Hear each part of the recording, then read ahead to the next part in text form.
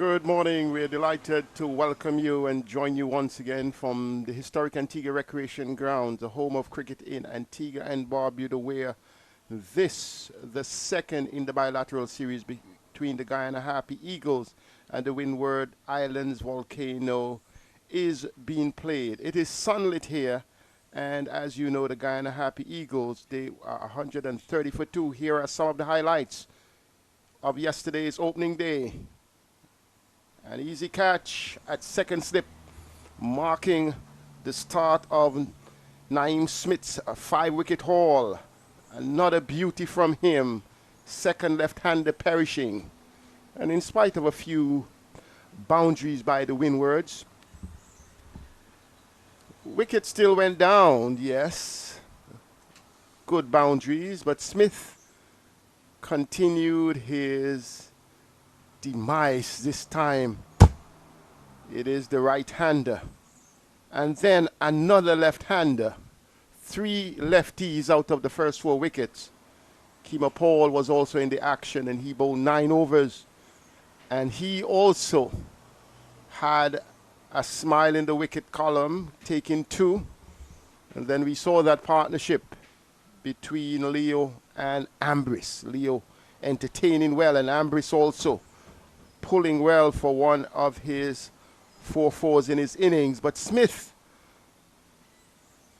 would have been part of that celebration of his 5th wicket running catch. And then, Shamar Joseph delighting us, polishing off and having a stump being dislodged after a little bit of challenge. Ryan John and the lower order presenting a little fight.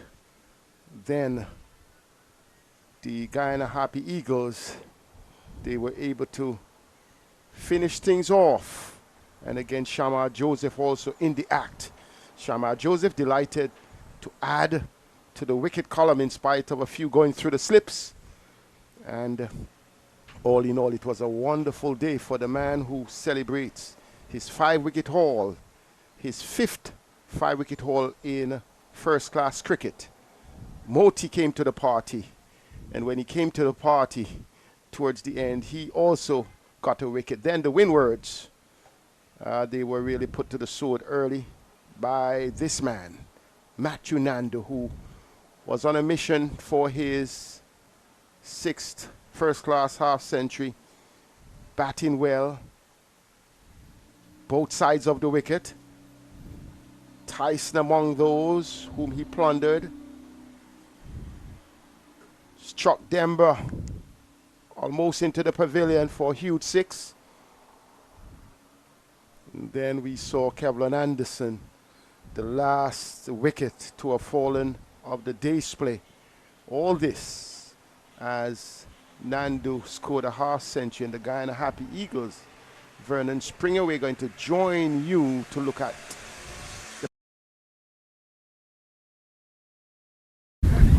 Good morning and welcome to the live and louder pitch report from the Antigua Recreation Ground. It's day 2 of this all-important clash, the Windward Island Volcanoes versus the Guyana Happy Eagles.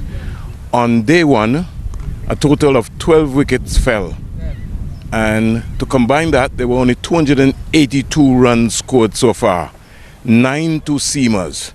Now when I look at this track, I can see and I know for sure that it is hard, very, very, very hard and consistent in terms of what we're seeing.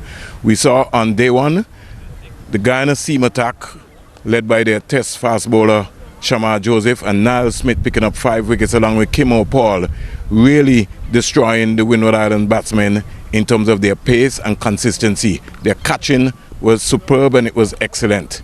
It's now the turn now of the Guyana Happy Eagles, who are going to be thinking about at least batting once. But when I look over to the Windward Island Volcanoes, who are warming up right now, the big question is being asked as to who is going to be the match winner. So it's going to be almost a headache for Captain Alex Athenes. Yes, so we're just about to start. Ryan John, the big man, to Chandapal. Chandapal leaves this one alone. Chandapal continues his vigil. It was an overnight vigil in which he had 29 runs from 130 deliveries. And The Guyana Happy Eagles trailing by 21 runs after the Windwards would have scored 151 on first innings, and 41 overs they faced so far. And Tevin Imlach, the Guyana Happy Eagles captain, joined Shandapole after Kevlon Anderson, who came in after the fall of Matthew Nando's wicket, also departed. So Vernon Springer, good morning to you. Morning to you, Seth. Ryan John, Shandapole covers up. We had pretty, I would say, a decent day of cricket yesterday. 281 runs being scored, 12 wickets falling, even contest between bat and ball, a good early morning pitch of moisture and pace, and if the seamers put in, they will get out. So we're expecting a good prospect today. It's already bright sunshine. Well, I think you would have to feel very disappointed in the Windward Islands only batting 37.1 overs for 151 runs. So Ghana would want to get better than that at the moment. They've faced 41 overs so far. This is the 42nd. Well, they have already faced more overs, which is important, showing the propensity or the potential to bat long. While Tate Chandapore being the one who would have absorbed most of the strike, not contributing more, but at the same time he's laying the platform. And Tevin Imlach, who would have on his mind the fact that he wants to be called when the time comes for West Indies selection for future tours. Here is Shandapole getting back onto this one. Change of line from Ryan John, and there is no run. So Guyana Happy Eagles would want to bat, would you say, the entire day, or would you say 2 full sessions, because they are not too far away from having the lead, just 21 runs away. But the important thing about this bilateral series set is that you're playing for points. And That's if we right. check that and what happened in the first innings of the Windward Island Volcanoes, the Guyana Happy Eagles would have picked up 9 wickets with pace, 0.2 points for each wicket that you would have picked up. So right now, Guyana will be thinking objectively to bat all day because they want to bat once on this track. Shandapole gets a Yorker, digs it out nicely, plays it into the offside. Still no run. Ryan John has been doing some work. He has had 7 overs before this, none for 8. He has been rather economical. Started from the northern end. That is the end that I would prefer for your lead pacer. But he resorted to this, the southern end. I don't think he would be the lead yesterday. pacer. I think on form, you'd have to say Jalen Tyson would be the lead pacer. But Tyson really did not represent himself well yesterday. I think he struggled because he started here and then he went there. So we'll see what the morning brings. This time here is Shandapole sort of tugging instead of cutting. That one stood up for the cut shot, and he was perhaps in 2 minds whether to cut or whether to square drive, and he tugged it down to point. That completes the over. It's another maiden over, another one for Ryan John, and it is the same score as last evening, just 1 over more. Yeah, so 42 overs been bowled, and one of the things that Captain Alex Athenes, and I know he got iced down last night with that hit from the ball from Imla, which hit him in his shoulder from when Cyrus was bowling. So he's pretty much all right this morning. Went to check on him in the dressing room, make sure that he's okay. Just a little sore, just like anything else. Yes. And I think if we look at what happened yesterday, Seth, there were just too many boundary balls. So this is something that they have to take out of the equation. That's why Mando just got off to a flyer. Yes, Nando was really in strike. You know, I'm just going to play a bit on names and situations. Sometimes when you're in the hot seat, you know, criticisms may fly. I remember Athenes, because he would have had some foundation. His cousin Justin Athenes is from Antigua, so we would have known that name decades ago based on the exploits of his cousin. We'll get back to that as Tyson comes in over the wicket to Imlach, and Imlach plays the ball back up on the onside, and there is no run. And I remember when he played in his first test match in Dominica, that even the Dominica commentator was saying Atenas, and even the TV commentators, I'm not going to call the name, were saying Atenas, they weren't sure.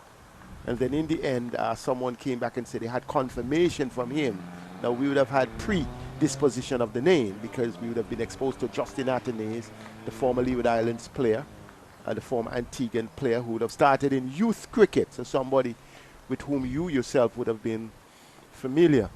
And so we would have had that, and we know that. Here is Tyson. I would continue that discussion outside the off stump to Imlach, and Imlach leaves it outside the off stump. And then we have cross-fertilization of culture, of languages, because Dominica, St. Lucia, you have that little Creole coming in. Some persons and patois, and some persons, even in the English-speaking Caribbean, they may carry a Dutch name. My wife's father is from Curacao, so there is those Dutch names, and you know, so you have to know, and then people stumble over the names. So Athanaze, Athanaz, and now we had a situation. I think you're saying Imla, and I am saying Imlach, and then you know, someone may be critical. So we stick with Imlach, but when you look at spellings and softenings, these things happen, and we work in tandem to ensure we do the best outside the off. I remember Seals when Jaden started as under 19, and we were at Coolidge. You know, some were saying Seals, some were saying Sales, and I remember going out on the balcony, and he was at fine leg, and I said, Jaden, is it Seals? And he said Seals. And I went up and I told the guys, I'm confirming that it's Seals, because those are names that we are not, you know, always accustomed to. You know, there are some people who say Shy Hope, and that continues, and you keep saying it's Shy or not Shy. But these things happen, and it's just part of a culture that we embrace, and we embrace the best. So I'll just say that. Tevin Imlach, the right-hander, crouches. He has a good stance, driven on the bounce. And Descartes plays the ball, stops it at cover, and there is no run. I think it's also similar to Descartes. That's right, Descartes, those are names. Most folks in the, especially in the CPL, will say Descartes. That's right. You know, it's Descartes, but it's really, he's not really flustered. There are some other personnel who would be mainly concerned about, you know, the pronunciation of their names, but that's the culture. That's the culture underneath. So you have Richardson and you have Richardson, and you have Richards, and some people say Richardson. Spells Richardson, but it's Richardson. Here is Tyson, a better delivery, and Vernon, I said it. He's best coming from that end, and he's looked it already. We're happy we have a few, I believe, tourists in our midst in the Richie Richardson stand, a couple of them. You may not be seeing it on your screen, but it's always nice to have them. Oftentimes they come from England at the stadium. There were some who came from Scotland, some came from Ireland, and they were there as part of the gathering, and they enjoy themselves in the sunlight. In fact, they say it is so hot that they're looking to shelter. We are saying we love to sweat. We enjoy it. Here is Tyson. Oh, a good delivery, good line. Imlach plays it well, allows it to go through, judges the line well. That completes over number 2, and the score remains at 130, the same overnight score, 130 for 2. And you can see the match in Nando was the man on which the platform was built yesterday, 54 from 65 deliveries. And Kevlon Anderson, he also had almost a runner ball situation, 41 from 49. But Shandapol, the man who has set the anchor down and has buckled down, the man who has absorbed most of the strike, 29 from 136. He remains on that score overnight. He would have faced an entire over. Tevin Imlach, the batter, and captain, the right-handed batter. He remains on 4 overnight. But it's Shandapol who is going to face again. Your prediction, any prediction, Vernon, on his approach today? Well, I think they're having an early look. The first half an hour is going to be critical. This is a good flat batting track, and so it's going to be a long grind for the Windward Island Volcano bowlers. Yes, it had a huge baking yesterday because it was all sunshine apart from that pre-lunch period in which we may have lost about 8 minutes or so before they took an early lunch. And even after that little rain, the place dried so quickly. And yesterday, you just really enjoy the sunlight. And this morning, we are seeing no signs of any cloud in the sky that would prevent the flow of the game. Shandapol defends out into the point region, and there is no run. So pretty obvious that there's a game plan. John bowling more or less to a balanced field, a 5-4 field. And when you only score 151 runs, it's really hard to defend that. You really can't attack, you can't go hard. But your bowler's going to have to be disciplined. He's starting around the wicket this morning, which is slightly strange for me. Works it into the onside. Good feeling. Knocked down there by Tyson. I think the Windward Islands, sorry, Zet. You were saying you think the Windward? The Windward Islands without a real express fast bowler. Yes. To really push the Guyanese batsman back.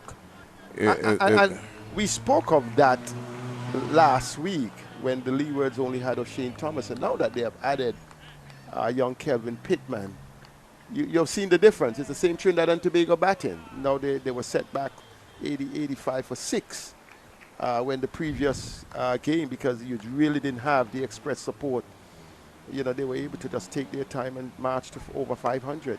But there's another major concern as well, Seth. And I was looking at Thorn warm-up this morning, yes, and something which I'll share with you. But outside of that is we're having a Caribbean problem. Serious problem. Because if we move Seals, the two Josephs, and whoever else, and Anderson Phillip, who are the next young quicks that are coming through? I'm going to tell you something that I was thinking this morning. I didn't want to say, but I'll say. When I saw Thorn warming up, similar to when we saw Pittman warming up and on the sidelines last week, I'll break and get back to you on that. John, Chandapol drives, does not penetrate the field. Jeremiah Fields at cover and there is no run. The thought came to me that it would be good, whether or not Thorn would play all three I didn't play all 3 matches, or whether he would play the next matches, or whatever Pittman did, that it would be good to have these two with the West Indies team in support, exposed to the bowling coach, exposed to the environment for the next series, because you look beyond that and you really don't see the Pacers with that pace and with those capacity for growth outside the off-stump plate, and many may say you're jumping the gun, but I am saying they are fresh, they have pace, they have the capacity to be high impact bowlers. The new bowling coach Otis Gibson, there is no one else, well, he's the one around, he can have them at his disposal, and we would have seen what Thorn had to offer a couple of years ago. We would have seen what Pittman had to offer, but neither is being thrust forward initially by the territorial teams. So and that's why I've been saying that we need technical coaches. I looked at a couple of things this morning when Thorn was warming up, and Kelvin Pittman. If you get technical coaches, you can have a proper fast bowling camp that can be able to help. The first thing that Denmore told me when he came up to the stadium, he said, Mr. Springer, Anderson Phillip is a much better improved bowler. Improved bowler, right. Fit and really looks hungry. Right. So I'm saying if you get a technical coach who can be able to just work on the tweaks. I was looking at Thorn this morning, and I just find, and I know you were looking to as well, Seth, his non-bowling arm is non-existent.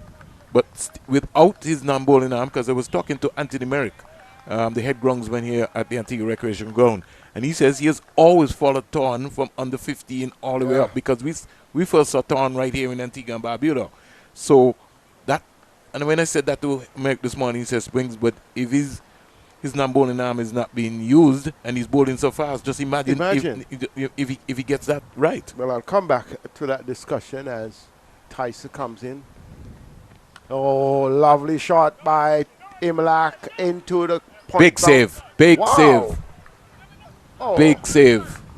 I said 4 all over that because that was so well struck that big save. It really took a racing man to come around. It looks like Pascal, the substitute youngster, coming around, speeding, and how did he just snap that from the rope? What? Yeah. Look at that. That was excellent. Beautiful piece of work there.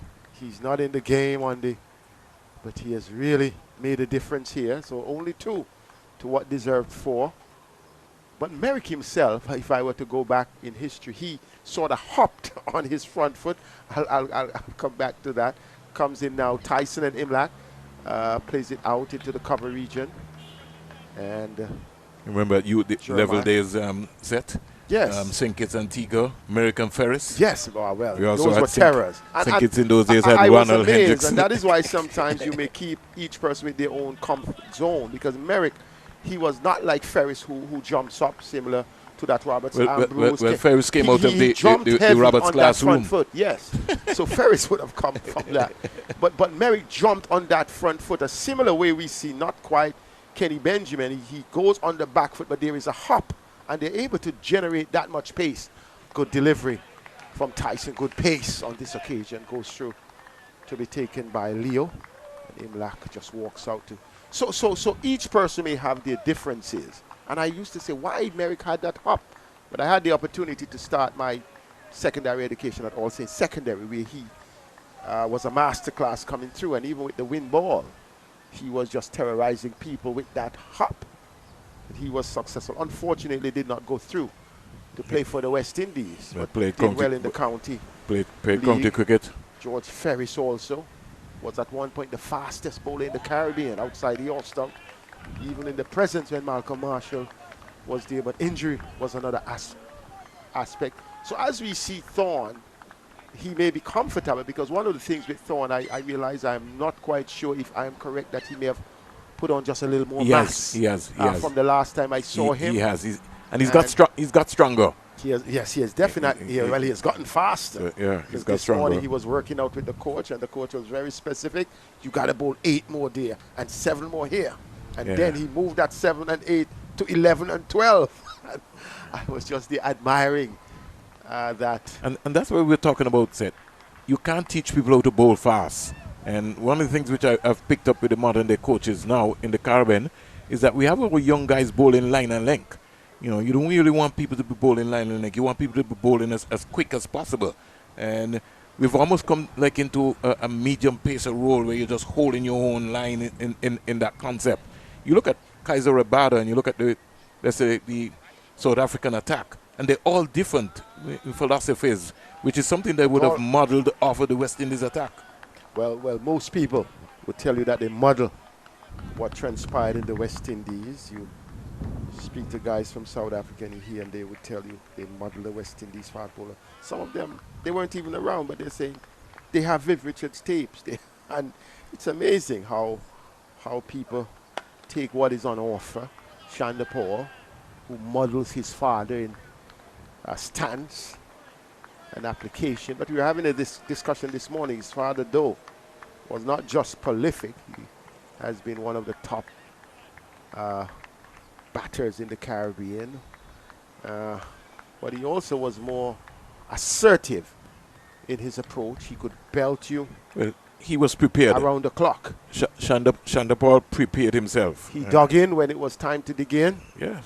When it's time to go on the attack, he was on the attack. He could mix it up when he wants to. Here is Ryan John and Shanda Paul. This is Tage Narayan Chanda Paul, the son of Shiv Narayan Chanda Paul. Plays the ball out to point. But he has that classic capacity to be patient. And that is not something that we find around these days. In fact, of all the players around, you realize most of the players would have already played either T20 or T20 International. He has not played any list a T20 game in his career because he's so modeled for the longer version. This time, he drives, a flowing drive, but well stopped by Pascal at point, and there is no run. Ryan John coming up the hill, just ambling in medium pace, seeking just a touchdown line and length. But this pitch, one of our listeners, my good friend on the North American continent, in the United States, did send me a note yesterday, which I picked up last night, asking if the guys, the batters in the Caribbean, if they practice on spicy pitches, because I'll get back to that. Coming forward, good delivery, right on line. Chanda Paul equal to the task, plays it back to Ryan John, and he gave me a scenario which was so true. Richie Richardson always reiterated that. He used to, when he got up, he couldn't hook, and Guyana would let me be specific, even though the writer did not say that. The writer was saying his coach prepared some spicy wickets and asked the guys to go at him with bouncers. when Richie recounted that occasion, it was at a special session at the Sir Viv Richards Stadium where he had asked me to cheer, and I remembered him. Guyana would spice up the pitch, and he had these fast bowlers, and they were not slow fast bowlers. Well, you only have to go to you have to go to factory. Well, in fact, on this occasion, it was Rising Sun. Yeah, but I was just saying, for you to learn to bat, you know the Stroke Williams and the Athertons and so came. Had to go factory. And you had to go to factory. And sometimes the bowlers were not even national pacers. They were net bowlers, and they were all a lot of express bowlers. And Richie Richardson said, and I'm just also summarizing what the caller said, the spicy wickets, he was shared his dose of short pitch bowling, and then Richie Richardson has become one of the best exponents of the hook shot in the Caribbean and in fact in the world. We don't have those coaches these days, Seth. And what was happening is that they had something they call the driving cinema here, just to our back, away from the Rising Sun grounds, and then the man who couldn't handle the fast bowlers, here is Ryan John to Chandapal. Chandapal covers up, plays it on the onside. And once again, there is no one. That completes the over. But to continue that story, after that, Richie Richardson started to put the same fast bowlers in a couple of days over what we call the drive-in cinema. And that is a good way. In fact, there is a road between that and Rising Sun. And from there, Richie Richardson became one of the best exponents because he was given spicy pitches. He was giving genuine fast bowlers. And when we speak about fast bowling, that remains one of the concerns for our nation, Antigua and Barbuda, because apart from the time when you had Roberts and the Ferris and the Merricks and so forth just before the Ambrose and the Benjamins era, in fact, Winston Benjamin had also come along board, you had some men out there. And on that night, when Richie Richardson was asked about the quickest fast bowlers he had bowled, whether it was Thompson, whether it was some of the others who came along, he called a guy who is a local guy, never played first-class cricket. Here is Imlach going back and playing this one from Tyson into the offside for Ambrish to field, and there is no run. He called him by the name, the pet name. He said Gotnani, and Gotnani would have hailed from the Cops Course, Falmouth. We call it the English Harbour area. He was express pace, bowling in the school league and bowling in the national league. And when Richie Richardson said that he was the fastest bowler he has already faced, and he would have faced bowlers across the world, that gives you a sample about what the national standard was at all times in fast bowling when I grew up. So it is a little frightening when you recognize that, you know, even around here you're not seeing the express fast bowlers, and it's good to see young Pittman as a fast bowler having his debut for the Leewards, but would have already played for the academy previously and would have already played a few representative first-class matches, but then coming in to his own, being given his opportunity at the stadium. So Isaiah Thorne, opportunity begs and awaits those to join the ranks. Here is Tyson, comes into Imlach, and Imlach allows the ball, shoulders, arms, allows it to go through, and there is no run, no contact. So Imlach overnight was on 4. He has added 2 to his overnight score. Chandapal overnight on 29. He has not yet added a run, but has faced an additional 18 deliveries. We're in the 6th over of the morning, the 47th over of the innings. 2 runs have been scored in 6.3 overs for the morning. Tyson, good bounce on that occasion, but Imlach read the line well and just shoulder arm and allowed the ball to go through. So the contest continues here, the Antigua Recreation Grounds. Since 2009, when that historic test was shifted from the Sir Viv Richards Cricket Ground because of the lane of the sand presenting a challenge to the bowlers. That match was abandoned. And then at the Antigua Recreation Ground, place prepared in 3 days' time. And that test match went, in fact, the end of the day. 1 wicket was needed for England to have, well, for either team to have gotten victory. That game went down to the wire and was called off in fading lights here. That was a test match. England having the likes of Anderson and Board and Hammerson, I think. And the West Indies, it was the former like Fidel Edwards and crew. So first class game here in 17 years, and the pitch surface has been so well preserved and well prepared that oftentimes you don't give kudos to the commendable in your youthful days, but also your preparatory skills as a creator here at the Antigua Recreation Ground. Just got an update from the match referee. The doctors have advised the Windward Island Volcanoes captain Alex Athanez to sit out for the rest of the game. Wow. He's got that injury yesterday. He's got some neck, and the results have just come back. Wow. So they've asked for concussion replacement, and so Pascal will bat in the second innings.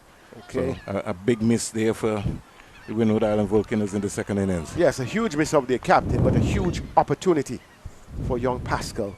Here is John to Chandapol.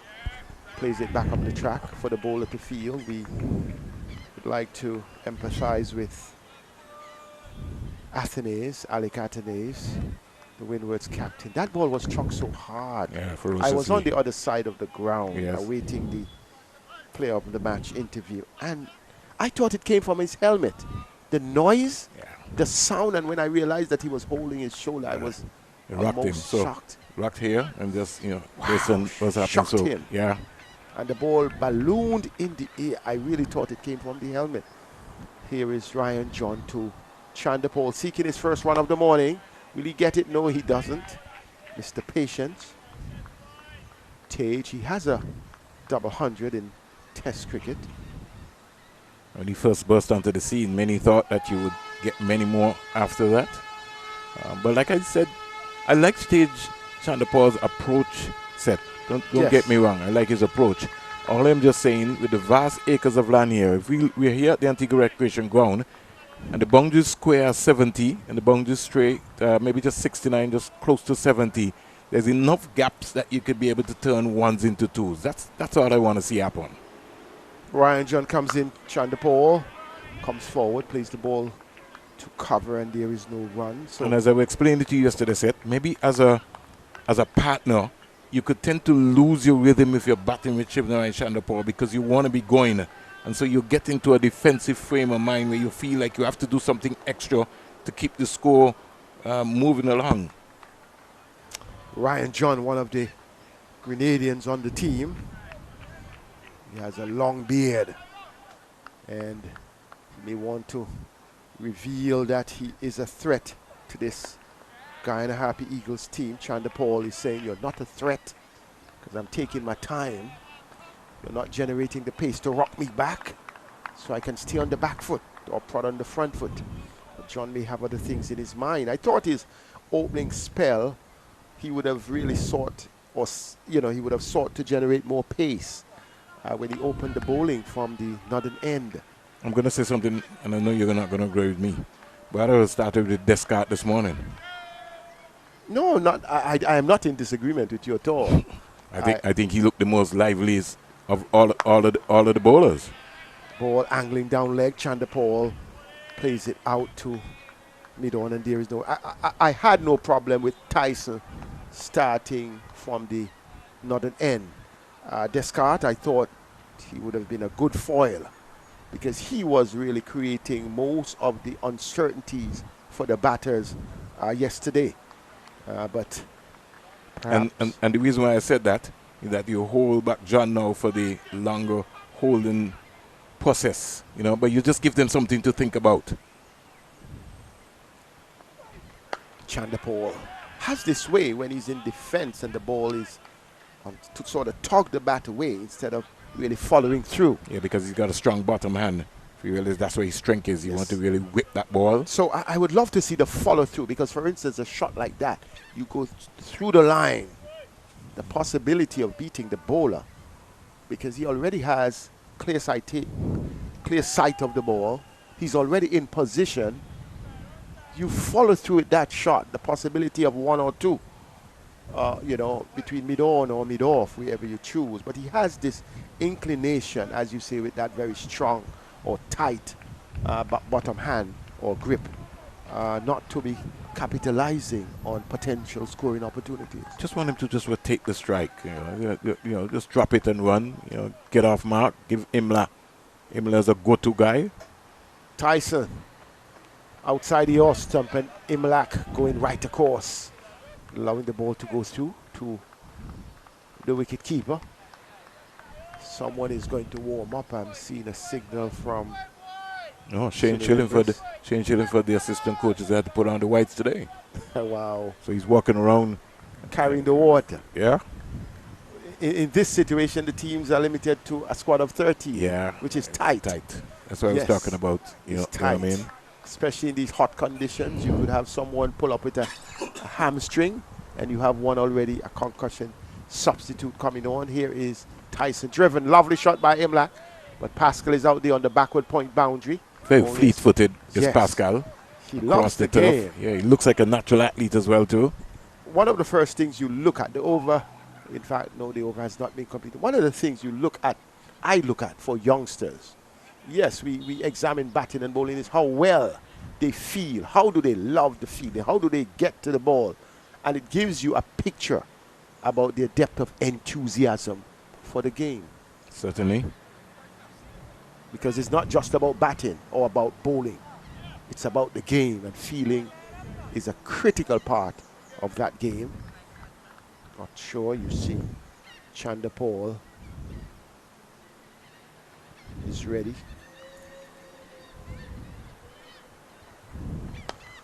Good delivery, but he covers up well. And needed to find the gap there. It was a half volley set. Gotta yes, put that away. There is a gap between cover and the gully fielder. The backward point is in fact deep on the boundary. Yeah, he's got to find that gap there. Ball is coming off of his back nice, but just as you said, Zet, just to follow through and to be able to manipulate the gaps and use the wrist, the angles, so something that Daddy Shiv can look at, because he has been a master of the art of batting. Over the wicket, Tyson, good delivery. That one, he just got the bat down on time. I always had this debate set with a number of folks who were saying that you can't coach Chandapal's stance. And I said to them, Chandapal's stance had nothing to do with coaching. If you look at his left foot set, he always got back and across, and his head was in line with the position. And by the time the bowler is ready, he's already in his position. People were just looking at the stance, but you have to look to see his presentation of where he ended up. That's why he could have been able to hit the ball square and pull, because he was always in position. Here is you see balls like those, Shiv would be punching that over mid-off. They couldn't have that mid-off and mid-off so close for Shiv. He did start opening up, and then by the time you get to the point of the delivery, he's right there. And his trigger movement was always there, back and across, whatever. He mastered that. And you have to allow people to master what is their strength. And you can't bring everybody into a textbook line. Each person will have to make their own judgments. So Viv Richards changed the trajectory of coaching business by hitting across the line. Here is Tage. Oh, he has that. It's a flowing cut shot, but it's out to backward point. The fielder at backward point was able to retrieve, and the first sign of power and aggression from him, only getting a single run, taking his personal score up to 30. His first run of the morning, Vernon. His score up to 34 for 2. And we've had 35 minutes of play. Yes, 49 overs. We have had 8 overs for the morning. And the Guyana Happy Eagles only scoring 4 runs in those 8 overs. There's still 17 runs, trailing by 17 runs with 8 wickets in hand on first innings. But we're just well within the first hour of the morning, 36 minutes of play. And what would the approach be now? But the Windward Islands look flat. And that's okay. What they just need to do is, like I said to you earlier, Seth, is take away the boundary balls and just build pressure. Now, they have to stay on their P's and Q's. They have to be sharp in the field that when the chances come, you can get a run out or two. Because sometimes all you just need is just 1 or 2 wickets, something spectacular. And they're in the game. So Ryan John starting the 50th over of the innings. The 12th of his contribution. Chanderpaul tucks it around the corner. A diving save by the fielder. And no run. But at least he was looking for the single there. Looks like Jeremiah. Yes, and showing some discomfort there. Knows that he cannot add to the injury list. With his captain already out. Right, maybe just have to find a couple of emergency fielders from Antigua and Barbuda. Well, that has happened even in international cricket. Yeah. Where teams would have already selected the 11 and someone went back to territory the West Indies is playing, and after you're not in the 11 or in the 12, you're sent back to your territory, then there's a substitute field, and many would have had impacts on games. So nothing would be wrong for the Volcanoes, and I'm sure there are quite a few Dominicans living in Antigua, some engaged in cricket, others from other islands. Yeah, maybe so even a youngster from Antigua and Barbuda who's in the setup too, Michael Graves or somebody. But you know, things have changed, Seth, because you know a long time ago we used to have an emergency fielder from the territory. That's right. That's right. And that emergency fielder is named. Yeah, a lot of people don't know that. You know, there used to be an emergency fielder. Usually that's a real good fielder, excellent ground fielder. They come to Antigua and they tell you who's the best young fielder, whether it was Alvin Morris or whoever. You know, you get a stint. Joseph even before his time, and you had them in. Along with the team, the emergency fielder can go back and say, I took a catch in a test match. There you go. Morning to Basil Morgan and Basil Chambers in Montserrat. Down the leg side, Chanderpaul works the ball once again to... And you see, the intent set, look how he played that. You know, nonchalant as, you know, I'm saying whip that. You know, anywhere in that era, you just hit that over square leg. You got there and just click that up. Well, Vernon, you always bring that huge task of hailing up the guys across, because when you're dealing with the Leewards, you're dealing with about 10 islands, 7 cricket-playing islands. So you're speaking about the Basils. For Basil Morgan, I would say Sir Basil. I know that title may not have been given, so careful. Pardon me. I jumped the gun. Basil Chambers would want to tell you that he's a Sir too. No, I think he would wait. My good friend, Basil Chambers. He's maybe having a laugh about that one. Because he has his colleagues, Keith Stone Graves, and James who White Jr. Who lives in Anguilla. Keith. Yes, Keith. Those guys kept Radio Antilles alive, and I remember doing some work for them when they Rose Willock is still alive in a set. Rose Willock.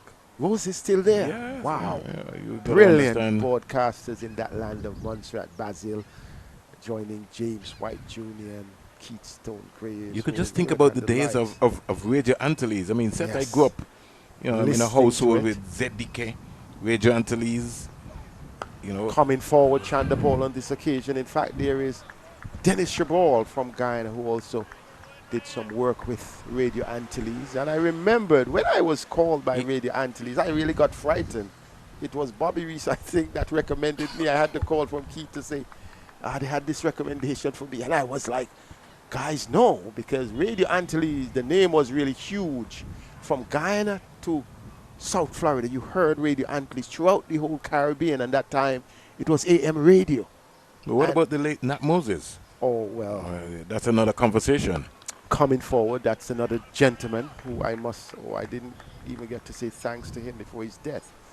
Because, you know, I used to do football, and I was solely football, and one day Nat met me, and, well, Nat before Reds, where we were at Yasco doing football, who pulled me off and said, what happened? I gave him all the reasons why I had, you know, certain professional work that would keep me. And then Nat Moses one day said, no, you need to get it together and go and do the cricket.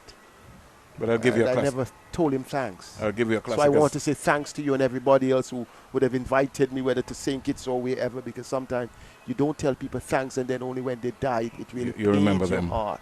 Yeah. But I'll give you a classic as to how I started football, Seth. The late Tanning Rose, right here in this commentary box. I'll never forget that. St. Kitts Nevis playing against Antigua and Barbuda, football game right here. And I came to see Kenny and Jack and all those guys. King Frankai, the late King Frankai, on the steps. And this big man coming across the road, you know, Tani. And well, let's break, and then for that after one. this delivery from Tyson to Imlach, and Imlach is caught. No, it may have been a bomb ball. He's looking at the bottom of his bat, and the umpire is also in agreement with him. Bomb ball. Bomb ball, but he played that one a little bit lethargically. Not only that, it was away from him as well too. Imlach never really got anywhere Unlike close. him, look at him. Look their hands. To me, it was a wide ball. There was no need for him trying to play at that. It was against the vein of his natural inclination. So you were talking about Tani Rose, the late James King Tani Frankai introduced and says, this young man is from St. Kitts. So he said, I heard the twang man coming across there. So he says, you know the players from St. Kitts? So I said, yes. He said, well, you're starting your football debut to the commentary. So well, I'm going to give you some jokes, because here is this man tapping his bat, Imlach. Good line. He has such an excellent judgment of where his off stump is. But I think he's still maybe far over there, set. He was almost outside the line of the sixth stump there. That was wide. But he was making sure that he covered. I believe he's playing in case for the potential ball coming back. Yeah, but he's to ensure he has enough room. He got trapped up at the Survivor Stadium with similar situation. Yeah, so he's going to have to be very, very, very careful as possible.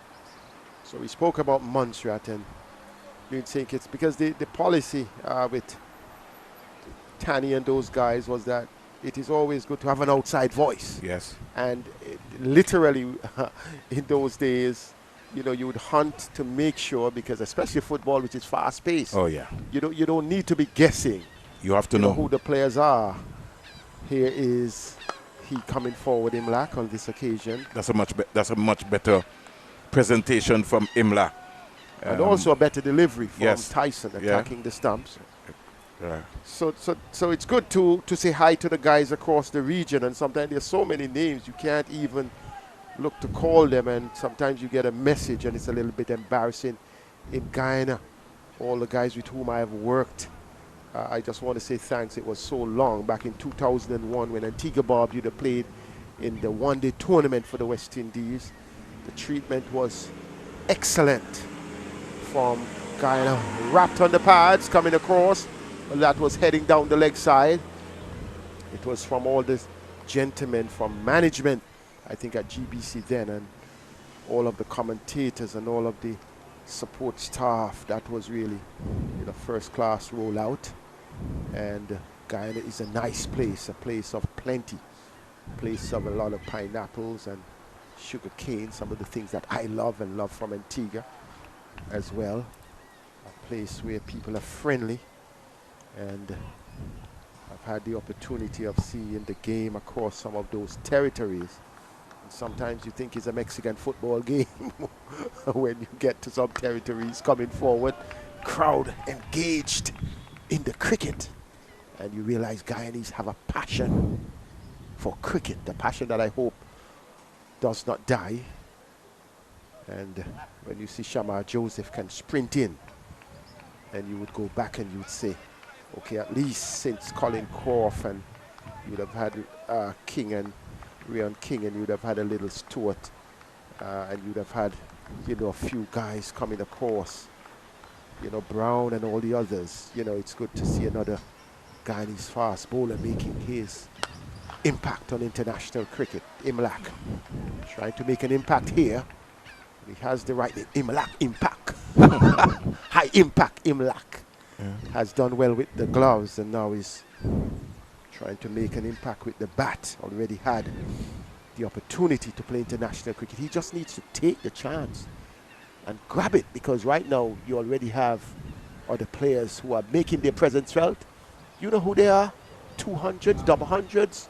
So everybody needs to give account at this time, Vernon Springer. Yeah, so 134 for 2. Very quiet morning here in terms of scoring. And so it's now the turn of spin. And you have not yet seen Descartes, which he's gonna have to bowl maybe not after lunch, maybe after the first water break, and maybe bowl for an entire hour. So just to give you update of the bowling figures, Ryan John 12 overs, 8 maidens, 8 runs, no wicket set. Gillen Tyson, 10 overs, 3 maidens, 42 runs, no wicket. Shaddak Daskar to bowl 10 overs on day 1. No maidens, 26 runs, no wickets. And Kenneth Demba, who's going to start here now, 13 overs, 1 maiden, 34 runs, 2 wickets. And Darryl Cyrus, who we have not seen yet, because it's pretty early morning. We've only had so far 46 minutes of play. The Windward Island Volcanoes will be without their captain, Alex Athenes, who's been ruled out of this game.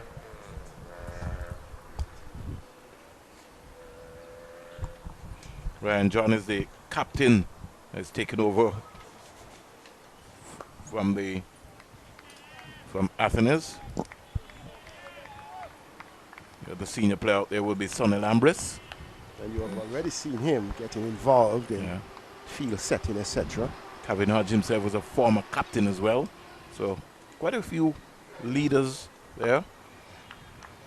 And for some reason, Demba decided to start around the wicket. I just really just like Demba to just ruin all of the options, you know. You have every presentation of everything right in front of you. Start over the wicket.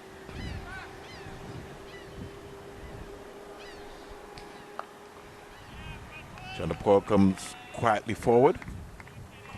And maybe not, you got to be confident. You got to back yourself. Flight the ball to Chandler Paul. Get him to use his feet. That's a much better line there. Good variations there. He varied that one. Demba. Switch it up, you know. Come over the wicket. Come around. Give him something to think about.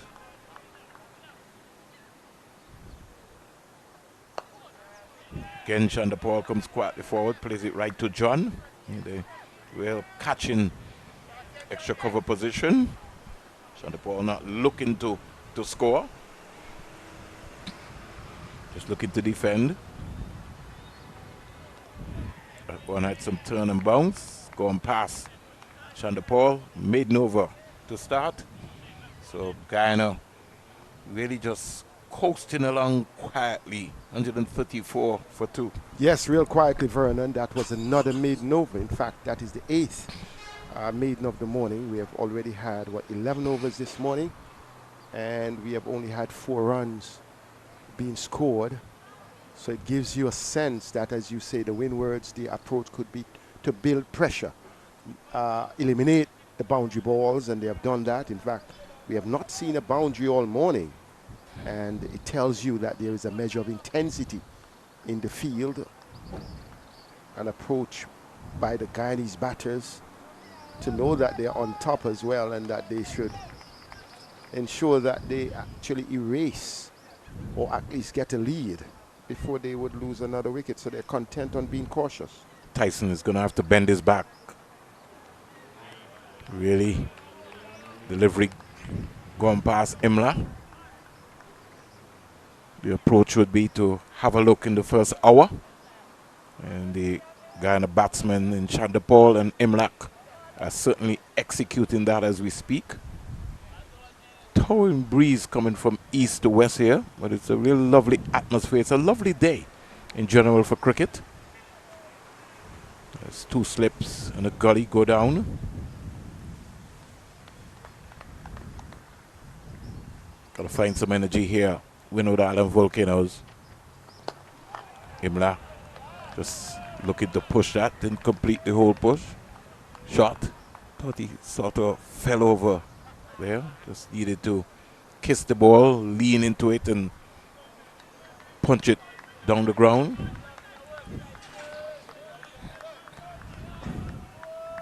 So good morning to the folks in, like I said, the Windward Islands. My colleague Trevor Shillingford. Hope you're feeling much better, my brother, Thomas Kentish. Tyrone Theophile as well. Wide ball, thought about it, Imlach, and decided to allow that to pass. Don't want to get himself to get out. Are you saying Thomas Kentish was not well? You were saying no, Trevor Shillingford. Oh, okay. Yeah, had the flu over the weekend. Oh, that's current. Yeah. So I wish that everything will go. Thomas Kentish, that's a good friend of mine, Tommy. I haven't seen him in how many days? Still very active in his coaching. Real brainchild with both cricket and football in Dominica. Here's Imlach driving sweetly square. And the fielder coming around, they only get 1 run in the process. Well, I said I didn't see him for days, I mean years. Score in the meantime goes up to 135. That single takes Imlach to 8. Brings Sean Paul, who's on 30, the left-hander, into strike.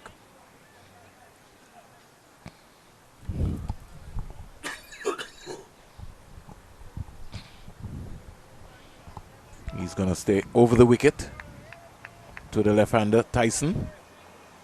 Somebody's got to put their hand up for the Windward Island Volcanoes. Tyson picked up 5 wickets at the Sir Vivian Richards Stadium. And for most of these players, it will be the first time that they're playing at the Sir Vivian Richards Stadium. More changes taking place. And that is helpful that they get exposure to international venue. Oftentimes, first-class games are played outside of those international venues. Tyson going past umpire Dighton Butler, who also would have had international experience himself. Saw you this morning, Seth, talking to Dighton, trying to find out what's the talent coming out of St. Vincent and the Grenadines. Yes, I was really probing because when we look at the history of West Indies cricket, St. Vincent and the Grenadines, they always produce good, potent, fast bowlers over the years. And even though some were not sustained in the West Indies team and only got a little look in, they were very good. And you want to ensure that those continue to come through. Winston Davis is one which stands out. Yes, he was excessive and I extremely saw good. Winston Davis a couple of years ago. Seemed like a long time. The end of the over, 135 for 253 overs in St. Kitts, playing for the Combined Islands against Barbados. I think it was that game in with Franklin Stevenson. It was an afternoon when Roberts and Davis really let loose on Barbados. And I think they were tottering close to set, maybe about 30 yards or so for 4. And this big, tall gentleman walked out as the night watchman, Franklin Stevenson. He came back the next day, Set, and it is really one of the best innings as a young boy that I would have ever seen. He scored 165, Franklin Stevenson. Somebody who played a lot of cricket in South Africa and in England. I had the opportunity of meeting him in Barbados, and he told me even the story behind that story and some other stories that have really touched me. And not really followed up. One of my weaknesses, Vernon, is not to follow up on people, on important discussions. And from then I realized the importance that we have in following up with youth, sticking with youth that we don't know their circumstance, and support. That's why the passion is there, to ensure that one knows what is happening with this youth, that youth, to ensure that they're treated right. Here comes Demba. He's going to bowl to the right-hander in Imlach, who just strokes it down to Ambrose at mid-on, who is pretty deep. So that's a very comfortable single. We have a crisis in the Caribbean set in terms of the context of with boys. And you were talking about, the Franklin Stevenson story. Let me say good morning to Franklin, because he's also got an academy in Barbados as well, where he takes youngsters up to England. And it's sort of sad when you have that sort of human resource around and is not used at the national level. Or underutilized or overlooked. Kind of bemuses me sometimes for whatever particular reason. I'll give you a classic and you'll just smile. The last time when Nevis participated in the Leeward Islands tournament, there were some people in Nevis grumbling that they don't want Keith Atherton to coach them. Wow. I mean, that's the level that we've got to set in the Caribbean, because our egos are bigger than us, and simply because Keith Atherton is going to bring a mindset to tell you got to train, you can't joke around. Yeah. We're babying some of these modern-day cricketers. That's why they don't want Dave Joseph and company and those guys to be around. And I remember when we had the Stanford setup, I was around, I just returned to Antigua then. When Eldine Baptist came in as the coach, he changed the entire mindset, and there were a lot of grumblings, and that team almost qualified for the semifinals. Comes quietly forward. You see, when you played, maybe not at the highest level, but you played cricket in a competitive era coming out of the Liberta area. And so you understand what it is like to win, and you understand what it is like to lose. That is what you're going to bring. Yeah, here's a very quick single, very well run. That's a lot better approach here from Shanda Paul. Yes, pick the gaps, get the singles. Two runs off of that over in the process. You know, I ask myself the big question: why is Desmond Haynes not used more in Barbados? We have a crisis. Right. We have a crisis with batting. And you were saying Barbados, but I was saying the West Indies, because at one time, I must be honest with you, he will recall we had a conversation while he was chairman of selectors. If it were not better for him to be as a batting coach or batting consultant, because as chairman of selectors, it is only selection, and oftentimes it may limit him in being engaged. And I think somebody like that, when I see some of the deficiencies of Shea Hope in first-class cricket, getting bowled, something Guyana and myself getting played on, you know, I said a man like Desmond Haynes would have been ideal. It's just an adjustment with your grip. Precisely, yeah. And in terms of, you know, your movement, you know, to whether towards slip or whether square. And just the balance. And oftentimes, it's just the conversation. Yeah. But that's why I was telling you, Seth. Just the conversation. That's where the technical coaches come in. You can spot something, Seth, that a normal coach who's around the team don't have the eye to see. And so when he talks, sometimes you'll be like, oh, you know, Kenny Benjamin is always talking, or Winston Benjamin is always talking, because they have the eye. Eldine Baptist can come around here and have a discussion with you, Seth, and can tell you, well, Seth, you know, if you just do this. And nobody never really came and told you how simple it was, and you'll be there fighting up yourself, feel like you're doing something wrong. So we have to, apart from the fact that we speak about structure and the systems, we also have to get involved and protect the youth. Teach them the game. Provide support. Teach them the game. That's the big question, Seth. We got to teach them the game. Shanda Paul is back and just working that around. Don't think we are taking time out. And I say that to you because we just had a concluded Cricket West Indies bilateral under 15 series between Leewards and Windwards. And yes, we have the youngsters training. We have them running up and down, and we have them doing all that stuff. But did we bring in Seth Burton?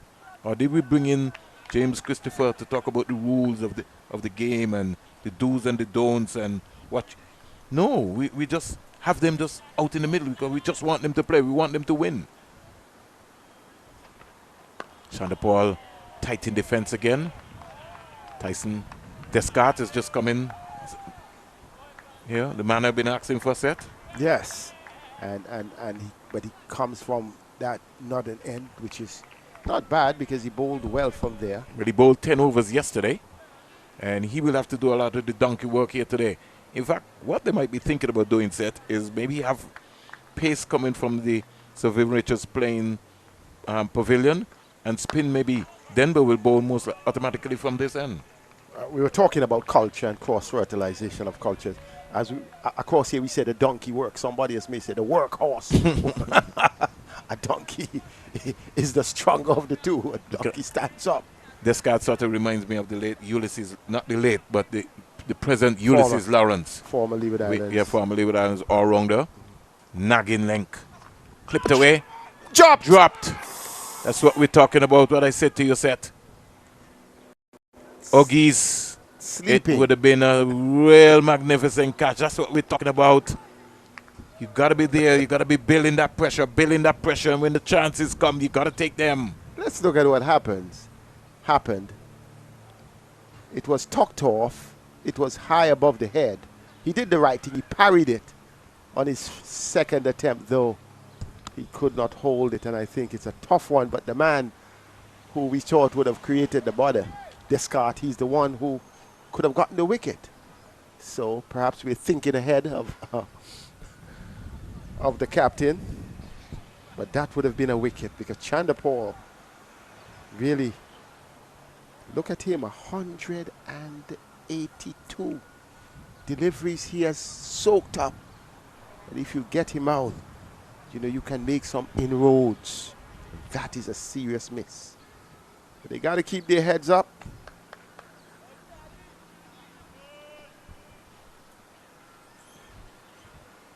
Imlach gets a delivery, hustling him.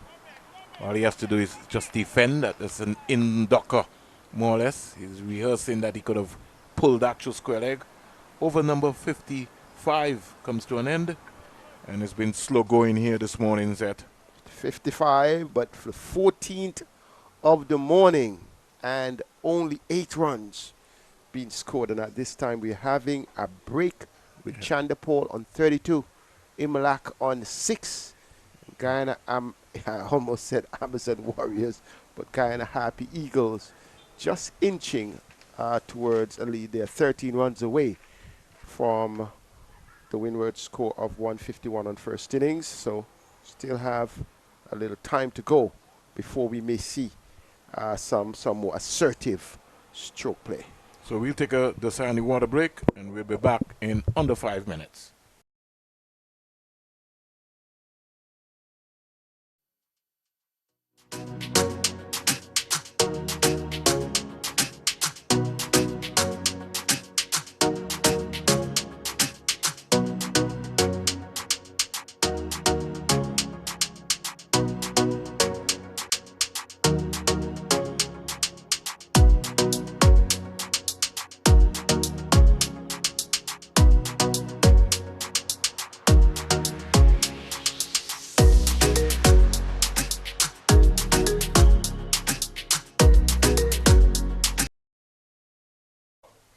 So welcome back to the Antigua Recreation Ground after the first hour of play.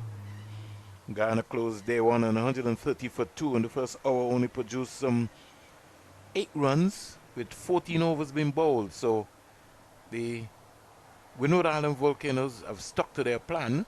But I think Guyana in Chandapol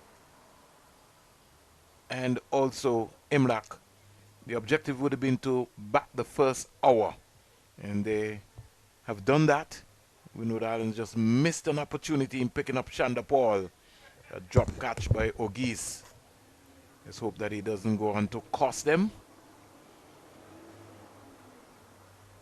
But it's history now, and they will have to go and rebuild again. 138 for 2 up at the Sir Vivian Richards Stadium in the Live and Louder roundup. Trinidad and Tobago 111 for 7. They lost their captain this morning.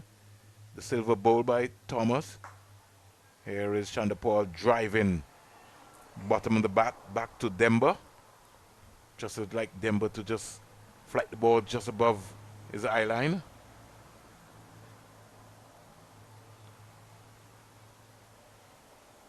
Worked into the onside. Getting an easy single. So Chandapol, rotation of the strike. Maybe it's a conversation that they would have discussed during the first hour's water break. Imlach now comes into strike. It's a lovely day here in Antigua and Barbuda. Most likely across the Eastern Caribbean. Imlach is coming forward. And when he gets there, just plays with his top hand. Denver been on the money so far this morning. The Windward Islands, they got to stay sharp. They have to believe. That's right. Have to believe. Got to stay in the game. Imlach is out. Cotton bowl. Very soft dismissal from Imlach. A very, very lapsing concentration from Imlach. He used his feet, never got to the pitch of the ball, and almost like catching practice, the bottom of the bat, and a very comfortable catch to Demba. Demba strikes after the water break. That's what you're looking for. That's how you stay in the game. Here is he moving his feet, charging it well, and then hitting the ball on the bounce. The ball may have taken the bottom of the bat, Vernon. And look at him in good position at first, charging down the track. But he was trying to also try and turn the ball set, and that's what happened. The leading edge not getting there. if you're charging, you got to be able to look to hit the ball on the full. Lapse in concentration by Imlach. And after really settling there with Chandra Paul for an hour, when the wicket is lost, immediately after the break. Or before. That is always the vulnerable time. Before. Remember, Chandra Paul was just up before the break. Yes. Issues of focus, issues of concentration. You have to reset and start all over. Almost like a hurried shot there, more or less. And there was nothing wrong with the movement towards the ball. Not at all. At the end of the day, he decided instead of going over the top to work it in the first attempt was trying to work, and then the ball just hit it took straight, the leading edge. Just hit it straight down the ground. ground. Hit it straight down the ground, yes. And get an easy single. Well, Savory comes out, and Savory is a very busy player, and he can take this game away from the Windward Islands like he did at the Sir Vivian Richards Stadium. In fact, he scored 77 of 153 balls with 8 fours and 2 sixes, 209 minutes, and really just took the Windward Islands out of the game. He's come now at a time when he'll be required to just support, not only support Chandra Paul, but allow Chandra Paul to be Chandra Paul, and he goes about the business. But it's a new day. He's starting on North. Gets his first delivery, and he comes quietly forward. He's a very good player of spin bowling, and he likes to use his feet. So the mid-on and the mid-off, once he gets in, could be exciting times here for somebody like Savory. Comes quietly forward to a Demba delivery. Demba 3 for 37. He's got all 3 wickets for the Windward Island Volcanoes. He's coming around the wicket. He's got 2 left-handers now to contend with. Chandra Paul in the non-striker's end. And Savory deciding that, hey, I might have been doing that. So, success for Demba. 1 run out of that over. But the most important thing is that he's got 3 for 37 from 16 overs. Yes, he's committed to work. He's committed to working hard. He's committed. He's just steady and perhaps takes the right opportunity at the right time. And he was brought back, well, into the attack just before the break after Ryan John himself would have started from this end. Did, brought a few little anxious moments to Chandra Paul, but it was the important wicket of Imlach, because like Savory, Imlach is also a player, who can belt the ball and get it into the gaps and press on for the Happy Eagles. So a good over for Denver, and he has taken all 3 scalps for the inning so far. Got to build pressure. Descartes, he's bowled well. And he starts again. Chandra Paul is circumspect, coming quietly forward. Antigua Recreation Ground right in the middle of the capital, St. John's. And so you have all of the trucks and the traverse of pedestrians just moving all around. And yesterday we spoke about the convenience of the ARG. Yeah. Back and just working that. Because this morning, just on coming here, I had the luxury of getting 2 items of business completed just by walking down and would set it right. You're at the stadium, it's a whole day, and it would take you maybe an hour back and forth in the traffic, or you can't leave the stadium. So ARG offers that luxury amongst the noise.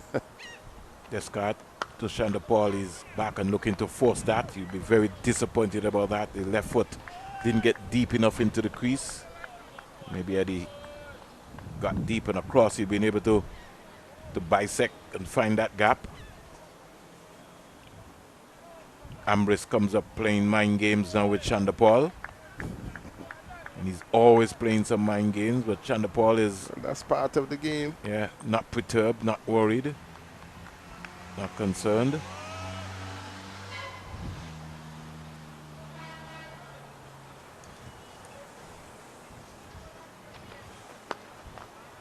Back and across again and defending nicely up to the mid-on fielder.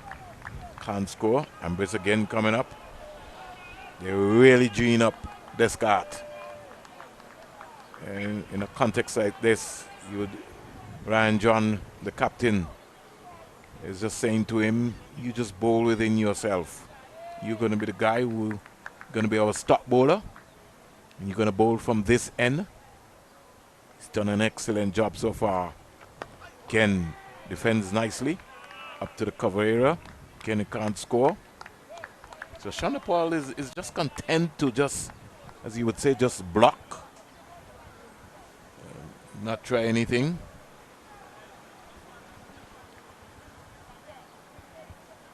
Partnership will have to restart all over again. Savories or not. It's a sort of situation where you have to semi-defend and semi-attack. Again, attacking those stumps is Descartes. On the money. Maiden again to the young man. 139 for 357 overs bowled. Well, Descartes is that kind of bowler that you may be looking at and figure that you can score freely. Because he may not be up there in terms of pace, but he chooses his angle, he chooses his line. And I think he's utilizing that well. In this over, it was a mixed over, but I thought Chanderpaul, the second delivery, he had the opportunity to drive, but he was still driving heavily with that bottom hand. So you didn't see that follow through. I am wondering if then there is a measure of uncertainty in terms of the subtle movements or the subtle variation that Descartes is bowling. We may not be able to pick it up, but I think that is part why Chanderpaul did not really spank that one through the covers for 4. But he tends to bowl a lot of in-duckers, Descartes, and he can get the ball to go both ways, which sometimes could be a worry for batsmen, especially the left-handers. Denver is coming around the wicket to bowl to Savory. And when Savory gets there, he just checks his shot.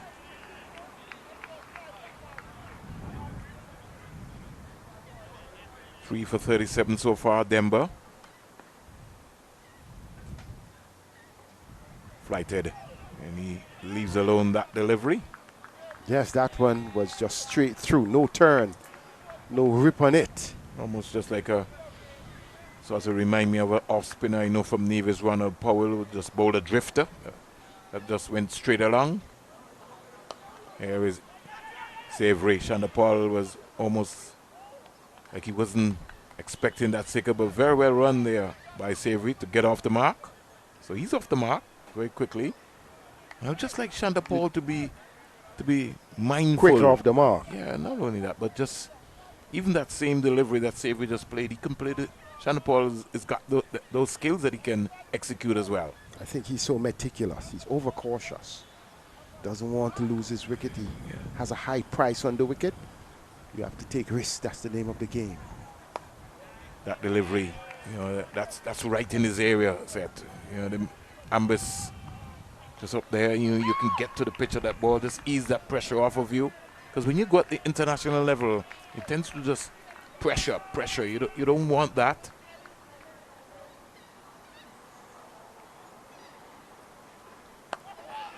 I always tell my as coaching set, I always tell my young batsmen, you have to know how you're going to get a single. So when you're in the pavilion, you pay attention as to what is happening on the field. Who are the weak fielders? Is it Seth Burton? Is it Vernon Springer? It is whoever. Jason? Then I know that, hey, dead ball signal. Well, that one may have been an attempted one from the back of the hand, because that one just flipped up in the air. That might have been an AI delivery. I like that. Coming out of space there by Denver. Denver into bowl to Chanderpaul. He can't beat John. 1 out of the over. Savory is off the mark. And it's almost a slow grind, as you would say. 140 for 3. What we call boring cricket set. Yes, it is painstaking, Vernon. We're talking about 10 runs being scored in a morning's play in which there would have been 17 overs. 10 runs. In days gone by, there would have been 10 fours. Yeah. But in fairness, and in fairness to the Windward Island Volcanoes, they have been bowling well. They have taken away the boundary ball, something that we spoke about in our analysis set before the game started. Yes, which is important.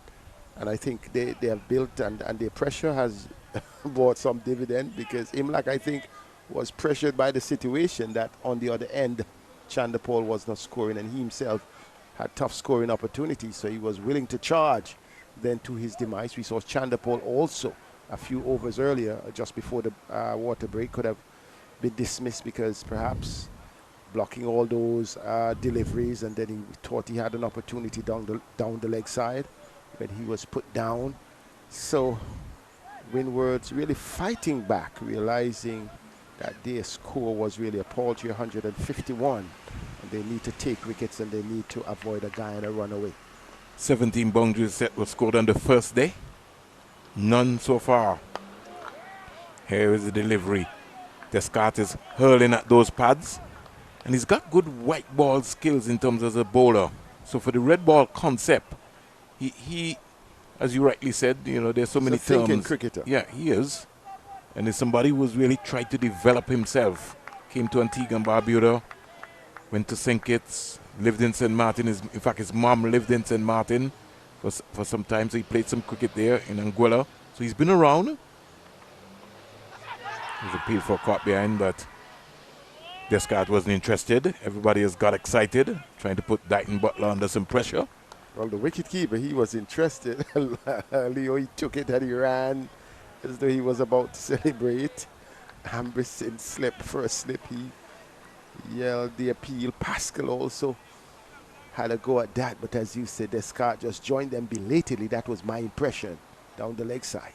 Yes, well, and then all that was tempered by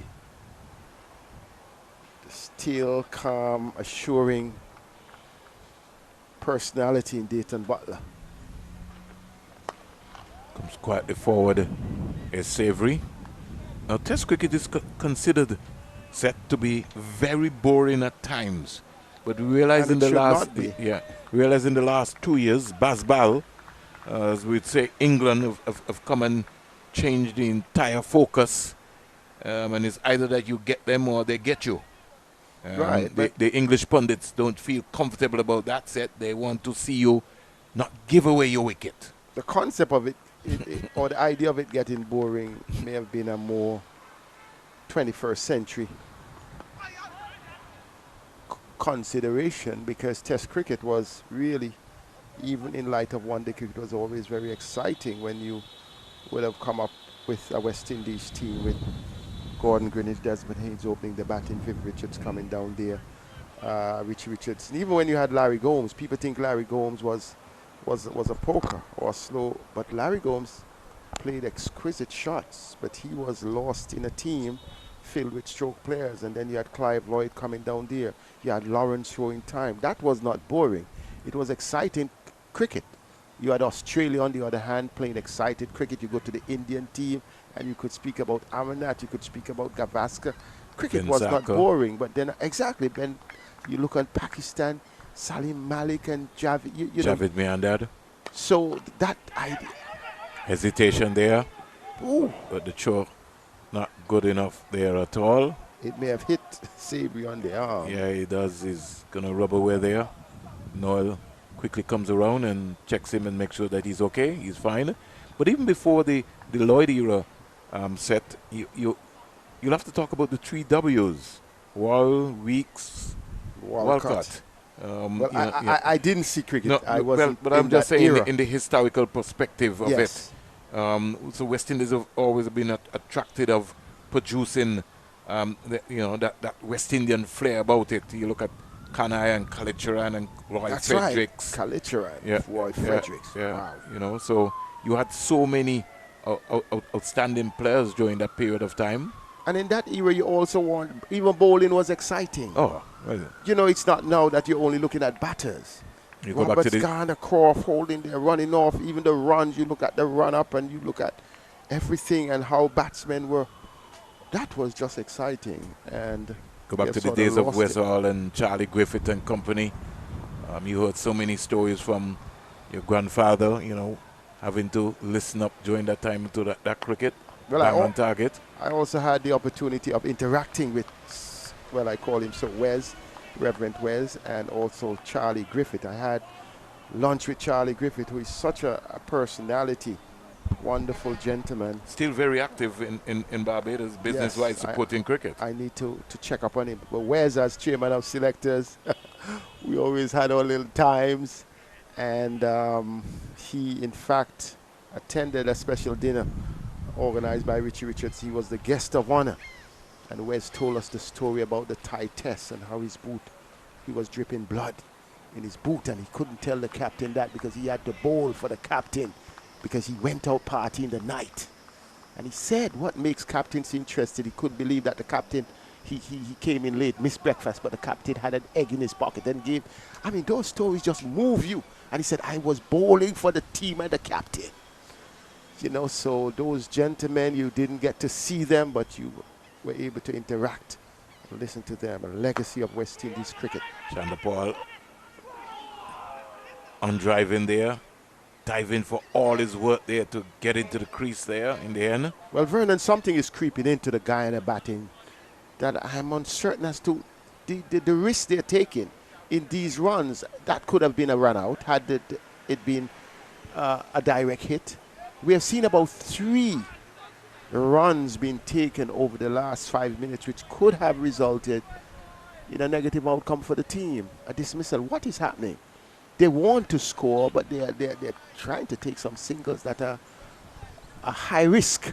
Well, I think the idea would have been to bat for the first hour. The second hour now, they've got to be able to start getting onto their bikes. But score runs without those close calls. Here is the delivery. Where's he going? Savory had to scurry back into his crease there. Pascal under the helmet. Well, Imlach may have been the calming influence because what we've seen with Savory and Chanderpaul is similar to what we've seen on a few occasions with Chanderpaul and Nandu. Yeah. We know there could be a crisis for a run out, but let's hope not in the Guyana context of the game.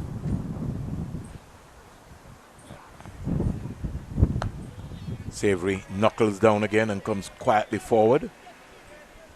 Denver is on the money.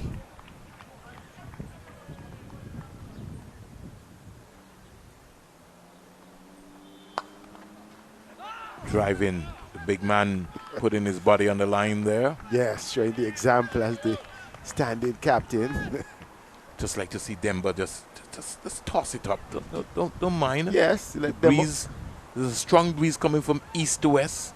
Got to put some revs on it, some revolution. Toss it up. And the variations. You got to be confident. You got to back yourself. That's beautifully bowled. You could see that.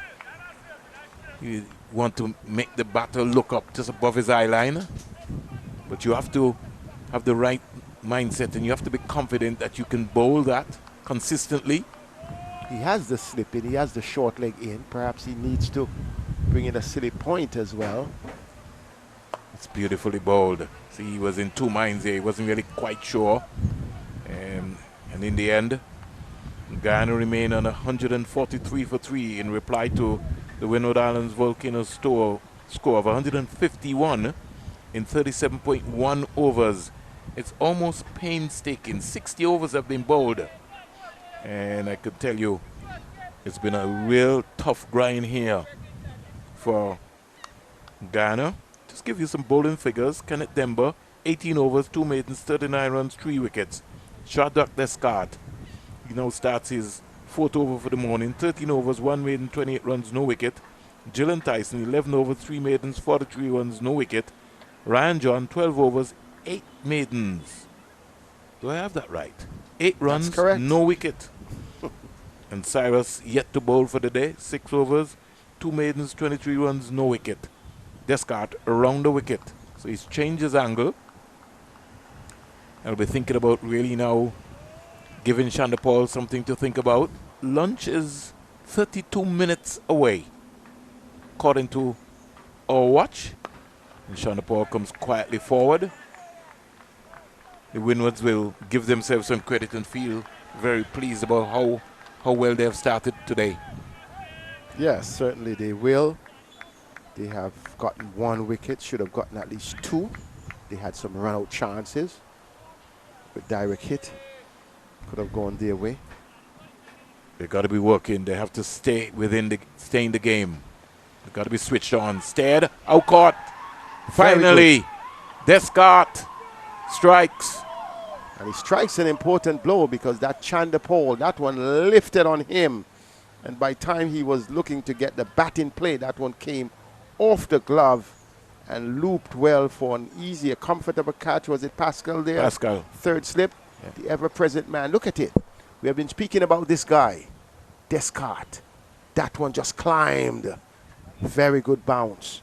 Chandapal couldn't do much with it. His long vigil has finally come to an end by very well-thought bowling. He was trying to play it with soft hands, but in the end the ball rushed him a bit. Chandapal walks away. Yeah, he batted for 252 minutes, faced 196 balls, had 169 dot balls with 1 boundary.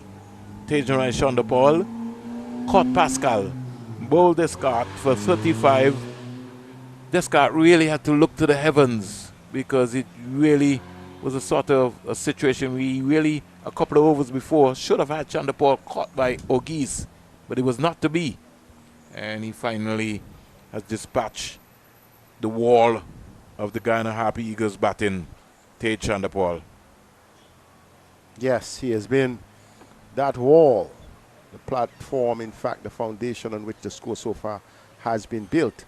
He literally just drop anchored, and he allowed Nandu with his 50 and also Kevlin Anderson getting into the 40s to do the scoring, and that seems to have been part of the plan. But he saw all 3 along with his captain, Imlach, departing, and then he goes as the 4th player to be dismissed at this stage, still 8 runs trailing on first innings. The Guyana Harpy Eagles. This morning has been Windward Islands Volcanoes morning so far. Out comes Kimo Paul, and he's a proper cricketer. That's right. And I don't think he will be hanging around too long. When I say hanging around, he'll bat with responsibility, but he will also take the fight to the Windward Islands bowling attack. Maybe something that Guyana needs. They just need an impetus. And I think you will see a more business-like approach from Savory and Paul. Paul gets his first delivery from Descartes. Moves across, and he's backing across and defending quietly. Kimo Paul, a real good cricketer, good bowler, batter, fielder. One of the all-rounders I think could be developed more. His batting, needs to come to the fore. And you could tell he loves the game. One of those who has flourished in T20 cricket, but somewhat after some injuries has not been, looked at on that side of things in the West Indies team. Again, just pushing this right to the short extra cover fielder. The captain for today is Ryan John. Also good morning to Curtis Crook in St. Kitts and Nevis. We've been following the coverage. I think I just saw a vehicle roll in at the top set, and just waiting for the person. If I know is right, it might be Andy Roberts, who's come to look for his son Isaiah Thorne. Had a little chat with him. He says, so Andy gave him a lecture because he was supposed to call him a long time. He came here and he didn't call him. Yes, you can't get better company than that, when it comes to fast bowling. He knows the game to the crux. In fact, cricket in general, Andy Roberts. Come back to the Guyana Cricket Board and some of the clubs in Guyana. Here is Paul driving, can't beat the fielder cover. On a couple of occasions last year, Sir Curtly Ambrose and Sir Andy Roberts journeyed to Guyana to participate in fast bowling camps. And that is where Andy Roberts found Isaiah Thorne a couple of years ago. So you understand the progression rate. So that's right. Guyana's understood the cycle. It's only we in the leaves seem not to understand the message. It is mind-boggling, what has transpired. Understanding, the history, understanding the very, even near pass, just to get a grips on what is happening in terms of leewards and the fast bowling stock. Where are those camps that you're talking about, fast bowling camps? Where is the drive for recruiting? Where are those grassroots that can unearth it? Here is Savory punching down the ground for an easy single, bubbled by Ambrose. Let me see what the approach will be from Kimo Paul, because I know he's going to use his feet. And straight away, now this is my problem set. I don't want He hasn't faced a delivery yet.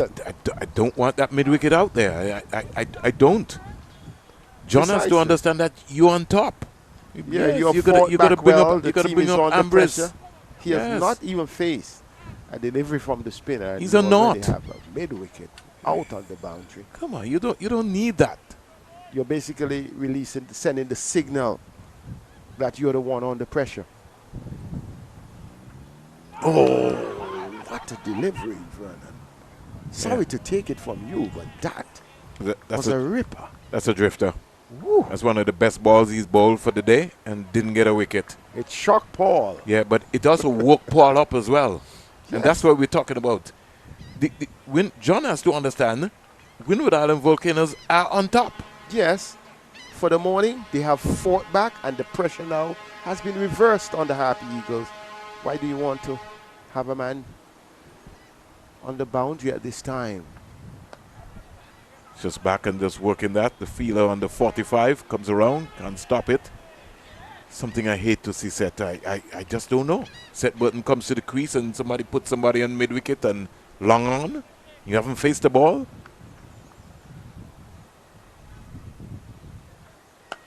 He's hoisting that.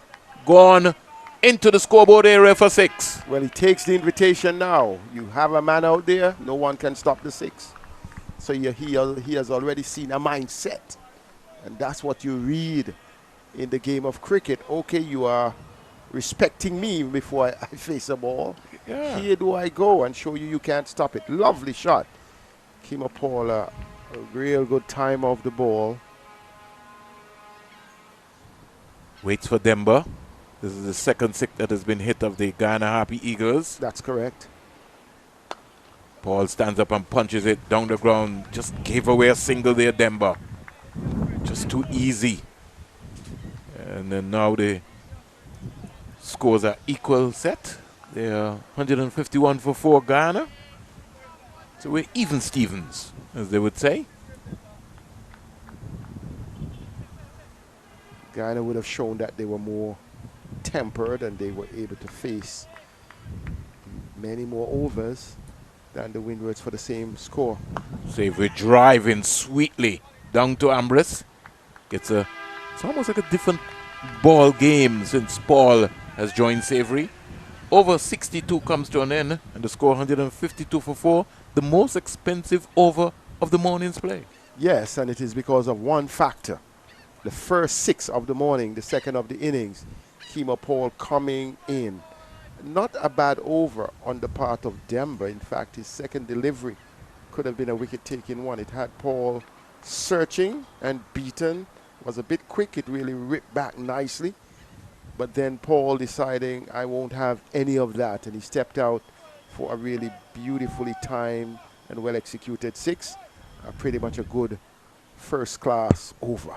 8 runs coming out of that over. The most expensive over of the morning session. It sounds sort of strange, but overnight, Guyana were 130 for 2 of 41 overs. You will understand the context. The man, the hard worker, Descartes, driven sweetly for 4 by Savory. Half volley, put away nicely, and all of a sudden, there's just a release of tension here. Set. Yes, and that is important, very important. Previous over 6, it's been followed up now by a 4. And Savory, he has shown intent from the time he came out, not just in terms of hitting the ball, but in terms of his presence, trying to run, although on a few occasions with Chanderpaul, they got themselves in some potential tangle, which the Windward did not capitalize on in terms of run out. But he has shown intent, and now 2 players with that mindset. It would be interesting to see how can they arrest the situation before lunch in terms of... Here is the delivery, steered into the offside and getting another easy single. And when I spoke of arresting the situation from a situation where they were going at not even pedestrian pace, a very slow pace of run scoring that we were talking about.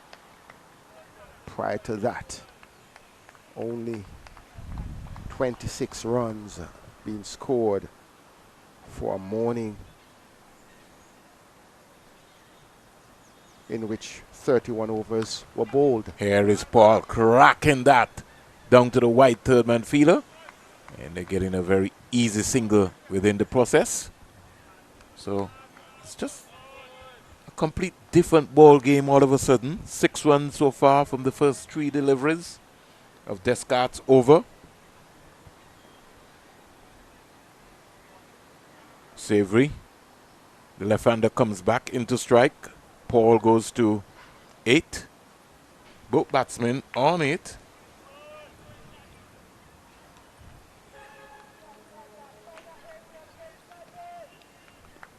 $158 for 4.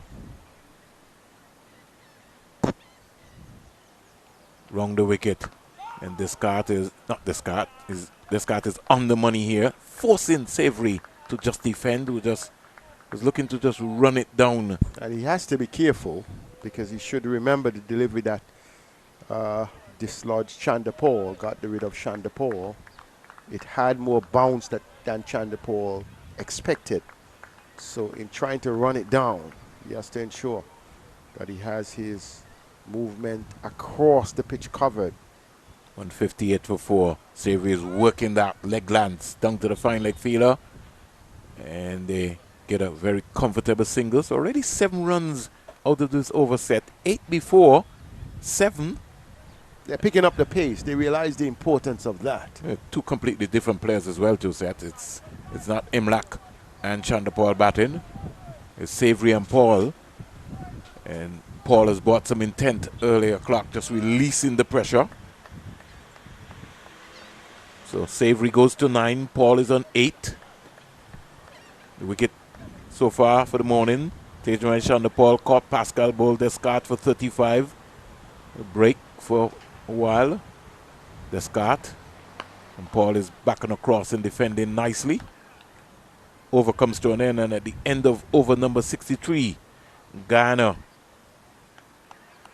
159 for 4. Back to the loss of wickets. Tevin Chanderpaul caught Pascal Bull Descartes for 35, batting for 196 minutes, 169 dot balls, 1-4, 252 minutes at the crease. Matthew Nando, seemed like a long time ago, caught Cyrus on day 1 ball. Kenneth Dembo for 54.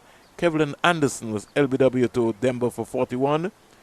And the Ghana Eagles captain Tevin Imlach, he will feel very disappointed. He gave a very simple return catch to Dembo for 9. He batted for some 69 minutes, 37 balls, 32 dot balls with 1-4. But Savory and Kimo Paul, they brought some impetus to this partnership. And we see within the last 2 overs, some 15 runs have just come off the last 2 overs very quickly. Dembo around the wicket.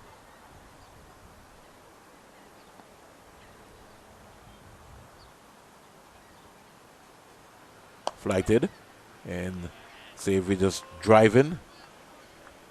Paul just reminding Savory that Be careful. The mid-on and the mid-off are right up, so be careful. They're 3/4 of the way. Denver is looking to outfox Savory. Comes quietly forward. I want to see the matchup chat with Paul and Denver. Because the breeze is going from east to west here.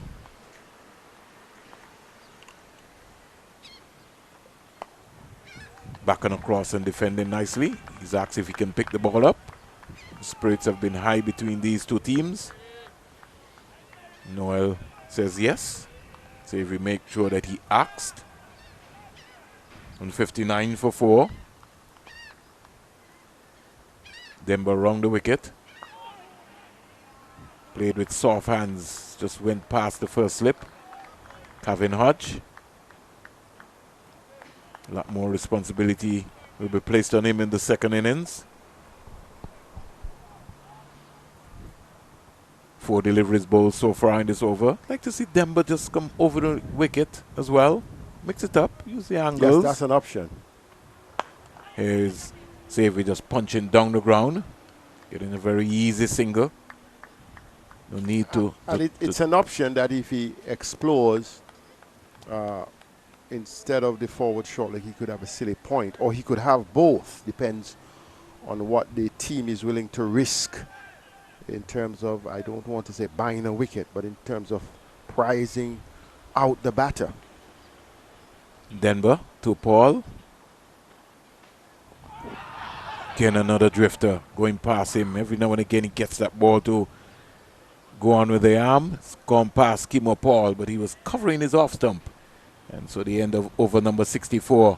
Guyana Happy Eagles, they're 160 for 4. They lead by 9. Yes, a good lead. The lead is important. 6 wickets in hand. The key now after Chandapol's departure would be how well these guys have started to pick up the scoring rate. But also for the Windwards, the key would be a path towards taking out either before lunch. Paul may be more on their mind because he has the capacity to score quick, or the tendency rather. And if they can get either Paul or Savory, then they could feel that they're sensing that they can limit this lead or reduce this lead than what it looked like at the beginning of the morning. So the slip cordon is strengthened with Ogis now joining Pascal. So they have 2 slips and a gully for Descartes. Savory, the left-hander, is into strike. So good morning to my sister, Aline, who's got her phone on, glued, paying attention to both games.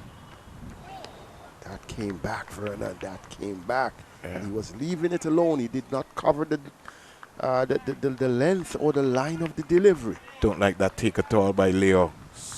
He was late in recovering simply because he's up and then trying to go down. It is much easier if you're down. That's right. Than to have to be up and then have to go back down.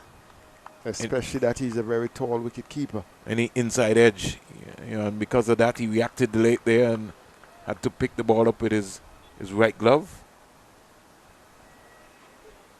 It's got to go down. Yorker length delivery by Descartes. He's undriving it. Good change of length, good change of line. That one was angled into the stumps. So he's a thinking bowler. That's why we were wondering why he was not bowling the first spell of the morning.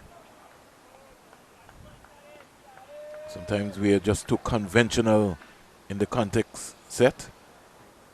We have to change our mindset. Exciting times ahead at the Sir Vivian Richards Stadium, Trinidad and Tobago, 131 for 9. Wow. It's all gripping. And the young man, Kelvin Pittman, on debut, 5 for 32 from 16 overs with 3 maidens. Wow. Excellent. Thomas, 3 for 46. And the captain, Justin Graves, 1 for 16. So it's almost like a tantimal affair at the Sir Vivian Richards Stadium. Descartes. Ooh, played inside the line there. That's a lovely outswinger there. squared him up completely, Savory. Certainly, he is bowling well, Descartes. Savory recognized that it's not easy. He's walking away. He's trying to get his composure. Now, Paul has come down to say something to him, because this has been a remarkable over. The previous delivery that he left alone, well, 2 deliveries before, and then the Yorker, and then this one. Here he goes again around the wicket. Savory is back and across, tight in defense. Cooper, 6. Evan Lewis, 18. Jai Gooley is returned back to the creases on 21 not out. Jason Mohammed, 3. Django, 13. Captain De Silva, 36. Hines, 1. Pierre North. Anderson Phillip, 12. Brian Charles, 1. There have been 20 extras. 4 no balls, 3 wides, 8 leg byes, 5 byes. 131 for 9. Gripping cricket at the Sir Vivian Richards Stadium. Gripping cricket here as the over comes to an end by Descartes. Certainly a good over on the part of Descartes. He's bowling well. 1 for 35 he has, but that over, his variety was real good. He started outside the off stump, and then he went on stump with a good Yorker delivery. Then he had one which was pretty close to the stump, left alone, that could have done anything, an in-swing in delivery. Then he had that one swinging away, which really just barely was so close to the edge that I'm not quite sure. That unsettled Savory, who walked away and got his composure. Then the delivery after that was the most convincing stroke that he played into the offside. And then Descartes ensured that nothing went wrong to complete the over. A very good over on his part. 9 wickets have fallen to pace at the Sir Vivian Richards Stadium. That's in the Trinidad and Tobago's innings. Paul comes quietly forward.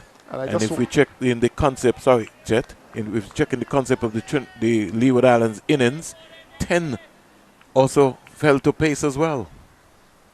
Wow, so you had that here and you're having that at the stadium. So good to see the Pacers doing well. I would just like to really congratulate young Kelvin Pittman. We have been calling for him, the 22-year-old, for a while.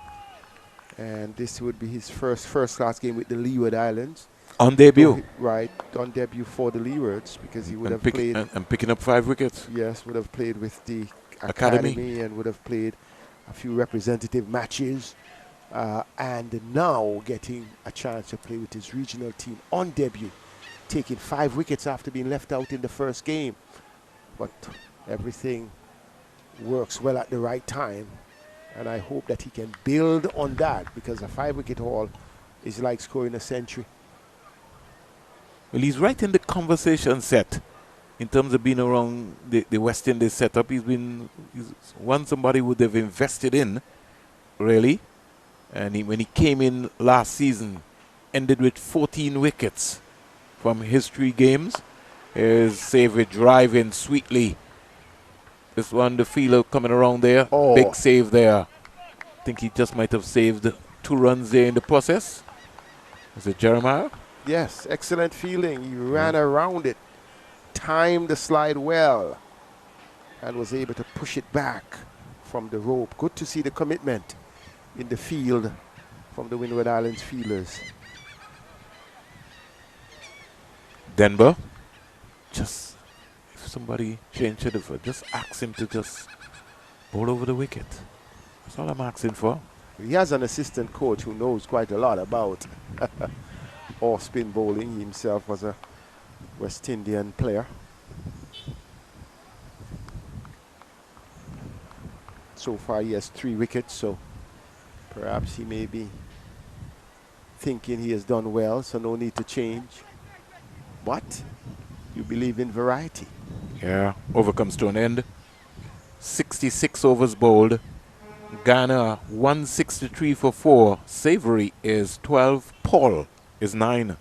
Denver would have bowled almost 1/3 of the overs of the Windward. You see there that he has already had 21 overs and 3 for 52. And that was another good over. And he continues to plug away from the southern end. And particularly with the left-hander in play. He would have taken all the first 3 wickets, 2 yesterday. Nandu and Anderson. And then today had the captain Imlach. So that over just shows that he has what it takes, and he is durable, he is smart in his thinking. But now we are seeing that Descartes would be replaced, the only other wicket taker so far in the innings, the one who took that important wicket of Tajnarine Chanderpaul. He has been replaced now. This is where somebody missed a trick. Descartes has to bowl until lunch for me, said. That's right. It's 7 minutes away from lunch. He can rest after because he's the only person who looks likely the most threatening of the bowlers so far for the morning. To get a wicket. Full toss. And missed out there. Denver. Could somebody ask Denver to get behind the stumps? Standing in front of the stumps and the return. Precisely. We have seen a lot of those mishaps in the past. Cyrus. And as Dave was talking yesterday, said, I myself pretty much surprised that Cyrus does not have a googly. Well, maybe he has it, but he has not yet brought it into play. You can't bowl 6 overs set and no one sees that googly. That's right.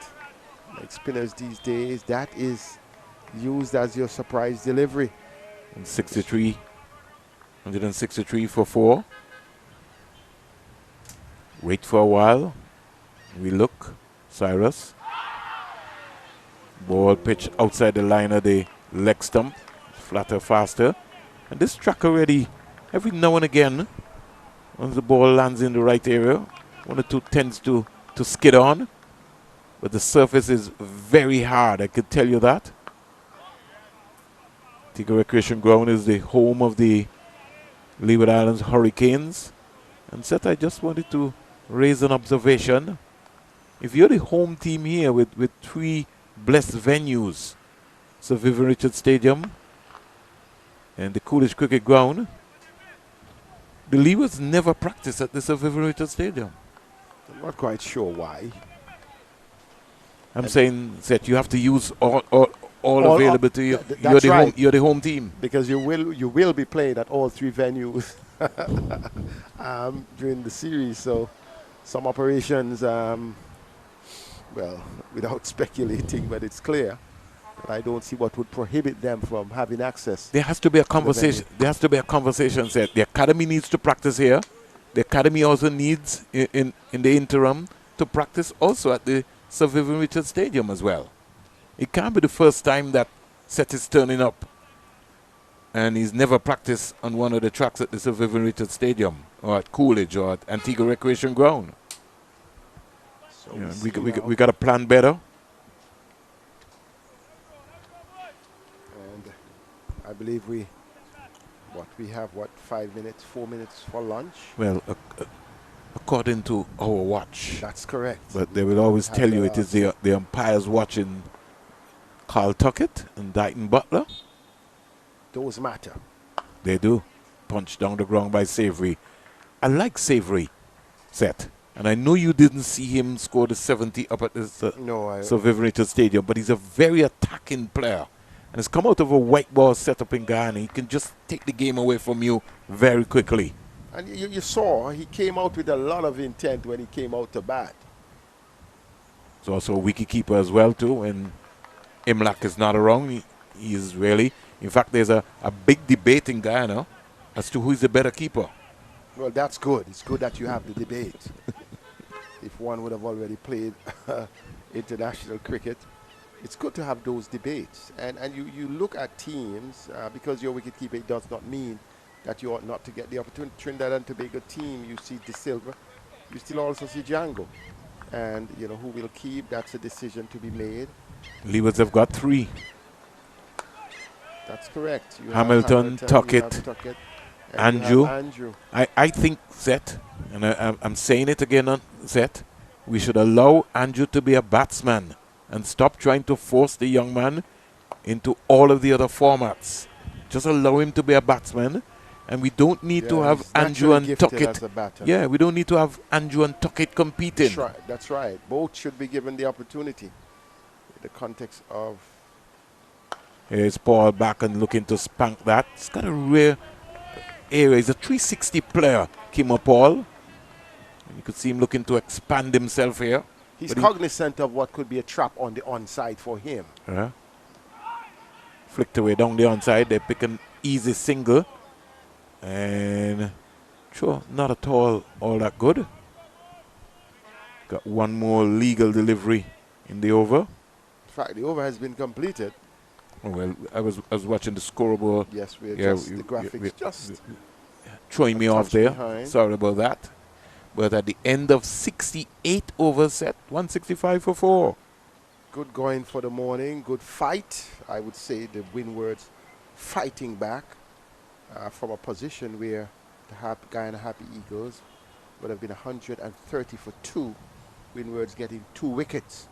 And those 2 wickets brought things back sort of in their favor. But this partnership has shown some positivity.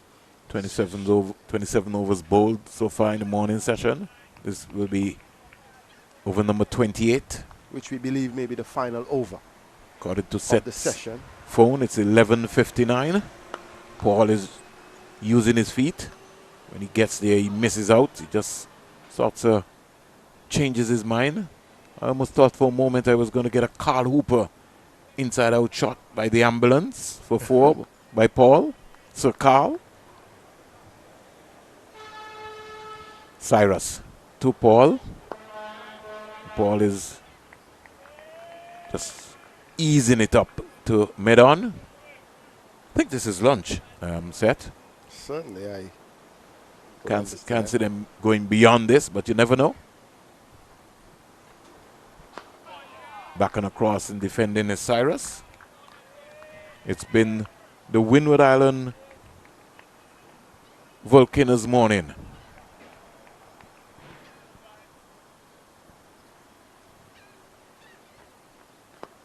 Paul is shut up shop. So you would have heard your set. Yes, you're going towards the end of the first session. You don't want to be taking any risk at all.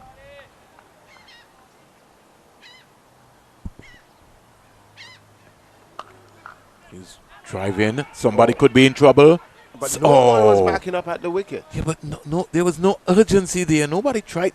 Cyprus was standing, didn't realize the urgency, didn't realize the speed in which the fielder was coming in. That could have been a run out. And we have seen that sort of sloppy approach from the Windwards a couple of times. You are a bowler.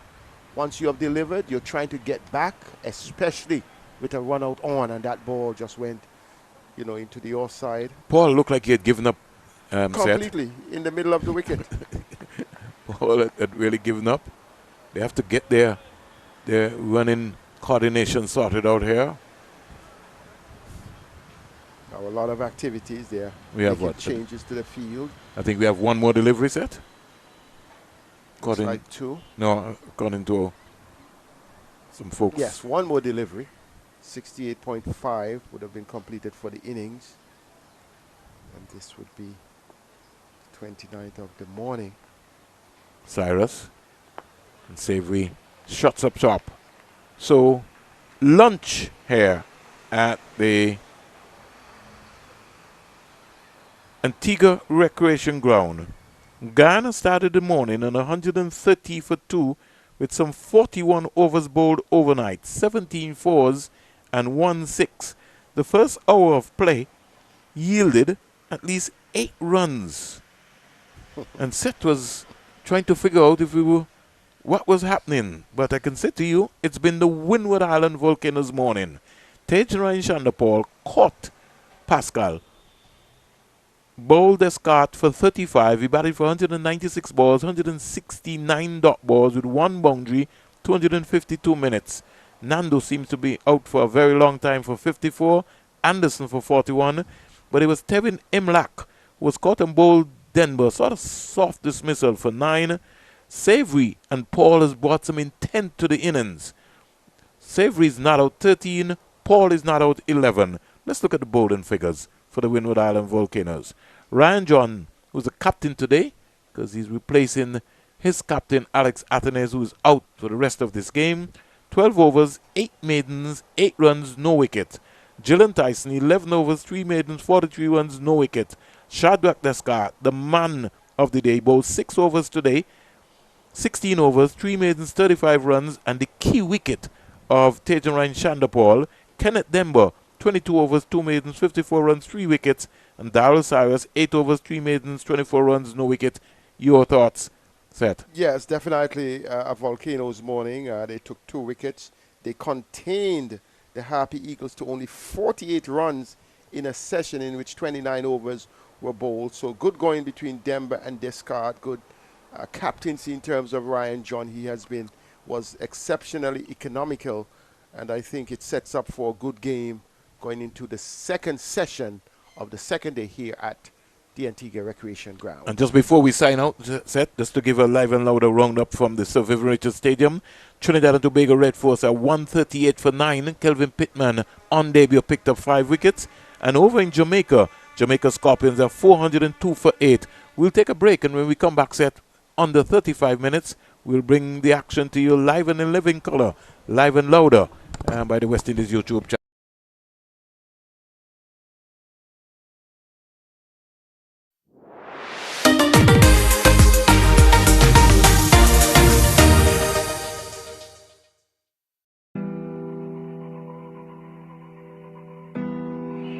Deep expressions. He's got it. Nearly. Jimmy Adams finally gets 100. It's been a long, epic struggle for the West Indies captain. This is the only cricket club I've ever represented. I started here 13, so I was in second year high school. As a young teenager, I was made to feel very welcome by some of the old stalwarts of my time. We're here, Alan Ray, Jackie Hendricks, so Jeffrey Dujon, Maurice Foster, just to name a couple. So it's a club that had a rich sort of history of producing cricketers, but they really made a young teenager feel really welcome, and that was it really. Well, the first thing that you became very much aware of were the 2 boards that were in the bar, and one had the batting and bowling averages for the club going back to the 1930s. There were 3 boards. One had the international representatives, and one had the international representatives who were captains. After, 25 years, 30 years at the club, to have ticked all those boxes, I think, and the memories that came with it, mean a lot.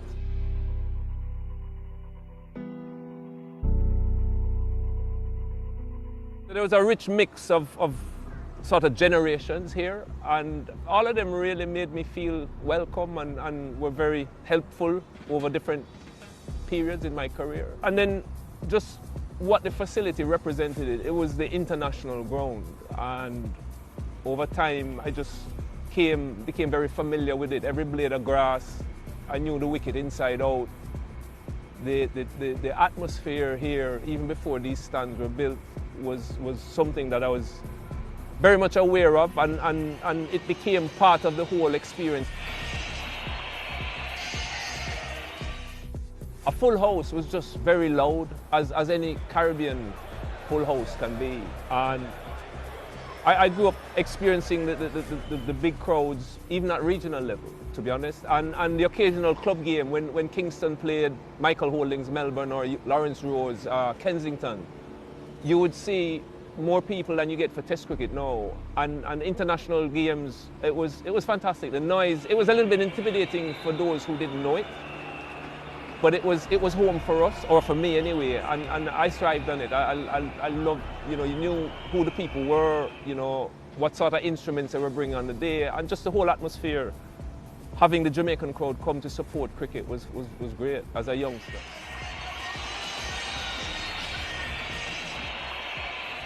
I guess the first Test match here would have been, that I played, would have been against England.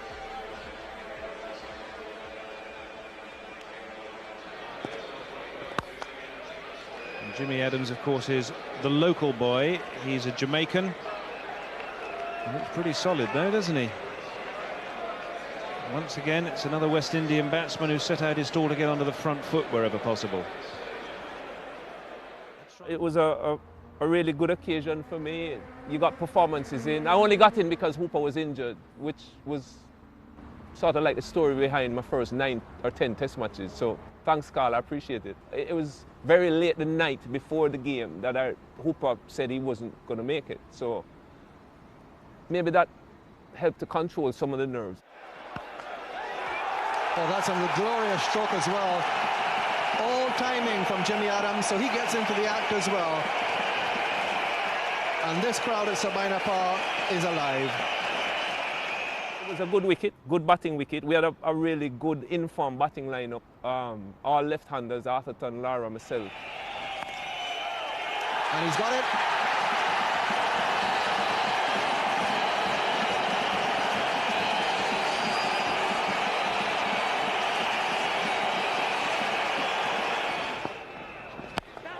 He's got it this time.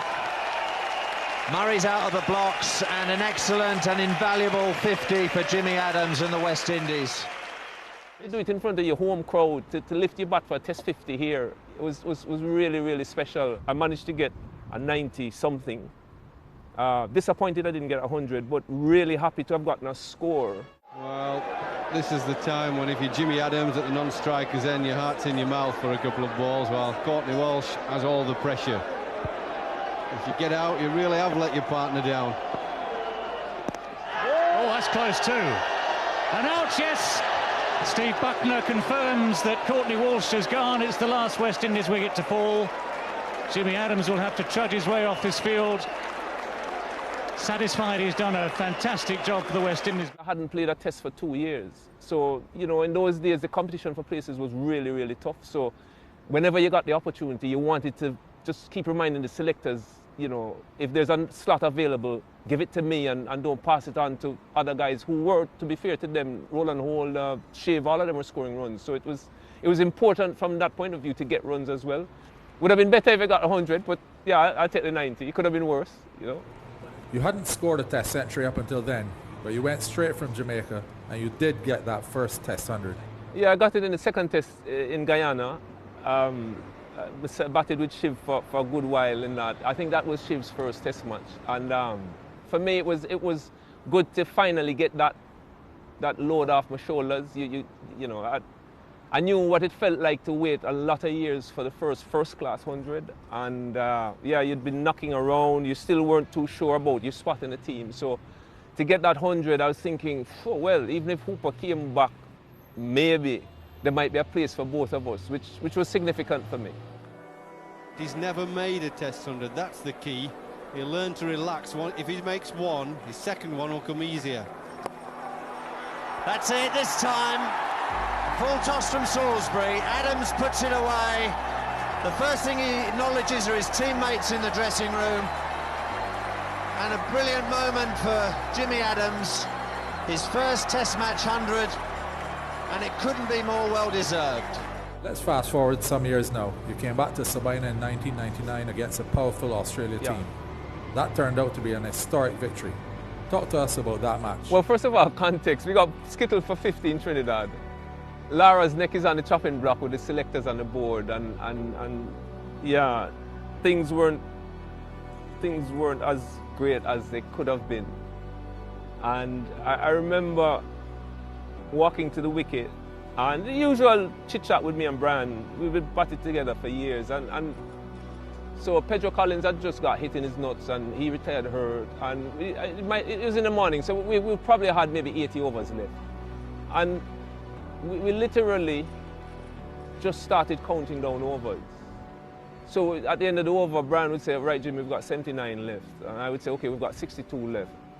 I guess the underlying theme for both of us, you know, we're going into lunch, we've got 2 of us to lunch, and we just kept going. And I think both of us by then were old enough to realize when momentum was shifting. And yeah, pretty much between lunch and tea, we knew, we kept saying, you know, if we're here in 8 overs time, we'd have really taken this game away. And we kept going and we kept going. No ball, smacked down to the long on boundary for 4 runs. Lovely shot. Found the gap between mid-mid and mid-on. Nice placement. And they'll come back 4-3. Good 15.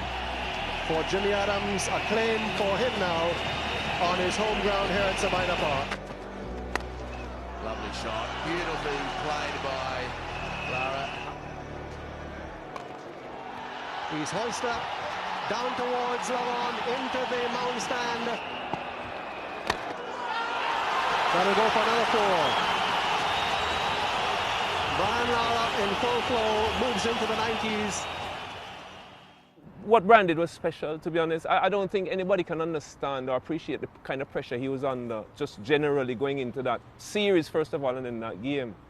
Selfishly, to have gotten the bird's eye view of the innings at the other end was just the best seat in the house. I mean, I've seen Brian play some magnificent innings, right? But some of them, I didn't spend as much time with him in the middle as I did on that one. So to have been 22 yards or 20 yards away and sort of been a part of it. 150 not out. Well played by the West Indian captain. It was a huge day for West Indies cricket. We desperately needed something coming off the South Africa series and then that first test loss in Trinidad. So, yeah, I mean, the greatness of Brian, what can I say? And yeah, to be there and then to get that view of the innings was superb.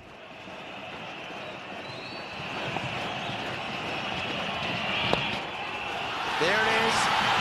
He's whipped it past mid-on, and Matthew Elliott's got to beat a lot of people helping him field the ball. So the umpire will give him 4 runs.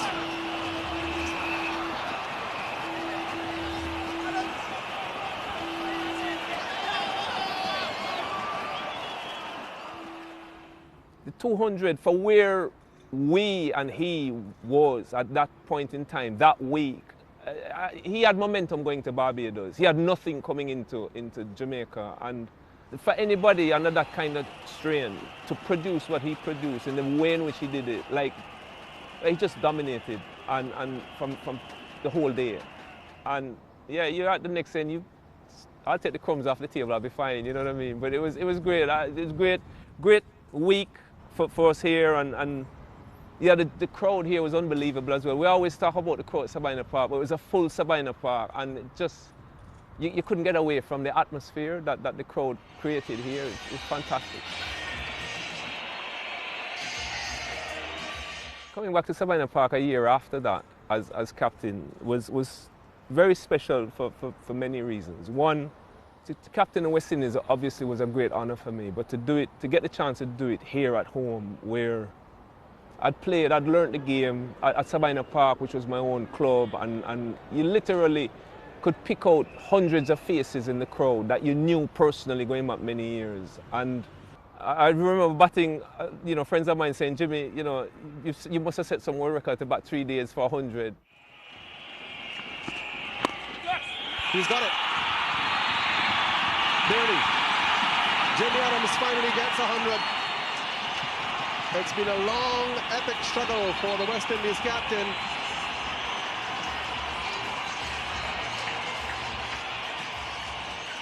Yeah, it was just getting a test 100 as captain at home at your club ground.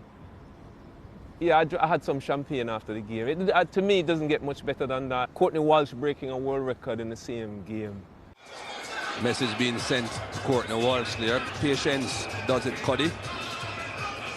Of course, he can't afford to be too patient. Only 2 wickets left. It was getting to a point where I needed to take him off. And I was like, Courtney, and he kept saying, one more skip, one more. And it was starting to drag on. I was like, listen, I might have to make a call here. I was the most relieved person when he got it, because I was thinking people were going to say, Jimmy, you're captaining this thing just for your friend and all the rest of it. You can tell how keen he is just to finish off this innings, to get this wicket. Take on, that's it. Courtney Andrew Walsh is now Test cricket's leading wicket taker. The West Indians surround him on the field. There's this picture of Wavell Hines like hugging Courtney or almost lifting Courtney off the ground. And Wavell is a generation behind me, but yet Courtney had literally raised all of us, right? His mum had looked after us. If there were nights when we didn't have food or we were struggling, if we needed kit, he would bring kit back for the lads. And there was so much love for him. There is no more admired cricketer in the game today than Courtney Walsh. You can see what Courtney meant, even to that young generation. Some of them from Jamaica, some of them weren't, but he's always had that effect on people because he's a giver, and he gives of himself, and he loves people, and yeah, it was great feeling, and great to be involved in it as well. So much happened in that game. But that's why we play sport, isn't it? You carry those memories for life. I mean, if I was young enough, I'd be playing now, but it's why we play sport. West Indies captain Jimmy Adams, who himself will remember this day for a long time for his personal achievement early in the day in scoring his 6th Test 100. That week would still be one of the highlights of my career, with all that happened while we were here that week against Zimbabwe. End of it, all over. West Indies have won by 35 runs. Zimbabwe are all out for 63. And Jimmy Adams, in his first Test match as West Indies captain, has led his team, which has pulled off a quite astonishing victory. The funniest moments here at Sabina Park, Franklin Rose getting upset in a first-class game, kicking a chair and breaking his toe, couldn't bowl for the rest of the game. It was like really rosy. Like, you know, in a Jamaica team where stuff like that, you don't get away with it. Lashed out this great kick, the chair went flying, and then in 2-2s we see the foot in a cast. And at Test level, I can't go into detail, but let's just say, funny, Curtly Ambrose, enough said. That's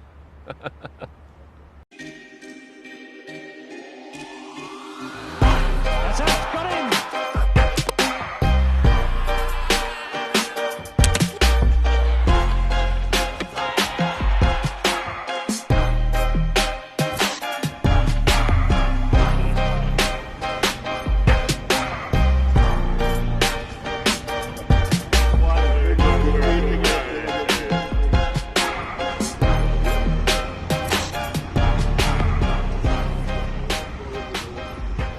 Two West Indian great fast bowlers.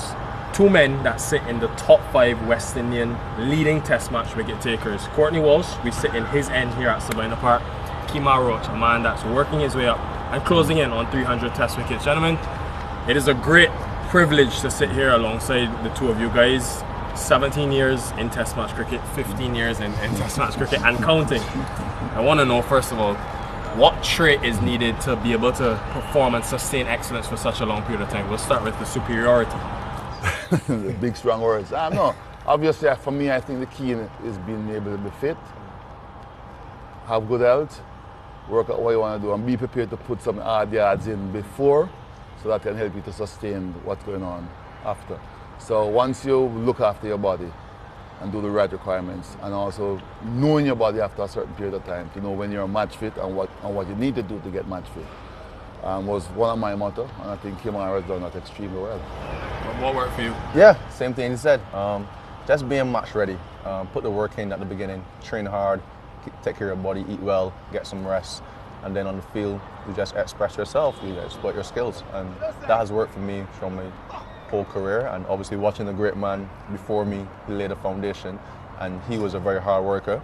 You can see that he bowled long spells, and he was very consistent, and that's what I emulate my game off. Roach has the last laugh. Roach has the last wicket. Both of yours journeys in fast bowling, your skill sets actually changed over time. How did your, Courtney, starting with you, how did your skill set evolve over your 17 years of Test match bowling? With experience, I mean, any young fast bowler when you started, you want to bowl fast because that was the name of the game. So you always try to hit the deck as hard as you can and try to bowl as quick as you can. And for me, I could only get the ball to knife back in or swing in a good pace, consistent pace. But over the years, as the game started to evolve and my own career started to develop, you realize that you need certain skill sets. So practicing the nets was what I went to do, and then you try it out in matches. Obviously, being able to play a couple of seasons in England did help, and then playing our regular 4-day cricket here and club cricket, where you can experiment in those. And then I would call myself an all-round fast bowler afterwards when I was able to swing the ball away from the bat. And those skill sets is something that you have to work on. There's something that I've admired with Kimar. His skill sets, when he started, he was raw pace. But then when he sort of lost a little bit of that pace, his skill sets got better in terms of how he swung the ball and using different angles, going around the wicket and creating what I call, I think, to me, and I say it in front of him or behind him, one of the best around the wicket bowler to left arm spin batters, using up that angle, getting the ball to come in and then leave the bat. It's not something that happens overnight. It's something you have to practice. And that's how you get your game to evolve in terms of trying to be a complete fast bowler, which at the end of my career, I think I was closer to that than when I started. Second hit, magnificent from Kimar Roach. Third time lucky. When do you remember that time where it all sort of came together for you?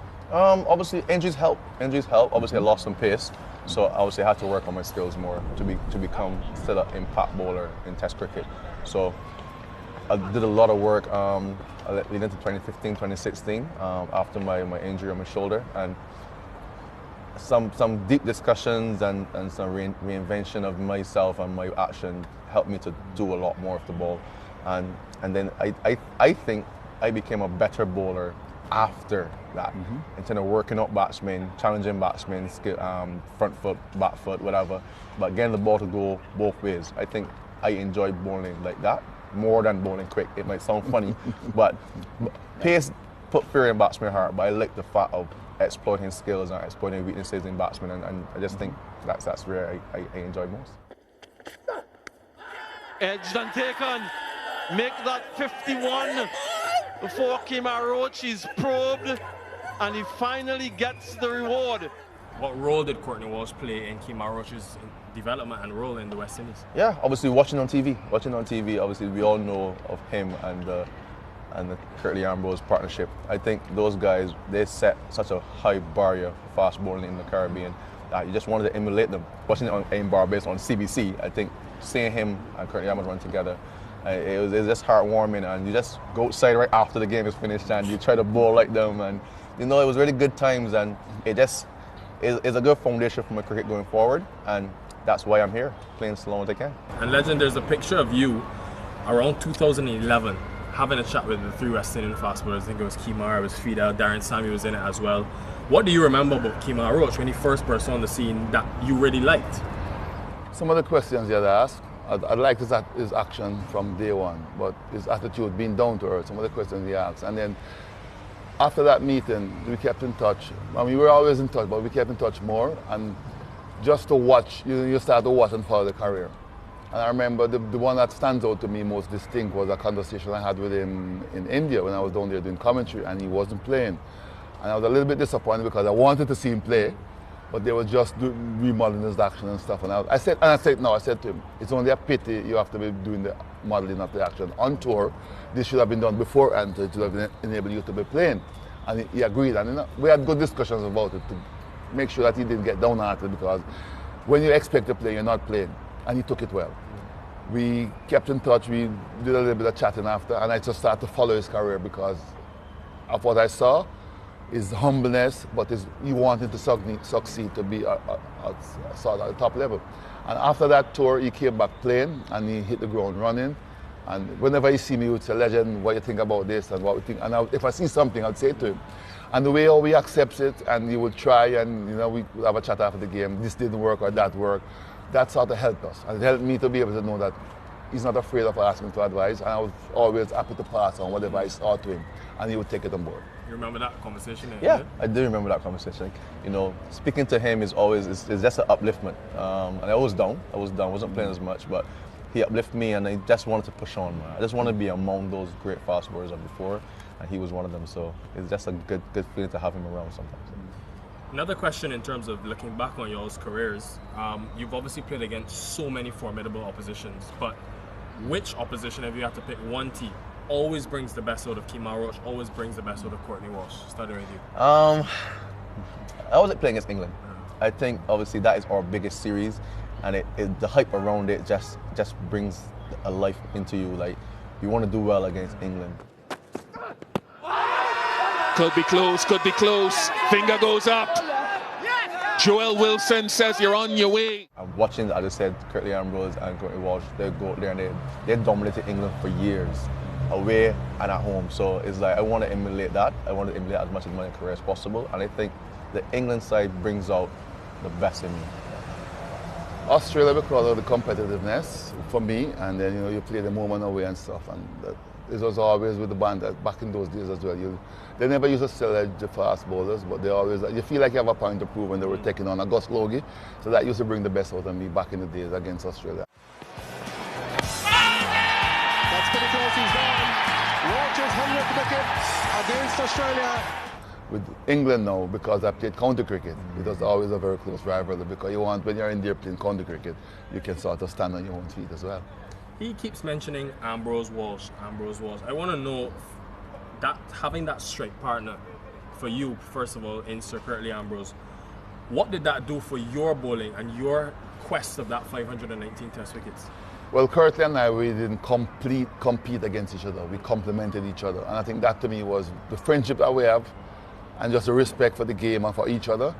That helped me because we knew what we wanted to do. We would discuss batsmen, the length we want to bowl, the type of surface, the opposition, and we'll have our own game plan. On his day, I played a supporting role. On my day, he plays a supporting role. And I think that helps in terms of partnership. If he picked up something that was not working, he would come and we'd have a discussion. And I just remember a test match at Lords as well when he was struggling, rhythm was off. And I went up to him and I said, listen, big man, you're struggling today. Don't fight it, try to relax, because sometimes when you lose your rhythm and you're rushing in, it just doesn't come back. And he said, so what to do? I said, just relax. I will take up the thing, because I was in a good rhythm. Whatever short spells you have to bowl, just try to find by that rhythm. And these are the conversations you need to have and the understanding. And that to me was one of the hallmarks of our career and our partnership, because we understood each other. Take on, that's it. Courtney Andrew Walsh is now Test cricket's leading wicket taker. The West Indians surround him on the field. One of the most respected and admired cricketers on the international scene. And there's Curtly Ambrose. Wonderful scenes here, emotional scenes at Sabina Park. And who is it for you, if you had to look back on your career? It could be current team, it could be former team. Who always pushed Kemar Roach from the other end and brought the best out of you? I think the partnership with me, Jason, and Shannon for a period of time, I think that three of us, we were very close-knit, and we communicated really well, and we were kind of solidified in the team, so we got a chance to really express ourselves and communicate and become better. I think that period in my career is really what pushed me to I want to be one of the great fast bowlers of West Indies cricket very highly. So it's that period is I really, really enjoyed the communication, the friendship I had with Shannon, obviously the friendship I have with Jason, obviously he's my countryman. But on tours, the communication, the conversations, the fun we had, it really, really, really propelled my career through those periods. Oh, well done. Very well done by Kemar Roach and Jason Holder. A familiar combination and just holding that channel and that length. Obviously, we celebrate the high moments in both of your careers, right? One thing that many people don't see is the time off the field where it's not necessarily going to plan, there's adversity. What pushed you and allowed you to come out on the other side of those moments? Both of you guys started with your career. The challenges. You see it as a challenge, you see the adversities, you know what you've been through, you know the work you've put in, and today just wasn't your day, or this might not be your series. It's how you bounce back. And I've always tell people that you're not going to have great or good days all the time. You have to treat the good days with the bad days. And then one of the things that I always remember is that on your good days, everybody doesn't have to tell you it's a good day, because people know it's on your bad day you need that support. And sometimes you go into your corner, but then if you have people around you with that understanding, on your bad day they will help you to get through it as well. But I always tell myself that I don't want to experience too many bad days, so you try to do the best you can to have more good days than bad days. Yeah, I just like the fact that people doubting on me. I like that. That pushes me to prove people wrong. I've had that most of my career. When I lost my pace, everyone said, will he be the same bowler? Can he still be challenging at Test cricket? I just wanted to prove people wrong. And it's worked. That's a big motivation for me. And obviously leading a young group of fast bowlers now, that also pushes me as well. They have good respect they have good work ethic, and we get along very well as well in the dressing room. We have fun, we also work hard. And that also keeps me motivated to obviously know what, I can help these guys to become also legendary fast bowlers for West Indies. So there's a lot of motivation around my career, and that's the two major parts for me. We're going to transition now to a bit more of a fun segment. I'm going to quiz y'all on your careers, right? So it'll start easy and then it'll get hard. There's only 3, so don't worry. First of all, who has Courtney Walsh dismissed the most in Test cricket? Mike Atherton. Easy. That's a good question. I don't think... Is it a Bangladeshi batsman? No, it's not. It's got to be an England batsman. Yeah. Is it... Ben Stokes? Yeah. 7 times. Shakib is 6 times. Yeah, so I think I know this one. Off spinner, basically an off spinner from Rhodes. It goes high in the sky. And Shamar Brooks makes the catch look very easy indeed. Everybody remembers your first Test wicket, but can you remember your second Test wicket? Yeah. Who is it? Graham Yallop from Australia. 1984. Caught Desmond Haynes at bad pad. I don't forget those. I remember my first part, I remember quite a lot of it better than at the back end. Who was your second Test wicket? I know the first was Shakib. I'm thinking the second must be Mushfiqur. No, Mamadullah. Mamadullah. Yeah, I'm thinking about the order. Yeah, it was Mushfiqur. Yeah. And lastly, who has hit more Test match sixes between Courtney Walsh and Kemar Roach? That I don't know, but I'm going to back myself. I don't know, but I hit a few. I'm going to back myself. He's not a big six hitter. Me. I So think it was a close race, guys. But the winner with 19 sixes is Courtney Walsh. I got you, man. Well, you still play. He has 16. And he's right up and right up so there. he has much more time to play. There's Walsh. That's a huge 6. That's gone. That's a gigantic 6. So Courtney Walsh is going down with all guns firing, as they say. On those 4 fast bowlers, that 4, almost 5-prong pace attack we see now in the West Indies, do you almost feel like it's a rebirth of that cricketing legacy that we've seen for so many years in your time and the times before with the 4 horsemen? What do you see now on the field? I like what I saw, especially in the last Test match. 4 fast bowlers, not just going at it, but being sensible, being very competitive, making adjustments as they read the pitch and stuff. That's what you want to see. And that was what impressed me the most. They were well looked after on the field of play in terms of not being overboard because they were back-to-back Test matches. So the planning just looked very good. The execution by all 4. Alzari, I think on one day wasn't in his rhythm and stuff. Everybody compensated for him. The next day he came back and it just drops nicely. And that's what you want to see because everybody's not going to have a good day every day. But just the way all the 4 came together, not leaving out Justin Gill, but the main 4, so to speak. Because when Justin came in, he did his great. But the main 4 is what you want to look at. And everybody's skill set was different, but the way, the planning and the execution and how they went about it with their adjustment. I was happy with And the that. 4 of you guys, this is really the first time we're seeing all 4 of you on the field at the same time. You've had injuries, guys have come in and out. Why do you think you guys are able to complement each other? Yeah, I think we all different skill sets. Alzari obviously has high pace. Jaden obviously good pace with good swing and skill.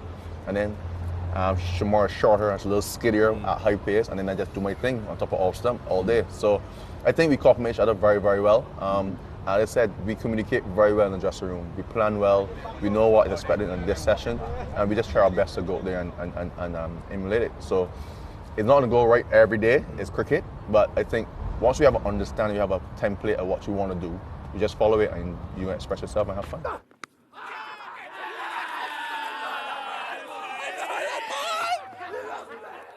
Last day, I want to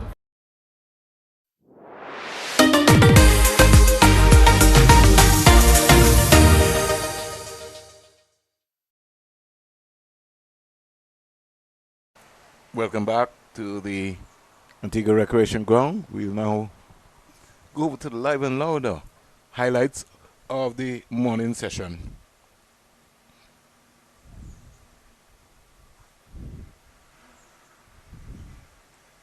Some big saves in the field there. The Windward Islands really put their bodies on the line this morning.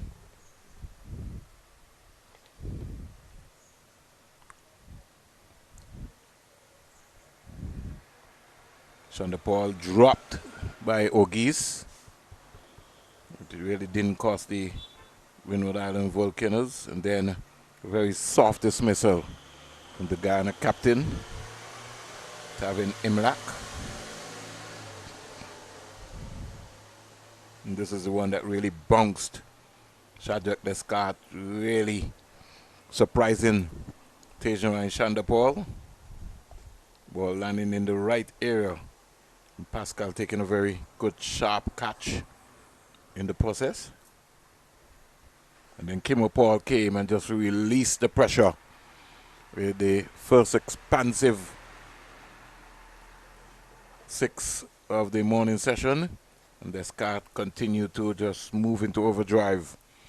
But if you check the first hour's play, after overnight 130 for 2, 41 overs, they just really only scored 8 runs with some 14 overs that were scored. And then in the second hour is when you had a release pressure from Paul and from Savory. And at lunch, 166 for 4, 69 over. The first 2 hours this morning produced 36 runs with 28 overs being bowled and 2 wickets.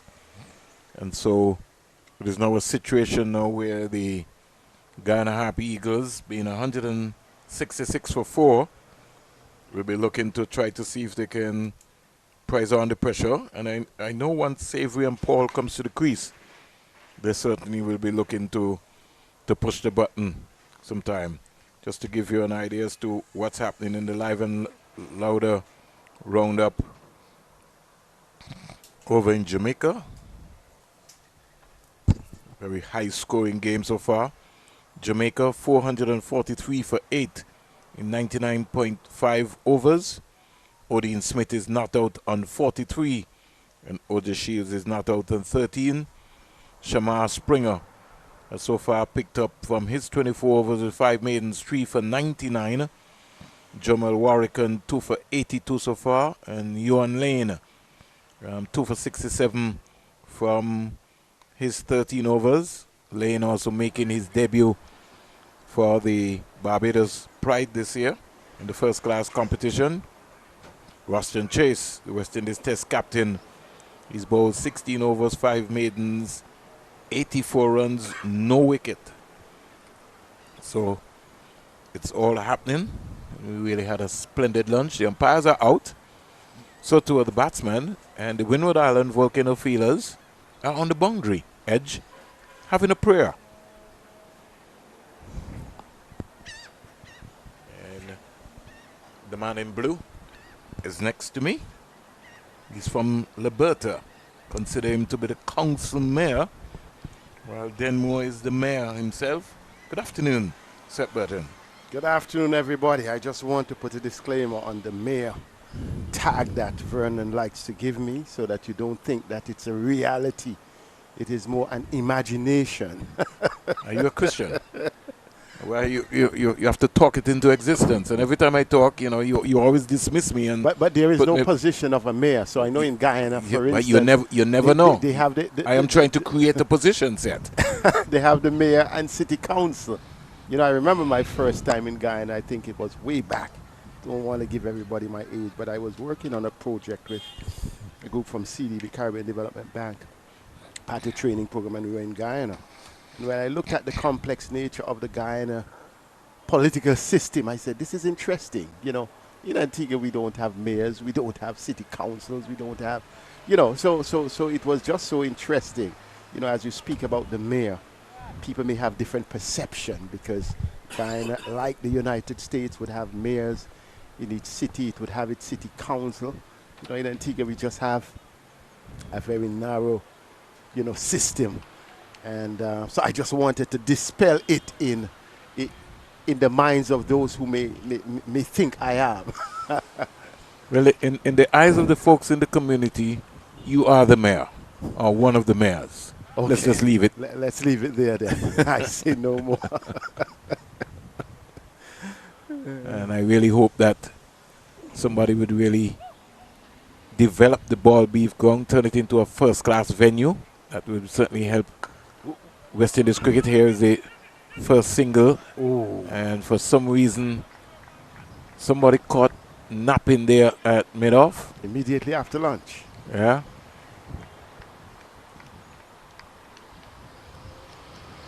Looks like Cyrus. Most damaged his shoulder. Yeah, but he's got to be in the game. He was caught on his heels there. Guyana, especially, you got to understand, between Paul and Savory, these guys are looking for everything as we speak. Everyone is important. So the first one after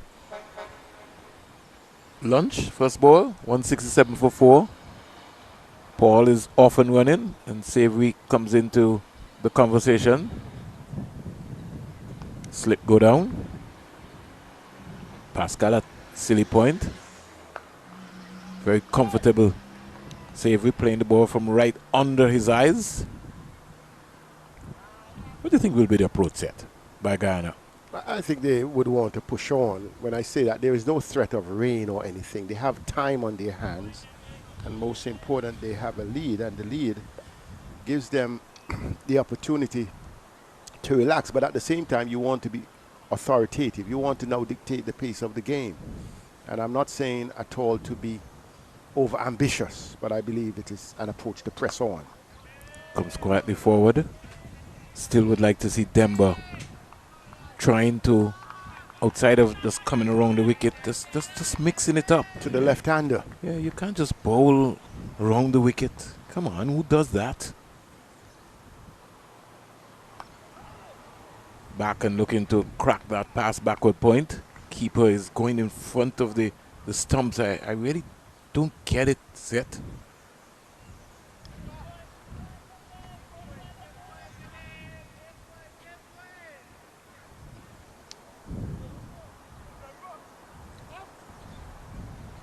John signaling to Ambrose. Couldn't understand why Ambrose was down there in the first place anyhow.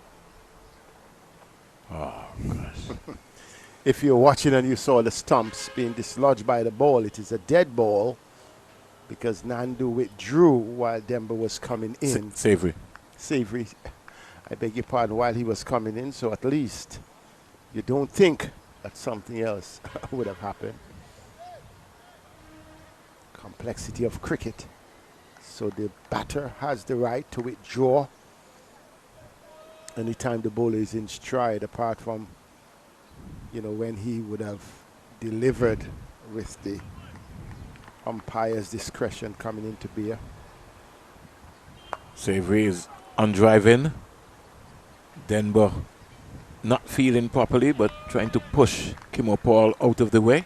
That was a bit uppish, though, in terms of the drive. And I said yesterday that Demba is not following through with his bowling. Had he followed through, the possibility of being on for a possible diving catch.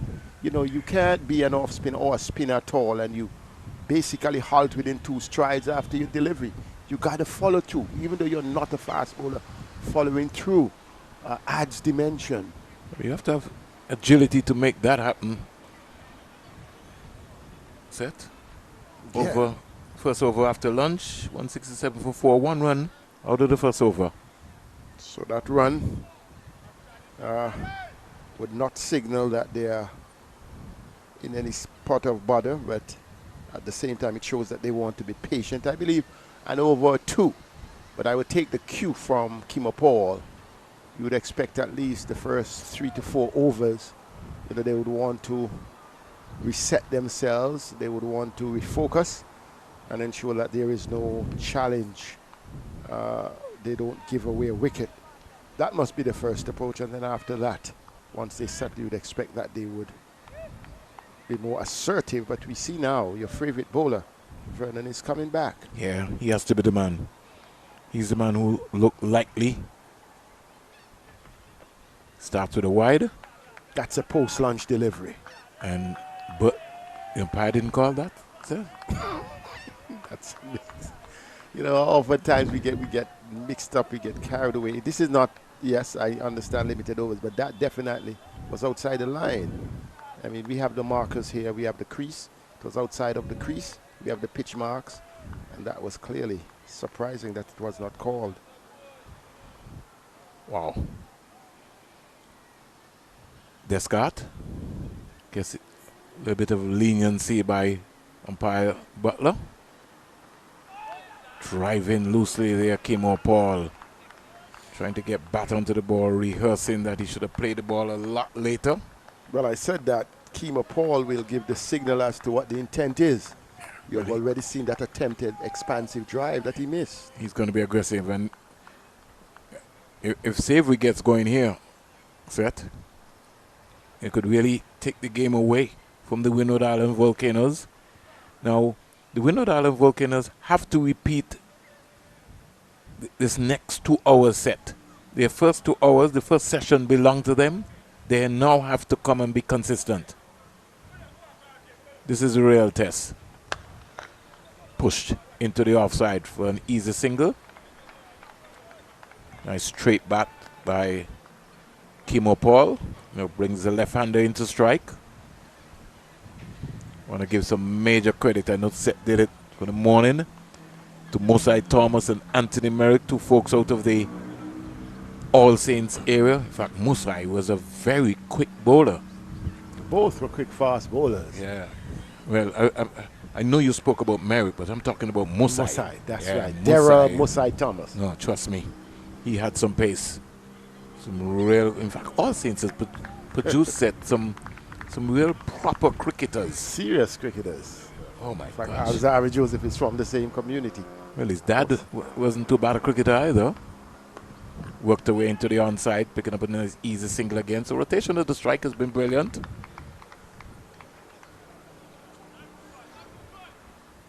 The breeze just blowing in here.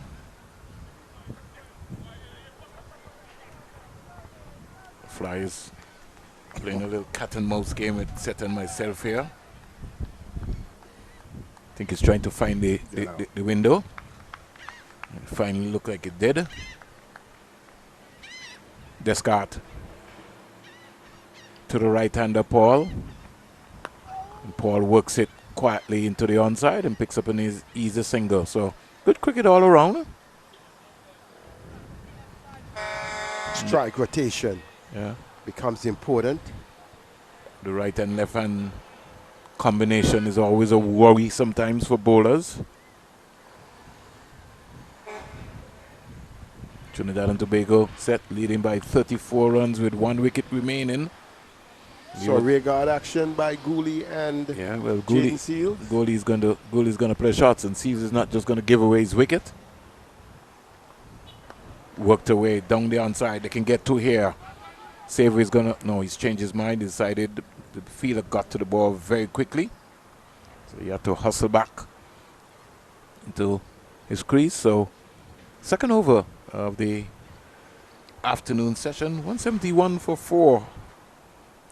And Guyana just quietly motoring on.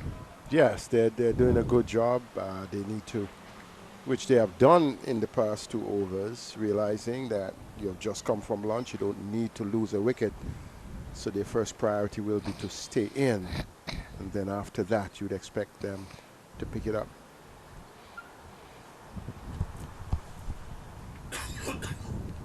Conversation taking place with one of the senior pros.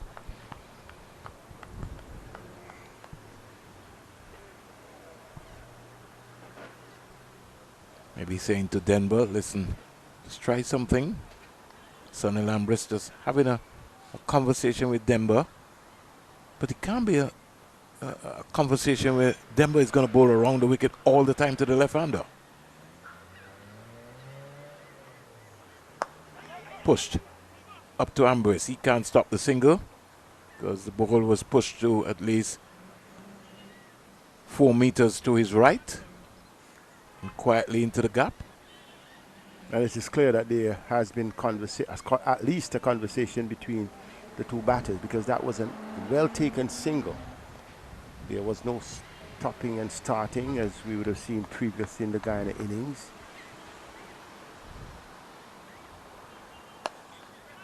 There is a drive from Kimo Paul. And once Kimo Paul makes contact, he's going to push back. We already have a long on for Paul. A ball there by Demba. By Carl Tucker will be telling him, listen, you got to get off the square.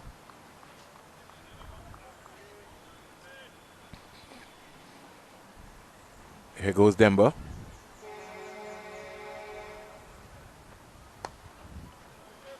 Paul is back and just knocking it into the hands of Pascal, who's a short leg. He's a tall guy for a short leg fielder. Yes. Set. It is. Goes back, gives himself some room and just manipulates the fielder and gets a very easy single. He's got good hands, Kimo Paul. As the set was talking about being able to break the wrist. Here was he getting deep and finding the gap. Something Shanda Paul, I think, you know, in his mindset will have to improve on, because it's going to get tougher at the top level. That's right. The rotational strike here has cost this partnership so far 30 of 69.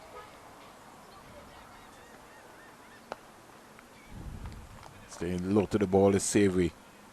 Over comes to an end, and at the end of it, 173 for 4. Yes, they're rotating well, and the bowling itself has been just as it were prior to lunch. I think the Windwards may well be considering giving Cyrus a bowl from this end. I think Denver has bowled quite for a while. He was successful yesterday. Had the 2 wickets yesterday. He had one this morning. But at the same time, the option, he's not, pardon, being as effective as one would have wanted just prior to lunch, and now coming back after lunch, he's just maybe, you know, rolling over the arm. I think perhaps they could look at other options, and one could be Cyrus.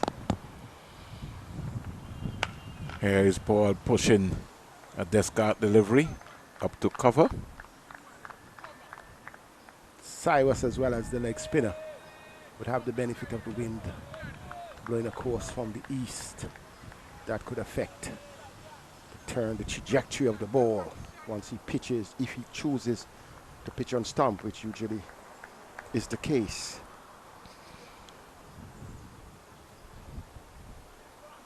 Two slips. John and Ambris go down. Paul driving again. Can't beat the fielder at short extra cover. Score remains on 173 for 4. Over in Jamaica. Jamaica dismissed for 457 in 103 overs. It's going to be a tall order. It is a delight when teams are scoring 400 runs and upward. In this case, over 450. The Red Four scored over 500 declared, 507 for 5 declared against the Leewards last week. You know, those sort of scores and batting over 100 overs, you know, those are things that will be required if one is thinking about Test cricket.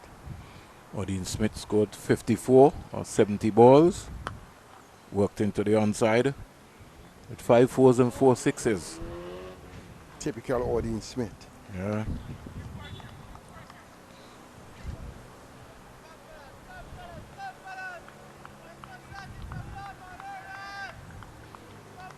Rotation of the strike there, single in the process.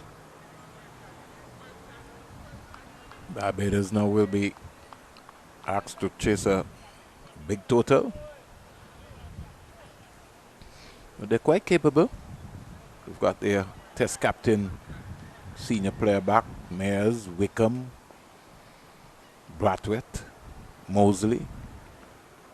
Here is a square drive by Savory. There's protection in the deep.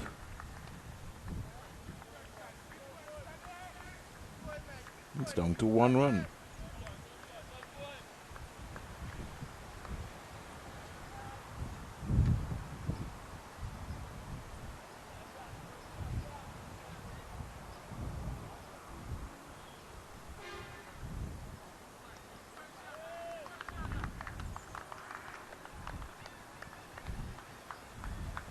So just motoring on here.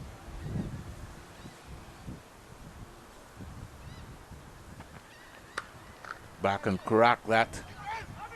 You only get one run again. Can the keeper not get him behind the stump? Could somebody please overthrows for four? Set. Yes, the first effort, we did know that ball was struck very fiercely by Kimo Paul.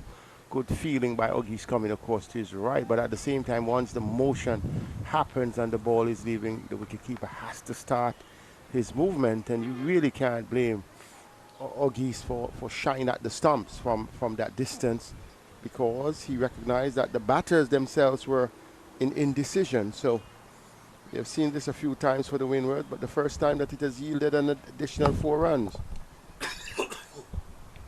Have to get behind the stumps. That's why you have gloves on. Gotta get up. Oggies has to be able to see you, just in case. 2 things we have seen: not only the wicketkeeper not moving directly as soon as the ball is played, we have also seen bowlers standing there and then allowing the ball to be thrown past the wicket. And I think your first intent, once the ball goes into the deep and there's urgency for one, the bowler also has to retreat. Get behind the stumps.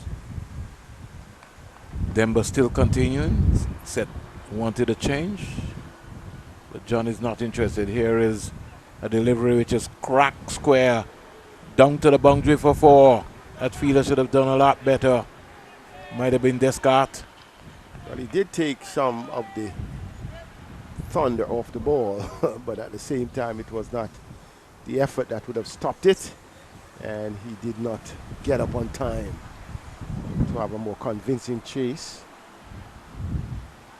Breeze really picking up here. Heavier. Denver having a torrid time maybe. And Paul is driving down the ground for 4. Right at the mid-off. Well, successive boundaries coming from Kimo Paul. She's showing the intent now. I think they have had those 4 overs that I spoke about would need to settle. And he recognizes the importance of piling the pressure. It was pitched up and he hit it on the volley. The man at deep mid-off really did not come into play. So it was a confident stroke, a well-placed shot by Kimo Paul, and it's clear that Denver is waning. So he decided to go around the wicket now, and nothing is. You just have to be patient. You can't mix. You gotta be patient. Just like how batting is patience, you the bowler, you have to land the ball into the right area. You can't get anybody out bowling negatively. You know, nothing is wrong with that shot that Kimo Paul plays. Maybe all you had to do was just let the mid-off go right back, if you wanted.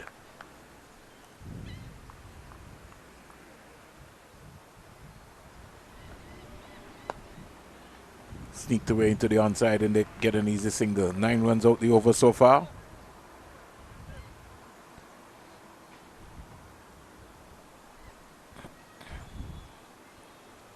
Score in the meantime goes up to 189 for 4.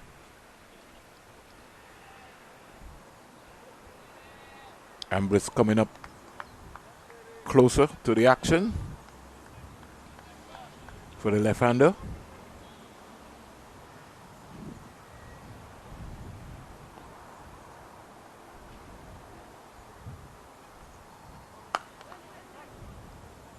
Sweet sound coming off of Savory's bat. Just need to get the cameraman to just zoom in. It might be an E4 brand on Savory.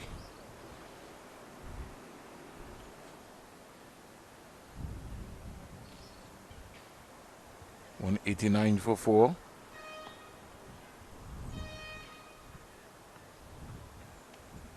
Good stride, good head position, over completed, and 74 bowled, 189 for 4. Very good over for the Guyana Happy Eagles, and Kimo Paul really just going from strength to strength. And he has moved up to 30, really showing his all-round capabilities. Remember, he opened the bowling from this end, and he took the first wicket in the Windward Islands innings. Also has shown good progress with his batting, coming at number 6, and already has made an impact because he's not allowing the Windward's bowlers to settle. And in that previous over, he had 8 runs, 2 fours, well played fours, one down to backward point and the other one straight down the ground. And he would be an interesting feature in terms of how big this lead is and how quickly the Guyana Happy Eagles advance their lead. So is it the turn of Tyson? No, it looks like Still Descartes. So look like he's wooing. Here is a delivery which is hammered down to wide mid-on for 4. Yes, it was short, and it really deserved to be dispatched like that. Really dispatched with disdain. Kimo Paul just waited on it, wide outside the off-stump coming back, and he hammered it with a lot of power. So there's been an uptick of scoring. The 51 partnership comes off 83 deliveries set. Yes, Paul being the principal scorer. He's got 34 out of that 50. No, he's got to call that wide. That's what you were thinking, Vernon. The umpire, he must be saying, I am behind the wicket. He must be saying it is close. We saw quite a of that in the first class arena recently. Some above the head, some wide enough but not being called. Descartes into pole to Paul. Paul is back and steering this down to the white third man fielder. Folks on the manual scoreboard really creating some magic in this hot sun here at the Antigua Recreation Ground. We really have to give some major credit to them as well.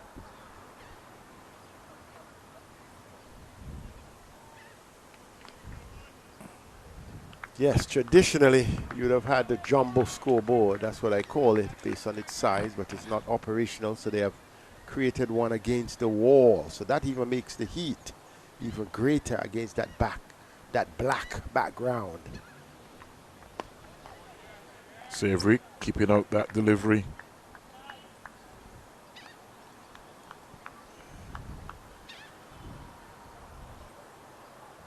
Really a huge shift, or I shouldn't say huge, but an impacting shift we've seen in this game after lunch. Don't know what's happening up at the stadium. The score been on a 165 for 9 for a very long time.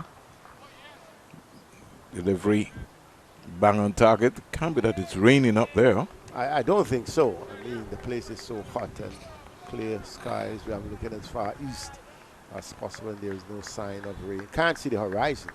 I don't think it may be. I don't think I could see rain as a matter of concern here. But anything is possible in Antigua. You could be driving somewhere and it's raining and the other part is dry. Squeezed away into the offside for a single. Ambrose can't stop the single. The points table set at the end of round 1. Trinidad and Tobago Red Force, 22.6 points. Jamaica Scorpions, 22. Guyana Happy Eagles, 21.4. Windward Island Volcanoes, 5.8. Barbados Pride, 5. And the Leeward Islands Hurricanes, 1.8. Yep, so both the Windwards and the Leewards finding themselves in the lower half, in fact the bottom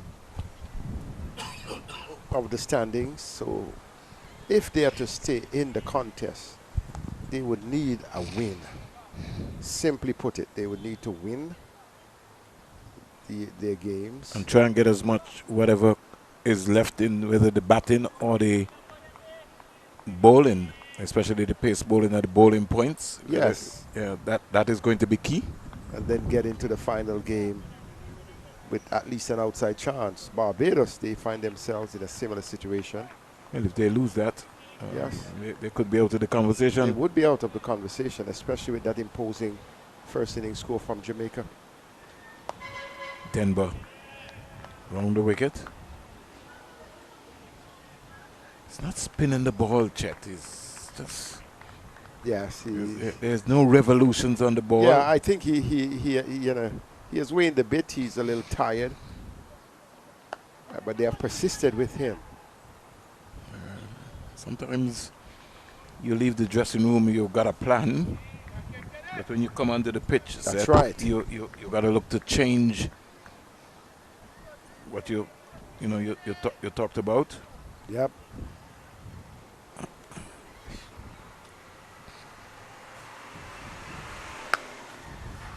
That's lovely.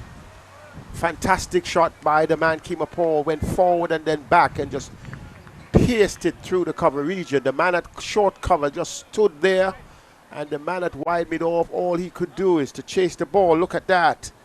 Gave himself room and cleared the front foot. And it was all along the ground. That's Kima Paul at his best. And he is motoring on to 39, and the 200 comes up for the Guyana Happy Eagles. 200 for 4. 200 coming up off 75.3 overs, and the lead rushing up to 49.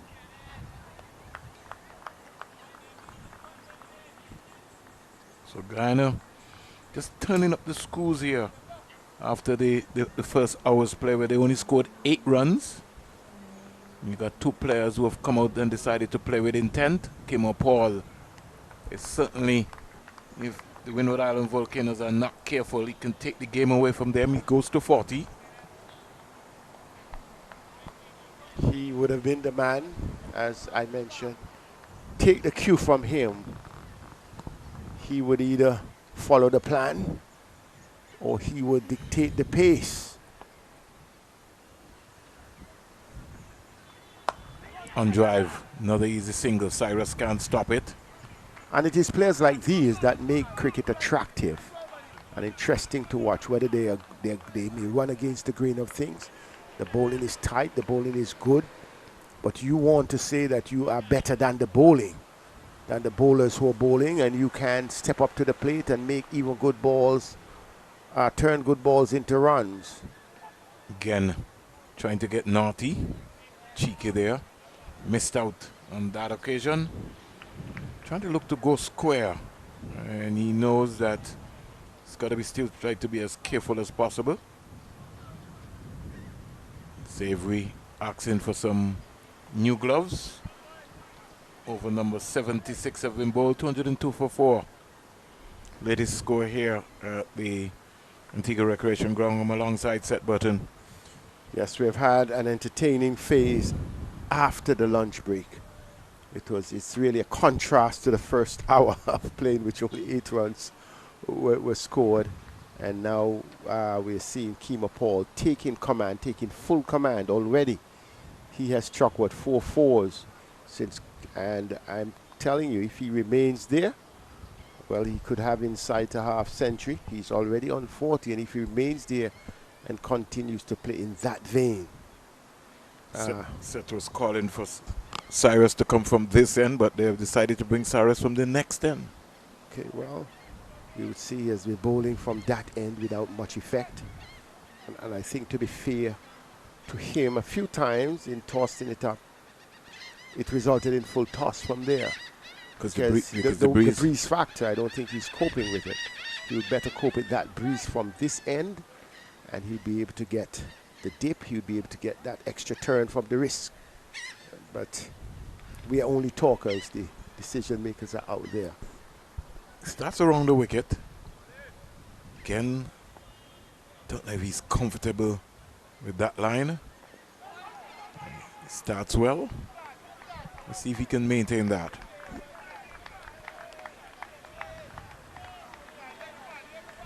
Savory in strike.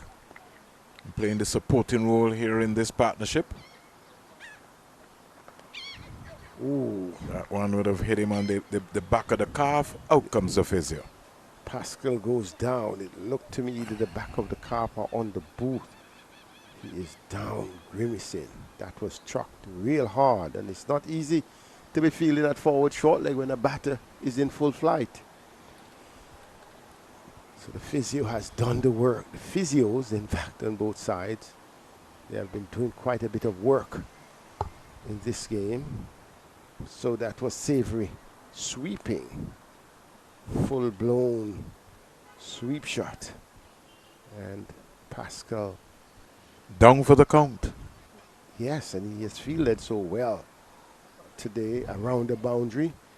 And then been brought into that forward short leg position. And let's see if he remains. Okay, he's up. That's the good part. I always feel anybody who's feeling silly point and short leg need to have extra life insurance. We saw what happened to the... Gus Logie would smile at that. We saw what happened yesterday that's to my favorite place. Justin Athanase.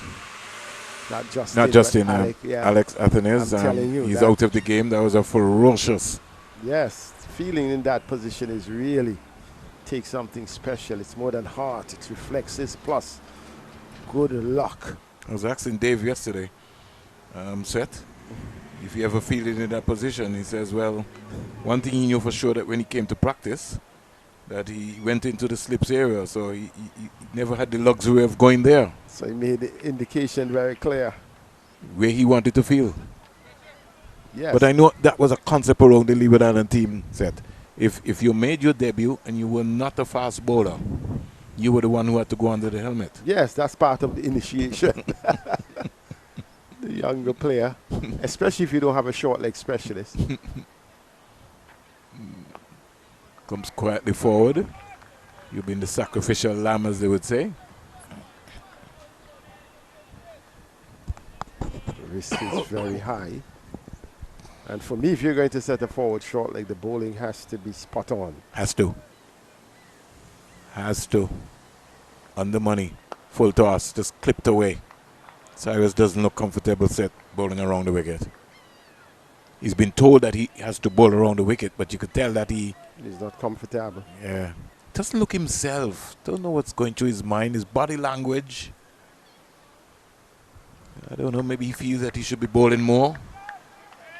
There's some folks who think like that. Oh, gosh. See what I was talking about, Seth? About forward short leg. That was cracked into what? The helmet? No, the boot. Into his pad. Into his pad. If it was the helmet, umpire would have to call out the physio. He was going real low. He was real low. Cyrus is going to have to be better than that.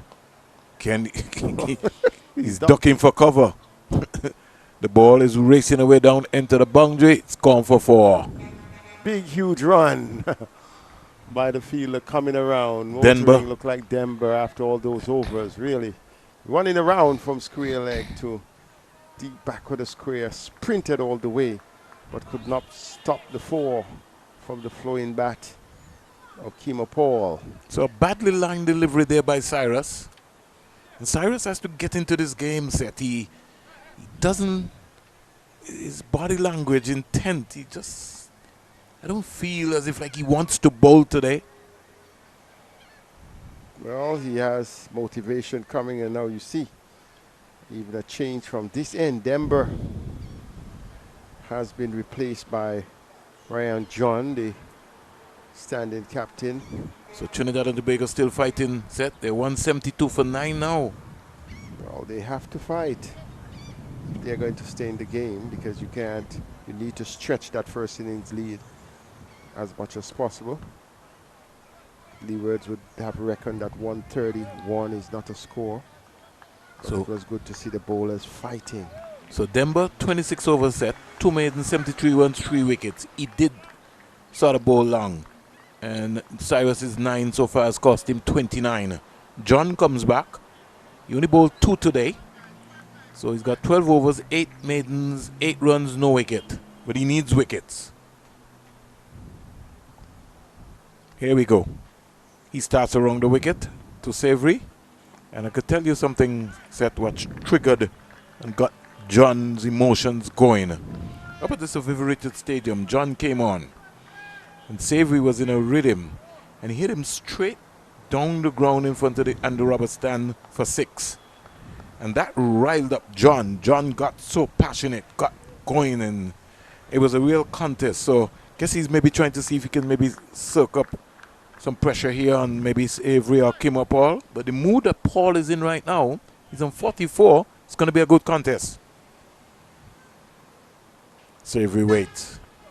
Pitched up and he's driving that sweetly out to the sweeper on the offside.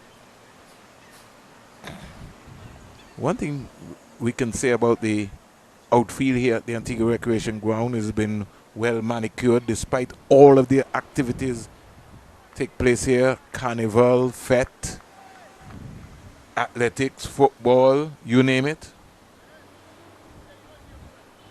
There's still semblance of the Bermuda grass, which was the grass that it would have, in fact, that grass was laid way back about 2002 in a restoration project that is still dominant, but there are weeds around, so those can always be addressed. Paul is hoisting that one down the ground for 4.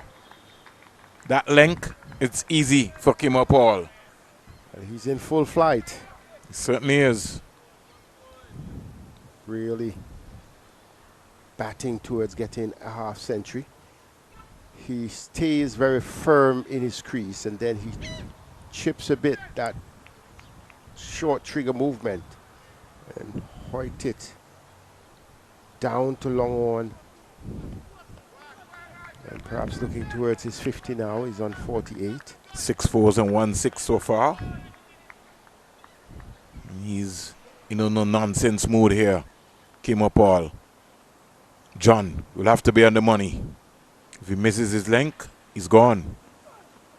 Wide delivery, hiding the ball more or less. Well, changing the line, he will tell you, became important after being so ferociously driven by the man. When I look at it, I think John is saying that I realize I can't beat you on pace, so I'm going to change the line, and all you have to do is to stretch as far as you can. Paul is 48. Waits for John. Another wide delivery. Paul is not interested. Just trigger movement to staying right there, and then he rehearses. Anytime you come in my zone. Changing the line again. Changing the line. Trying to draw him into a false sense of security, but he was not drawn in on that on the second occasion. 212 for 4. Paul is 84. 48, sorry. Mistimed that one. He's trying to, just as what Seth said, trying to lure him into not using his levers. Overcomes 2 on the end. The lead is 61. 212 for 4. And is the physio out again, Seth? Well, she's brought the spray out now. Yes. Bruised and battered. Poor Pascal, when his batting time comes. Hope he's ready mentally. Has to be ready, because his team is in a lot of trouble here. But also he would like to take that opportunity. In fact, they're now saying that Kimmer Paul has got 51. So somebody... I think maybe the graphics were a bit slow. Okay. On coming or the scoring, but all right. see he's on 48. But that's what I'm saying, Seth. So different graphics. So listeners, don't be confused. We're trying to sort that out. I think he should be on 48, Seth. Based on the official score. Because he was 44 and he hit a boundary to 48. Yes, he was on 48. 2 4s got him up to 48. Yeah, I don't know. Oh, lovely shot. Lovely stop. Big save there from Kevin Hodge. Gliding around. Bowles left, but he got down there very quickly. He too will be looking at the situation.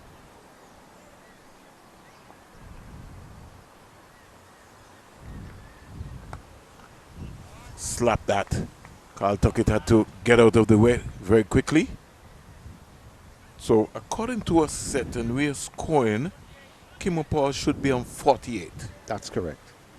I don't know if of something else that we are not aware of. Yes, he's on 48. Okay. We don't want to mislead anyone.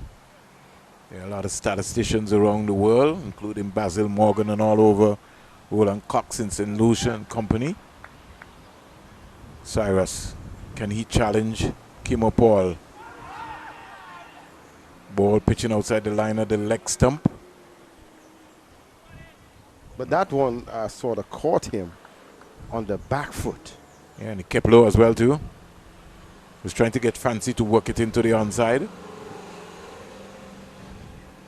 Uses his feet when he gets there, makes the adjustment and was looking for a single. Savory was not interested. He's got a array of shots all around. He's almost like a 360 player. Kimo Paul. His white ball skills coming into play here as well. Quicker, faster. He just punched down the onside and they get an easy single. Is that Shane Shilliford on the field? Set? It almost looked like, no, it's look like, it's Jeremiah. He almost has that built like a Shane Shilliford, the way he crawled across there to pick that one up. The Windward team have some of the bigger players in the tournament. When you look at it, you look at John, you look at Denver, you look at, most of the players. Even Pascal is quite Tyson, tall. Tyson as well. O'Geese. Yeah, they're tall players in this team. On drive for an easy single.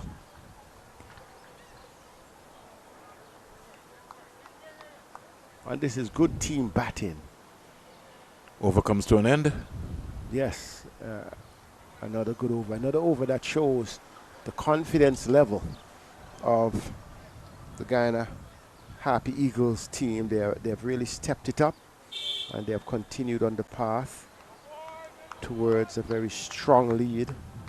At this stage, you reckon that Kimo Paul may well be playing for his half century. And if he gets to 50, I think he will unleash. He will. Natural way. He recognizes that he's now dealing with red ball matters and he wants to remind someone that he's still good around. Enough. It's good that he's fit and ready and ready to go. He'll be a good foil here because he gets the ball to swing. But it's Savory time. He's driving loosely. He walks away and says, what am I doing?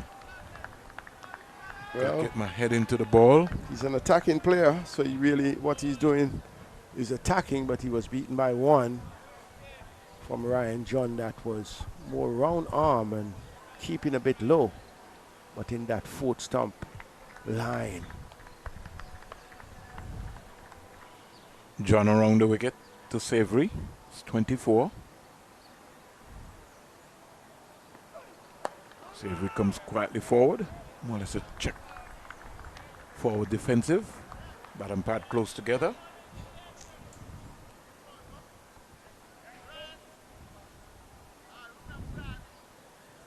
Coming up to the first hour of play after lunch. At lunch, Guyana were 166 for 4. They are now 215 for 4.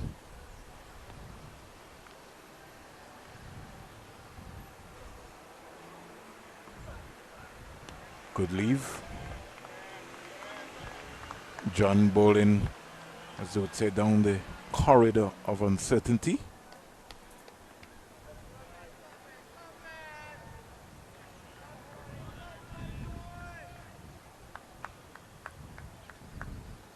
Wynn was looking for some sort of success. They need something very quickly.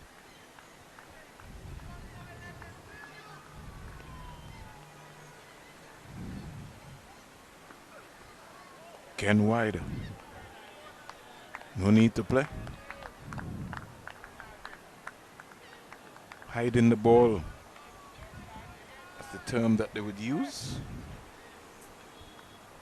Nothing was wrong in the context of the game. Just trying to make Guyana wait. John bongs away again.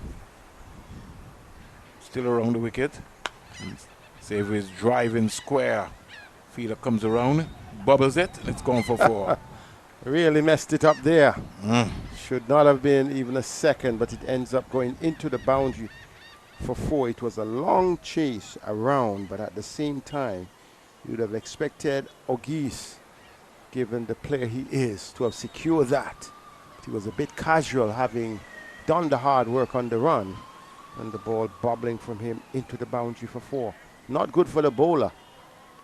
You know, the bowler would not be happy, but you give and take. These things happen at times in the game. Certainly.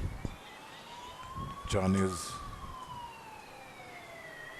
maybe trying to just catch his breath here. Maybe ask for a big effort from the guys. But they've been flat after lunch. Set. Well, Kima Paul has taken the win out of the sail. He has dictated the pace of the ball and the pace of the game. And I think that also may have deflated them. Yeah. 219 for 4. 53 runs scored since lunch. Set. Yes, good going. That is excellent going, in fact. Had we seen that sort of momentum during the first session, it would have been a runaway Happy Eagles train. Now they are relishing the conditions after lunch. Kima Paul perhaps having gotten instructions and deciding that he's going on the rampage. He's 49. Waits for Cyrus. Pushes it 50 to Kimo Paul. The applause comes out. Waves to the pavilion. We're just waiting for the official confirmation set. Nobody's working with us set. Yeah, so 50 or 64 balls. 6 4s and 1 6. He's batted for 77 minutes so far, Kimo Paul. Here we go. Strike rate of 78.12. Very good batting, an exceptional performance from Kimo Paul. Changed the complexion of the game. Took it from a position where the Windwards were trying to arrest control from the Happy Eagles. And Kimo Paul decided no, he would have none of it. And he has really batted well. Savory will now be thinking about picking up his second half century of the series, bilateral series being played between Guyana and the Windward Island Volcanoes. Round the wicket comes Cyrus, full toss, and he's hammered that for 4. Cyrus has not bowled well at all. That was a floaty half volley, full toss, and spanked away past cover for 4.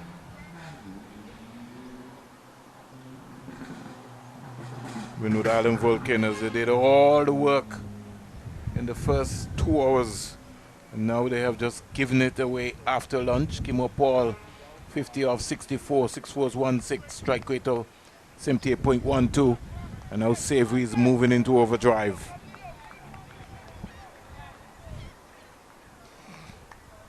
The partnership or the lead is 73 runs here.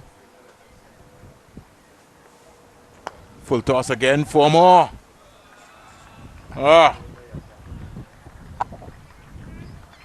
Cyrus roughed up here.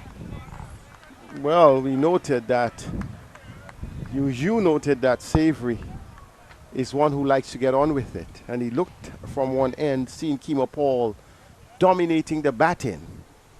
And he has decided he, too, will want to show that he has that quality and that characteristic to bat and to bat well. And he's really having a feast, his feast against Cyrus.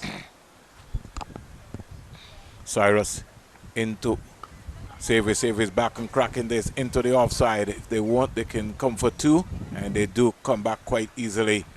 So 2 runs, and Cyrus is not stopping the ball.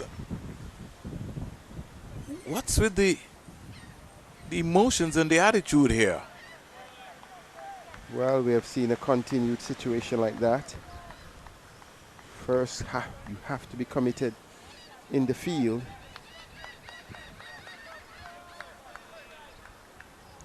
Savory's 36. Kimo Paul is 50.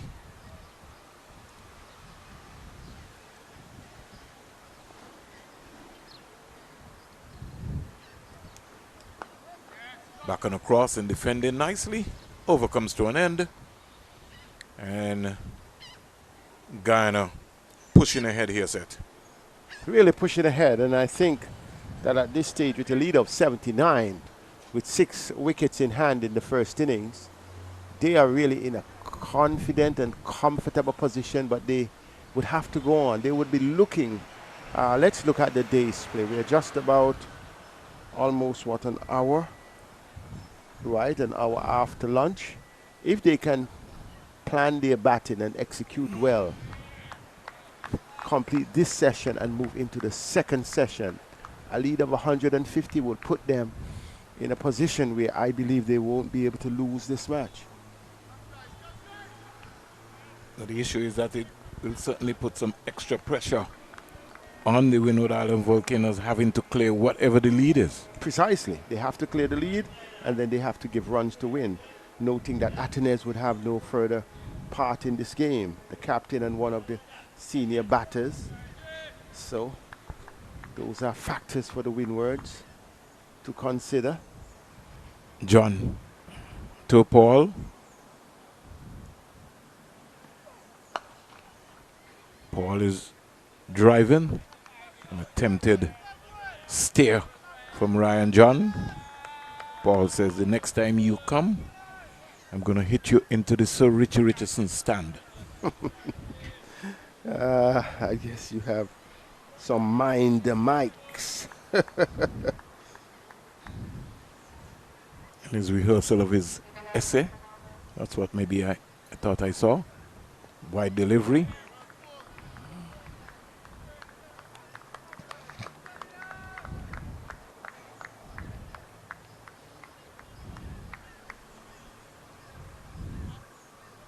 Sirens playing around St. John's. Don't want to say it's the final call, but they need wickets here. Another wide delivery. So this morning, to put it in context, they really had the better of the session. They built pressure. First tower, 14 overs and what? 8 runs. They built pressure. Then within the next hour, they had 2 wickets. Though there was some semblance of, you know, assertive batting, you know, from the guy on the team. But then after lunch, they completely lost it. Yeah, they look very flat.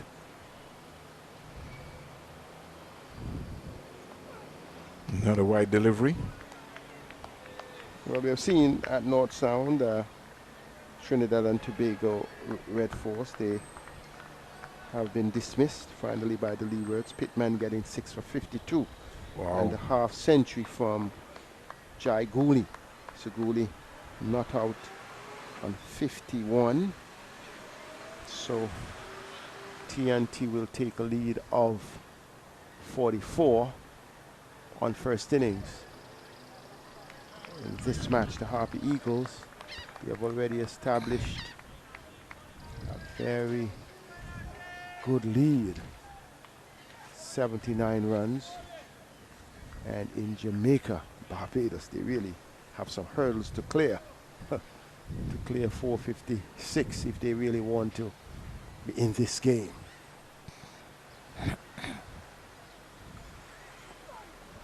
Ken, as you would say, hiding the ball. The over has been completed, and John, who has been rather economical throughout the ordeal here, none for 17 from 15 overs, he must be asking where or from whence come the next wicket, because only 2 wicket takers, Denver, who has bowled 26 overs, he has had 3 wickets, and Descartes, who really had just 1 wicket.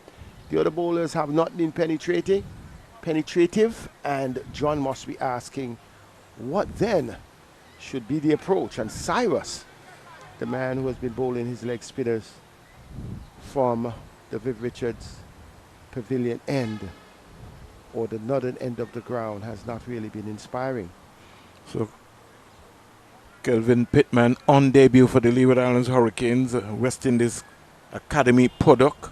20 overs, 3 maidens, 52 runs, 6 wickets on debut for the Leeward Islands Hurricanes. This is not his first class game. He's played for the West Indies Academy. So his first class match for the franchise. And this is something Denmo and Seth has been calling for. He's answered. Worked into the onside by Savory. Very easy and comfortable single.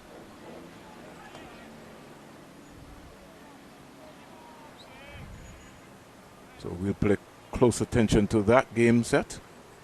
Yes, well, I just had a call from Kenny Benjamin, the former West Indies pacer, and he was inquiring about the completion of the Red Force innings. Punch down the ground for another single. But by now, I believe he would have gotten the news. The news. Kelvin Pittman's dad and his parents have made a huge sacrifice. He's also got a young brother. Yes. He's got a young brother. Yes. Seth William Pittman, I think, picked up the most wickets in the 2-day competition. Played for the Leeward Islands under 15 last season. Got a fifer as well. In fact, there are a couple of them very fast. And it's strange, there's 3 brothers, right? One is a wicketkeeper and 2 fast bowlers. Yes, and then William, there are a few who others is in the defense, who's in defense force. I think Barbuda Defense Force. It's a sporting community that he's from, Bethesda community. The home of Gavin Tong, the only test player, and one-day international player Anthony Martin, Iroots Martin. And Gavin Tong is the first cousin of Ricky Christopher. And Gavin also has Kenny, another young cousin. In fact, I watched the school on the 19 finals last year. And my son was reckoning that McKelly, these guys were bowling at 90 miles per hour, and I didn't really disbelieve him, because in watching it on the Rising Sun pitch, those youngsters were coming through, flying the ball through. But here's the challenge, then after that, what happens? Nothing is happening. They're, out, or no one sees. There's really no development plan. On the 19, really flying balls.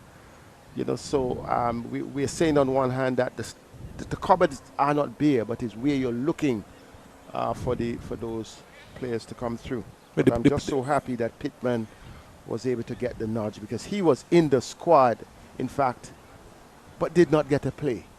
And when you see how the bowling was against the Red Force in the first game, couldn't help but call for him. But now you see that how he has performed, I think is justifying that these guys who have not been given a proper look, it's time to look beyond the ordinary. Well, the thing about it, Seth, is that do they know what they're looking for? That's the question. Because if anybody has been following the progress of Kelvin Pittman would know that when he played for the academy, even in the last 3 rounds of the first class competition last year, you would know in leaps and bounds that he was bowling quick. He was a talking point. So gotta pay attention. You have to pay attention to the young, to the youngsters. In the Weeks Headley Cup last year, that CWI had with the academy. Year before, sorry, he bowled Powell with a delivery that Powell says, wow. He said, to get out for a delivery like that. Well, Kyron told me at that time he don't think that Pittman would ever bowl another delivery like that. It was a special delivery, but he was just showing signs of his ability and his capacity to do that. So, and one of the things I have to compliment, right, Seth, in terms of how we manage our human resources in the Caribbean. Andrew Coley was brought in as an assistant or consultant to the academy. and you saw a different buzz in the West Indies Academy team. Today, nobody has Andrew Coley even part of the Jamaica setup. Now, you got one of your finest coaches in the Caribbean who is maybe somewhere in Bermuda assisting their program, and we in the West Indies, we're not using him. But also, speaking about Coley, I don't know him personally, so personally I'm not trying to give him any feathers, but I'll get back to that discussion. When the West Indies team, prior to the new dispensation, he had undertaken the test team as the coach, and we saw progress. Coming from Australia. Precisely, coming from Australia, you know, delivering a victory, having a team. We saw a sort of fight back, a resurgence, something, and then all of a sudden, he's no more. And then what we see, diminishing returns. Same Aussies are back here, and then we're throwing our hands up. So you're right with the point that sometimes continuity in the right way, we're not seeing as much as that. We're seeing. And who said that even though you brought in Darwin Sammy, that Coley could not be part of the test team? Especially the focus on the test team. Yes. You know. Who said? Because we have had situations where, you know, a team is here on white ball duties, but the team is in England here, and there has to be split situations. But you could have him overseeing that progress if here is where his strength lies. I don't know. So it's not one or the other. It's how we're managing our resources set. That's the big problem. Oh, that's a better delivery. But it's a no ball. Savory pulled away from it. So the point is, sometimes what the normal plan does not work, and you could have a hybrid of that plan. I could tell you, Seth, because Robert Joseph from Antigua and Barbuda really wants to come home and try to, you know, give back to Antigua and Barbuda and to the Leewards. But the powers that be, the gatekeepers that they have around, are not interested. John Maynard, you know, Lesroy Weeks. You got so many abundance of folks. I'm almost like confused sometimes, you know. And you know, we talked about this morning about Desmond Haynes. You know, we got a crisis in the Caribbean when it comes in terms of batting, but we failed to even organize a batting camp. You know, to be able to help our young batters. The under-19ers come back. We see the talent. Ian Bishop was talking about the Andrews, the Vital Laws, the Pollard, the Joshua Dawn. What is in place for people like them, those players, including Mackenzie? So it becomes more take part in a competition rather than development. Well, we don't understand development. We think a competition is development set. That is not development. And competition is not development. And we're saying after the competition, that's where we have to also move back to the development plan, because we would have had now an opportunity to assess them against the very best in the world. There you go. And then you look at the gaps, you look at the opportunities, you pool it together, and you know, the guys watching themselves back on video, going through that process with the guys, but then, well, wait until the next competition, because they may not all move to the academy, because the academy already has its designated players. So 84 overs bowl set, 234 for 4, and we'll just give you an idea in terms of the not-out batsmen before we take our Dasani water break. Seth and myself have been going here on the Live and Louder network for a time. Jason has done an excellent job. Savory is 40 and Kimapol is 51. The lead is 83. We'll take a Dasani water break and come back.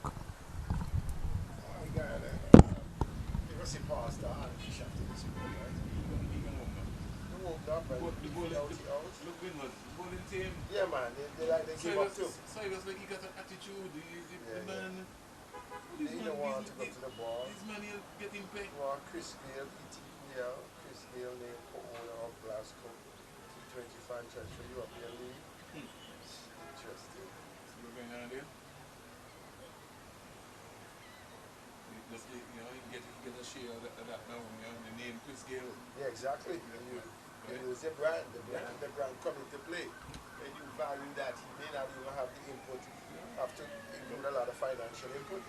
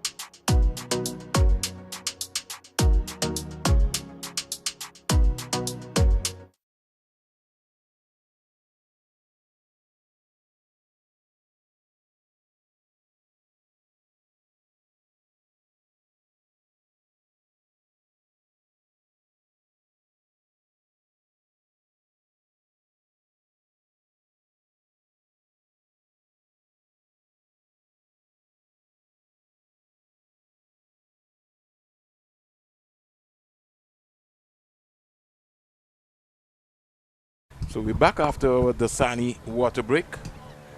And just to let you know that during that first hour of play, following by the score there, we would have checked out. Guyana were 234 for 4. And here is Kima Paul coming forward to the first delivery from Cyrus. That was pitched up. Paul prodding forward. Kima Paul, a man brimming with confidence. But I liked his approach when he had the ball in hand. So he's making a good case here. Goes back and plays it into the offside.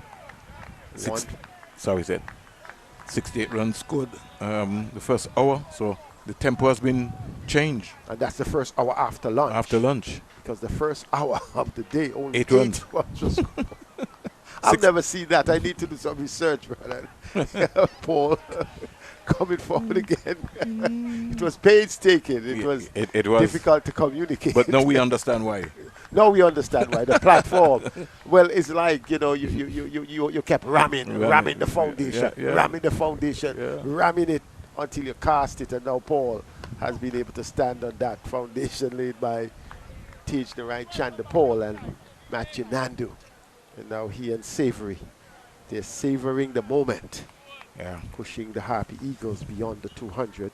Guyana will be thinking about batting once here set. Paul drives just on the bounce to Hodge. It was in the air. And Cyrus must be saying I was close to getting him closer to that catch. So at least you're seeing some hope, a little spark for the Windward's Volcanoes on this occasion. He did not go for the aggressive stroke or the attacking stroke, but instead prodded forward and played the ball into the offside. No run. First over after the first water break in the post-lunch session. And the Guyana Harpy Eagles, 234 for 4. They have batted 85 overs. The new ball is available, but the question is, are they going to take it or are they going to keep with the spinners? Ryan John has done quite a bit of bowling, so many questions to be answered. Yeah. And one person who I know will be very happy for Kelvin Pittman is Hugh Gore. Somebody who has followed the progress of Pittman. And sometimes you have to begin to understand what's the concept of the Leeward Islands. You have somebody like a contracted player like Dimitri Adams, left-hander from Anguilla. He's bowled a little wrist spin, batting all-rounder. He doesn't get an opportunity. He's got a contract. Cameron Pennyfeather, who we saw, shaped up, looked good. Landerveld, who plays for you as well, to set. Young fast bowler Otto St. Martin. Yes, there are quite a lot of good young players I keep asking myself, he's got a contract as well, and he doesn't get an opportunity. And this is something that it bemuses you. Why are we not pushing forward with these young guys? Nathan Edwards just given one game thrown out. The conversation, Mackenzie can't find himself in the squad. Daniel Durham dropped after one game. So here is John. Savory is not happy. Perhaps someone walking across the side screen. I have my thing about side screens, I know, in the past. In fact, in most clubs, there's no side screen. There's no side screen, and sometimes you go up to 6 o'clock in the evening. There's no side screen. It's just amazing. And when the cricket started to be played at Coolidge, when it was Stanford Cricket Grounds, you realize the entire stand was filled with people. Yes. There was just a very small side screen that was moved across. We'll get back to that as John comes in. Savory wide outside the off stump, didn't juice him. And the entire Stanford 2020 went on for years in that situation. But recently now, more than half of the stand is spread with tarpaulin to depict the side screen, so no seats available. So this over focus, yes, you need to pick it up, but sometimes these screens are broad and large. Yeah. And these players just need to focus, I think. On the ball. That's right. Here is John to Savory. Savory. Well, all those are excuses, sometimes, set. To be trying to tell me, the side screen, a man running across. You're supposed to be watching the ball. Precisely, watching the bowl and the ball. And that has to be the main focus. So it's really got another young player set in Montserrat who have gone off to apply their trade. Jamuel Cavey, Stevel Rodney. You know, in the English season, you know, banding around, getting their skills out there. Again, hustling him, can't score. And with the advent of not having set any youth tournament, is hampering the progress of Leeward Islands cricket. Yes, that is a major, major problem. How do you then determine? You can't just ask a coach or an association to send their 3 or their 4. Has to be the development, the competition, and post-competition development, but you're not even having the opportunity of players coming amongst themselves, and these are things that need to be worked out outside the off stump. Ball void of pace. And my point set, if you cricket is only played in Antigua, Montserrat, Nevis or St. Kitts, you have a Leeward Islands tournament. That's right, it doesn't matter. That's it. You have the tournament. Yeah, don't try to overcompensate and tell me you want when you know that it's not possible. Just got to deal with the reality.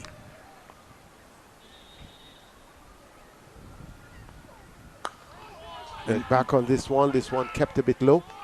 And say we watched it onto the bat, played it with the bottom of the bat. And that completes another over from Ryan John. He has been going 17 overs, none for 18.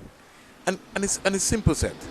So if they don't play any primary school cricket in Anguilla set, they're struggling, they don't play primary school cricket also in St. Martin or even high school cricket.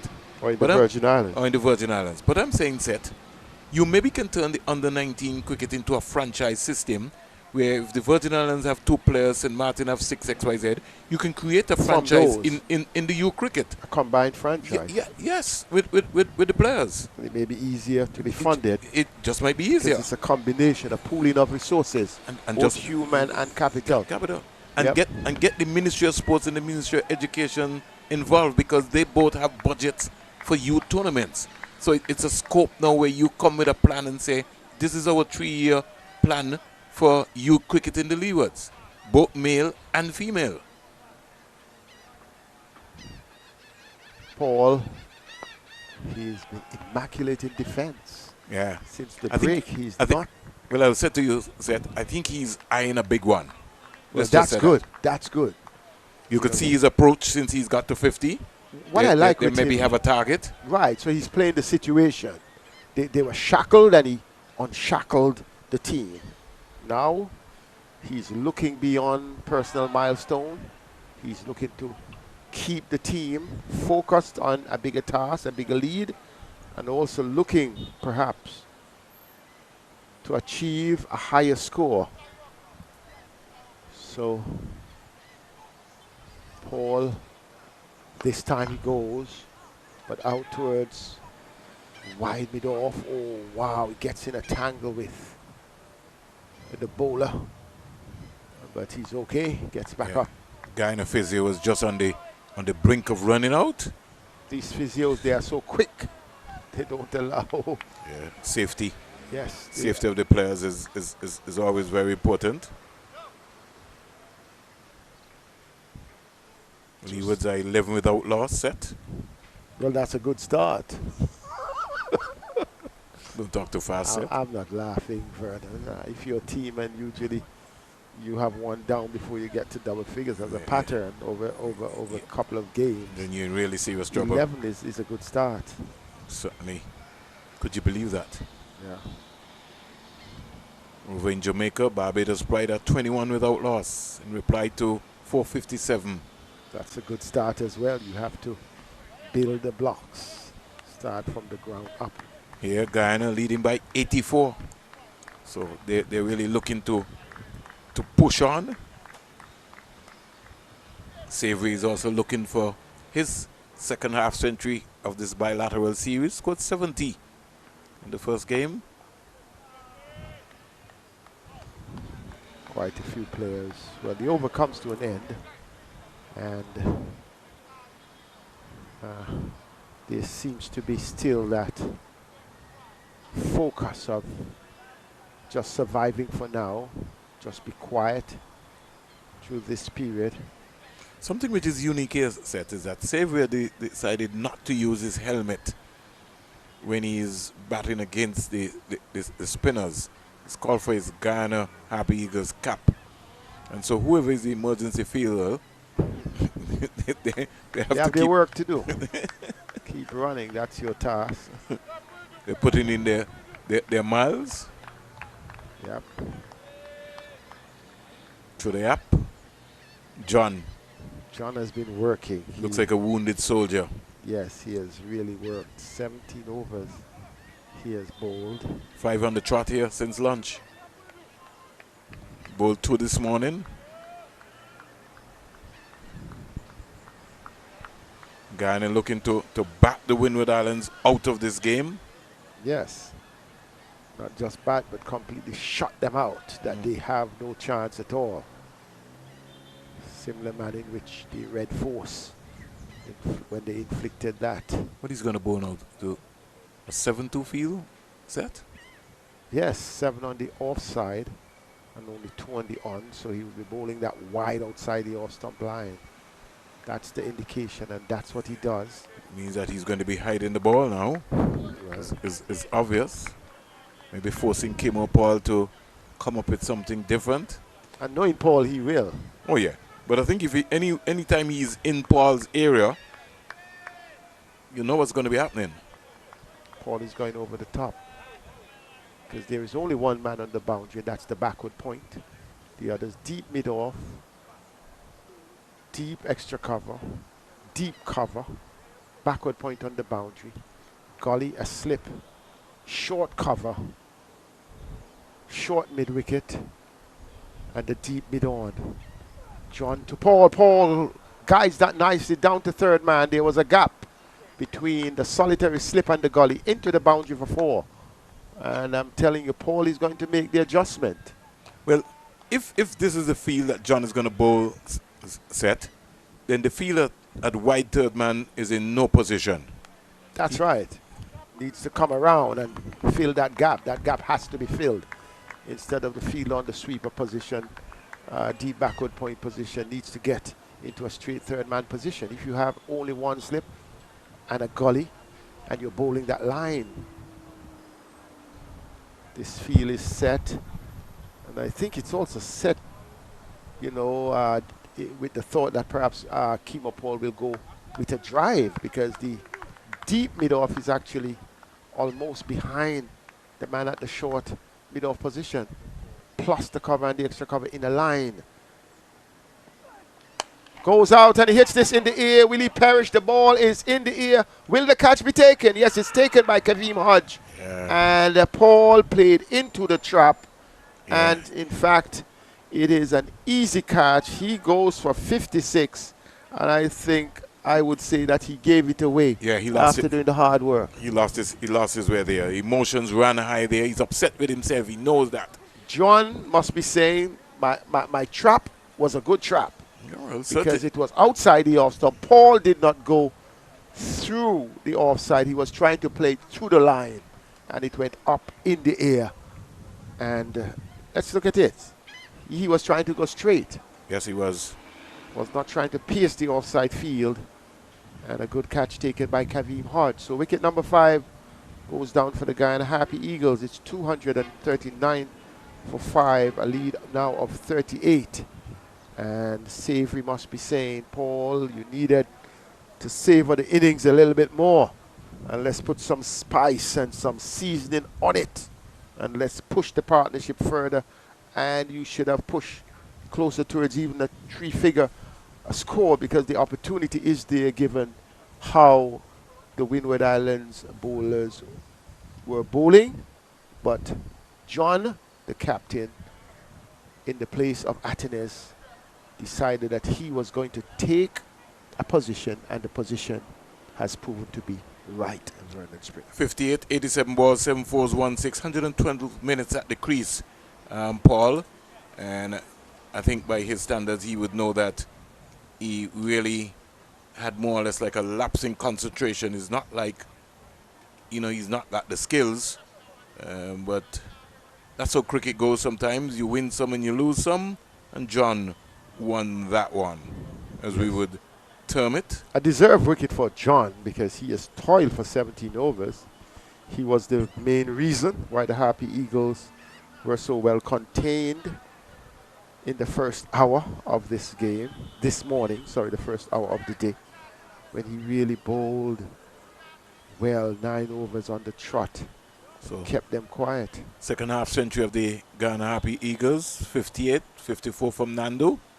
Lucknow comes into face and he gets off the mark immediately.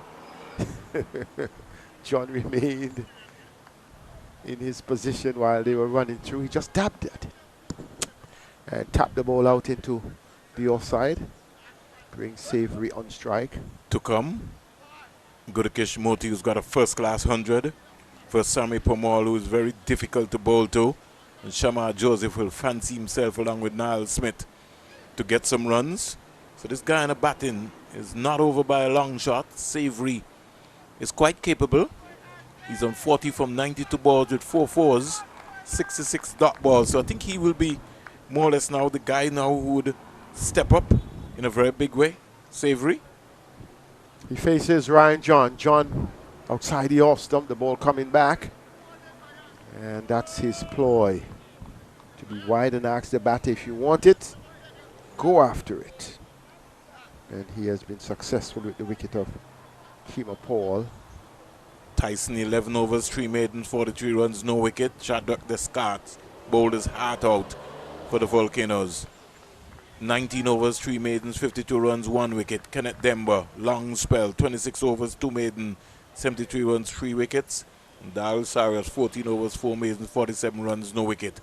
But it is John with his 18th over, 1 for 23. Wicket 1 for 24. Work by Savory, direct hit. The appeal goes up. Umpire Tuckett says, okay, I understand your excitement that you have knocked the stumps from a direct hit. That was Tyson. Gillen Tyson. But he says, no, not out. Savory's in. Tyson picks it up. Savory's there. It is closer than we thought. He got in. Yeah, he got in safe. Definitely got in. But good cricket all around there from Gillen Tyson. Good athletic feeling. And I like the look of Tyson and Pascal in the deep, really. O'Geese is also a very good feeler. You'd feel very slighted today in terms of that drop catch, and then he had a misfield which went for 4 off John. It is all good. Yes, it is all good. 241 for 5. And a few misrun outs. We saw quite a bit of those. Had at least 3 of them. Yeah, because the fielders more or less on their heels. 90 runs the Guyana Happy Eagles leading by with 5 remaining wickets. And can someone really put some urgency into Cyrus? Set. Well, let's see what he does. Coming forward on this occasion, Savory. But that partnership, that 96-run partnership between Savory and Kima Paul, that really has placed the Happy Eagles in a solid position, and both showing good intent. And I believe Paul just missed the trick a bit. Now it gives the Volcanoes a chance to be roaring again and believe that this may be the last recognized pair. Although you said Moti has a 100 already in his belt. You know Moti, he's going to come to try to hit it around. He's got his first guys going. Tell me this is the first time he's also playing here at the Antigua Recreation Ground. He's not going to come and push it around. He's going to come and belt it, and T20 style. And if he gets in, you know, he'll whip it away. Very unorthodox. Pomal is somebody that you're going to have to try to dislodge. Yes. He's not going to give you his wicket. So Guyana, Lucanat is also due for some runs. He would really want to get himself a respectable score here so that he could be in the conversation going forward. Remember, Perez got injured. Something is, what's up again? Oh, the pads are finally coming out again. So we got a slight hold up in play here. So I think it's for the fielding team. They're setting perhaps O'Geese going towards that. In fact, it looks like Pascal again. No, it will be Pascal. He has been battered and bruised. He's the the tough youngest cookie. He's the youngest in this group. Leo wants. He's going, yes. They're trying to pad him up as quick as possible. Going to that wicket-taking position. One of the things which we've seen with Nando is Nando's always has the pads on. In fact, not only the pads, the helmet as well too. So yes, and to come in and opening the batting after you'd have been under the helmet for more than half of the day. It takes a good character to do that. Because one of the reasons why you find many wicket keepers don't open the batting is after standing up for an entire innings. And that's why you have to give some major credit to Adam Gilchrist. And also Sangakkara, Kumar Sangakkara, when he did that. Yeah. You know, so those two were special talents, really, yes. to be able to demonstrate those skills. Look north. Smothers the spin. That one was, well, towards his pads. Yeah. So we are seeing a little revival in terms of the approach by Cyrus. He's flighting the ball much more, giving the ball much more air. I guess with Kemo Paul back in the pavilion, he's more comfortable doing that. Comes in, look not, allows the ball to go through. I think I heard a horn.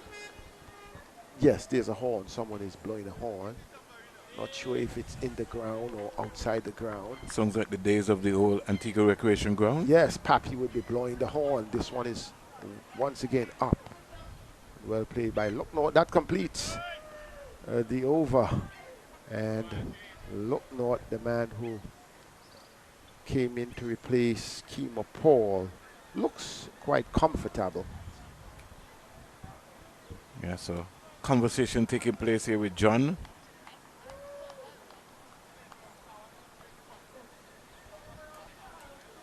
The traffic is just rammed back here in St. John's set. This is the time Yes, when it is. parents will be picking up their children from school, right? Yes.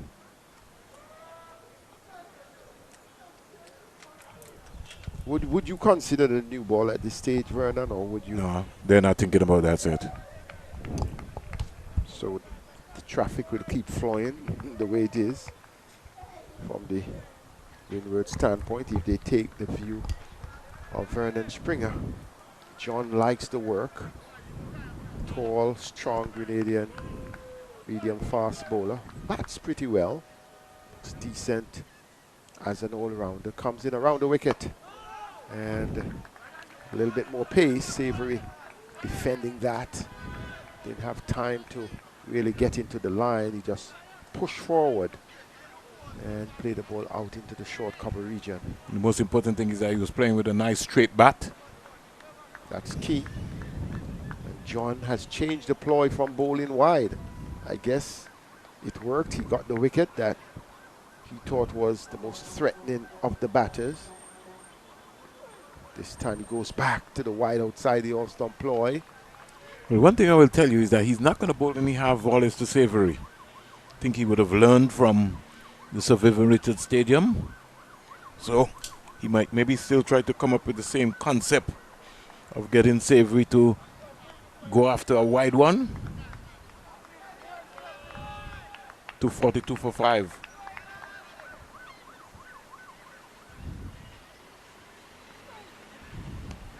Wide outside the off stump again.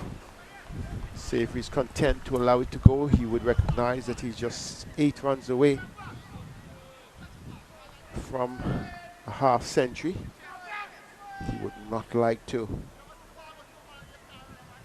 be dismissed without reaching that landmark. So it's a patience game.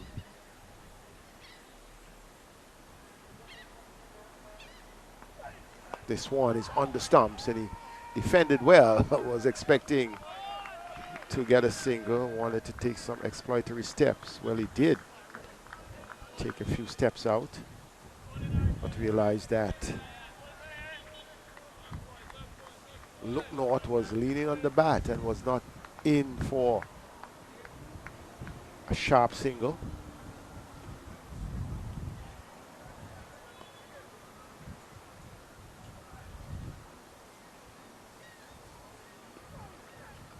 Still the same line. Wide outside the off stump, the third delivery of the over from John. The delivery is wide outside the left-hander's off stump.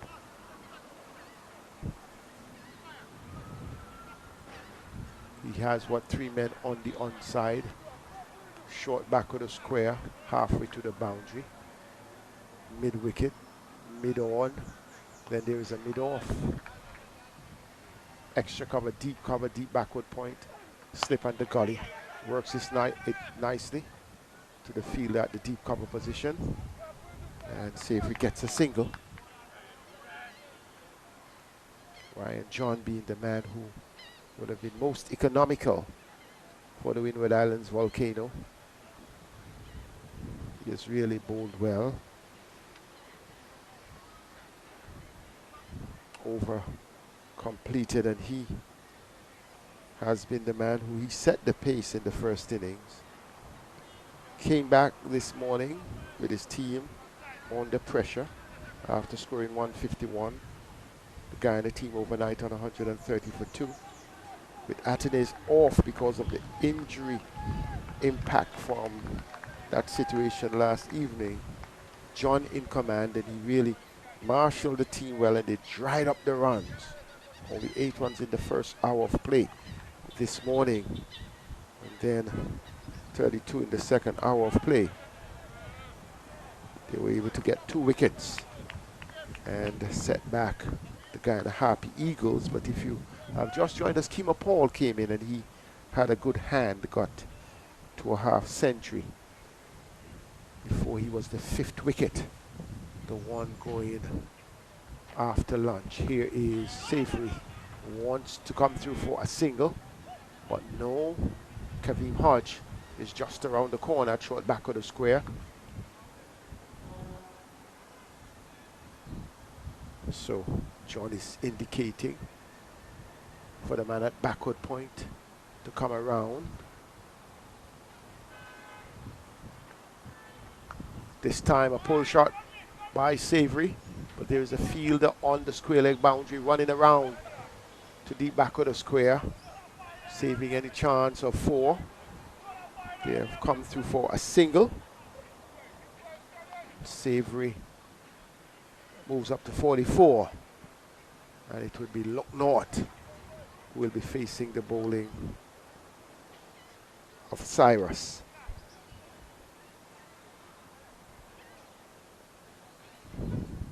Cyrus this time to Lucknow. Lucknow plays the ball out into the short cover fielder, into the region of the short cover fielder. The ball seeming to hit the hand of Sulin Ambris.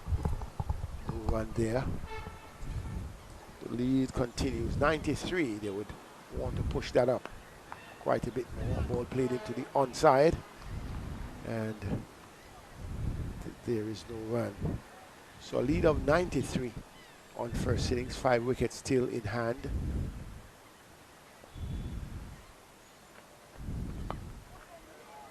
Well played by Lucknow. Good delivery, line on the stumps to complete the over. It is another one coming down from the man Cyrus Vernon. He has not been penetrative as we would have expected, but he has been given a job to do by his captain, and he would think that in the circumstance he has done his part. You know, you're talking this morning about how we come up with pronunciations. We should be looking at. So there we go. In terms of the concept, so everywhere you go, there's always something different, and how we term that. Trinidad and Guyana connection, more or less. But he's fighting. Doesn't look explosive, but he just looks like he is a nice foil. Maybe he's got a rare shots, but he's got good defense here so far, based on what we're seeing. 244 for 5. Well, Denver is back. Denver. He's going 26 overs. This is his 27th. So you understand the headache for John. How do they take that new ball? I understand. Perhaps he's easing himself because maybe he wants to have a go Well, certainly, if these two bat up until tea, they have to find a way to take that new ball. Yes, definitely. Yeah. 'Cause the only one that will be fresh to bowl it at this stage would two. be Tyson. Well, and Descartes, unless they try something different. Now there's been little lapsing concentrations here. Nobody really paying attention to what's happening. The ball came back from the keeper, went over everybody's head. They're trying to lure Savory into playing maybe a foul shot. Savory's on drive into John. John can't stop that single. Very well run there in the process. Goes up to 45. Here's Savory. Looking at comes in to strike. He's a right-hander. He's on 1.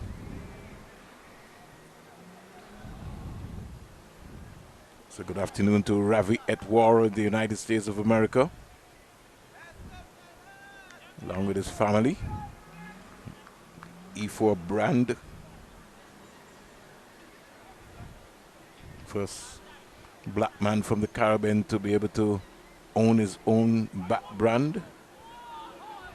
Good take there by Leo, taking off the bails. I'm hoping the opportunity comes for him to do that he will execute. Sometimes we get all so excited. Lead 94, 245 for 5. And we still some distance away from T.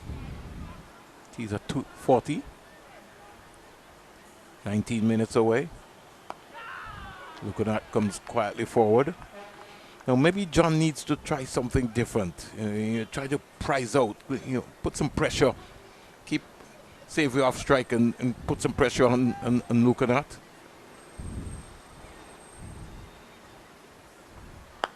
He's on drive in. Beautiful shot. Can't score. Down to Kevin Hodge. Just above the eye line. That's what you got to be thinking about. Get him out of his squeeze. Drifter. Don't know if he's got those skills, Denver. Back on the money. Just feel that he's just not effective enough. So 1 out of the over. And the end of 92. 245 for 5. The Ghana Happy Eagles, the defending champions. Yes, they would feel that they are really in the driver's seat here. They have already had 2 batters reaching half centuries. There was an individual milestone and 1 approaching the half century. And I think Savory has shown a real good class here, real good composure. The start of his innings, he was a bit jittery in terms of getting singles. But when you look at him, he has a mission. I believe that he will be given the opportunity if he keeps batting by the captain to go all day. Well, up at the stadium set, sorry to tell you, Lee was at 17 for 2. I said it. Henry 3, Karimago not. Wow, Karimago who scored half century. First thing, it's good to know Louis is still there. Short delivery, Savory is back and cracking that. Will it get the boundary? It goes across the line now. That's a beautiful shot. Had 4 written all over it. Short ball. And he got back and played it late. And opened up his arms. John has got to work his angles out set. And if a wrist spinner is bowling, that feeler deep backward point is just too wide. Got to work that out. Savory just 1 away. Just 1 away. From what would be his 5th half century. He has 2 first-class centuries. And his 2nd for the season. Trying to get cheeky there, just turning it into the onside. And as you look at his stats, he has definitely a solid average. 38.07. In the context of other batters in the region who have moved forward, it's pretty much a decent average. Missed out there. He's smiling to himself there. He knows that he should have been able to get 50 there. Just a little bit to the left of Kevin Hodge. Savory, 49 from 111 deliveries. Cyrus into Savory. Savory gets a full toss, pushes it down the ground. 50 to Savory. What a knock by the young man. The lead is 98. And he showed great composure. He looks to the heavens. Raises his bat to his teammates in the dressing room. And this has been a welcome knock from the young man. 112 balls. And we just about waiting to see what the rest of the stats are. Somebody's not working with us here at all. But he has batted well. It really has been a class knock. He really looks impressive.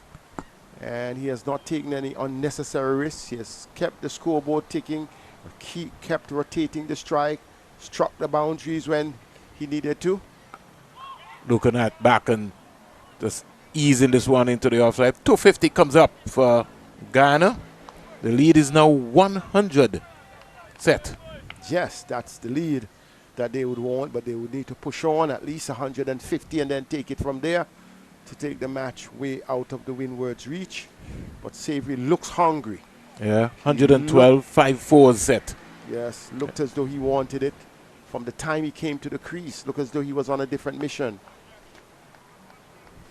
And now you can see that he covers up and he shows emphasis. He's emphasizing the fact that that was well managed. And the over comes to an end. Savory certainly is savoring his 50, but will be told that 50 is not enough. No. He needs to push on. He has support. Look North is there. Scored 77 in the first game set up at the Sir Vivian Richards Stadium. 153 balls, 8 fours and 2 sixes. Batted for 209 minutes. And so far here, he's already batted for 157 minutes in the process. Yes, so he's prepared to bat long. He's prepared to score well. He's prepared to run quickly between the wickets. And he's also prepared to be patient and to mix patience with exquisite stroke play. Here is Demba with a delivery which really just stood up there, looking at just punching it down to Sonny Lambris at mid-on. 251 for 5. Comes quietly forward. They're thinking about a single. Yeah, they can't stop that. Ooh. Now, I think the real issue here set is that the fielders are being caught on their heels. They didn't expect that. Walking in. So the bowler had to really stride forward, and his throw hit the bat of Look North. Could have been, I thought it Cannon did the booth. When you look at where the contact was, if the ball went on to hit the wicket, he would have been in trouble. But you're right, the fielders are flat-footed. They're not walking in with the bowler. And the batters are well cognizant of that, so they're willing to run. Well, looking at and Savory, they're going to be thinking about everyone which they know is important. Pads it out, but not out, says the umpire. It was clearly well outside the off stump. Not only that, too, is the line from Demba. It's coming around the wicket. That's right. So it's going to be that major challenge.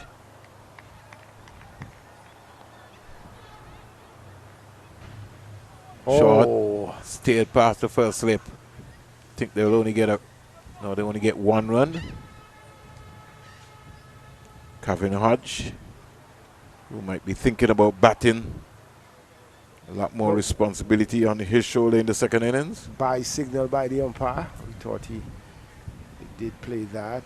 I thought but so. But Tevin Hodge can also bowl, and I think when you're in those situations, he's not a rabbit at all by any means. I am surprised that he has not been given a few, because we have not seen the same penetration from Demba, which we saw yesterday and earlier today. And Cyrus has not really stood up. I don't think Demba is spinning the ball set. This is just my view. Just rolling his arms over. He's got to back himself. He's got to back himself. And then when he comes over the wicket to the right-hander, then he gets frustrated and he wants to go around. Bowling is a patient game. You got to be patient. You just got to land the ball in the right areas, build pressure. There's some days when you bowl well and you just don't get anything. That's right. His delivery of the over was by far the best that you would have seen from Demba, but he continues to toil. And he would have had results 2 yesterday and 1 today, 3 for 75. But at this stage, I think it's a matter of these two thinking about a partnership. If they could look at the model that was laid between Kima Paul and Savory, that could be one to look at, especially the fact that Savory has already gotten his half century. He would be the set batter there. Perhaps he could take that Kima Paul style role. 21 for 2 here at the Sir Vivian Richards Stadium. 253 for 5 over number 95 starts.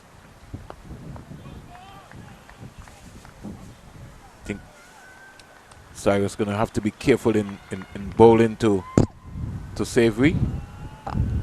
That line just about middle and leg really could be clipped up and hit over by the ambulance in the mid-wicket area. Ambush trying to maybe come up with a conversation.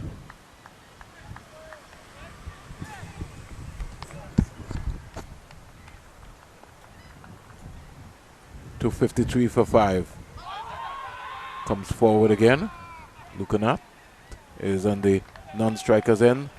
Just fixing his gloves. Just making sure that he's ready by the time he gets up to get on strike.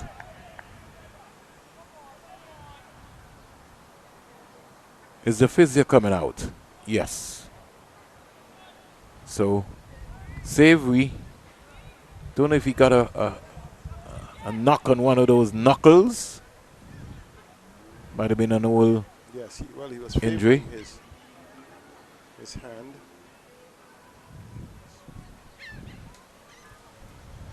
Yeah, He's so. really in action again.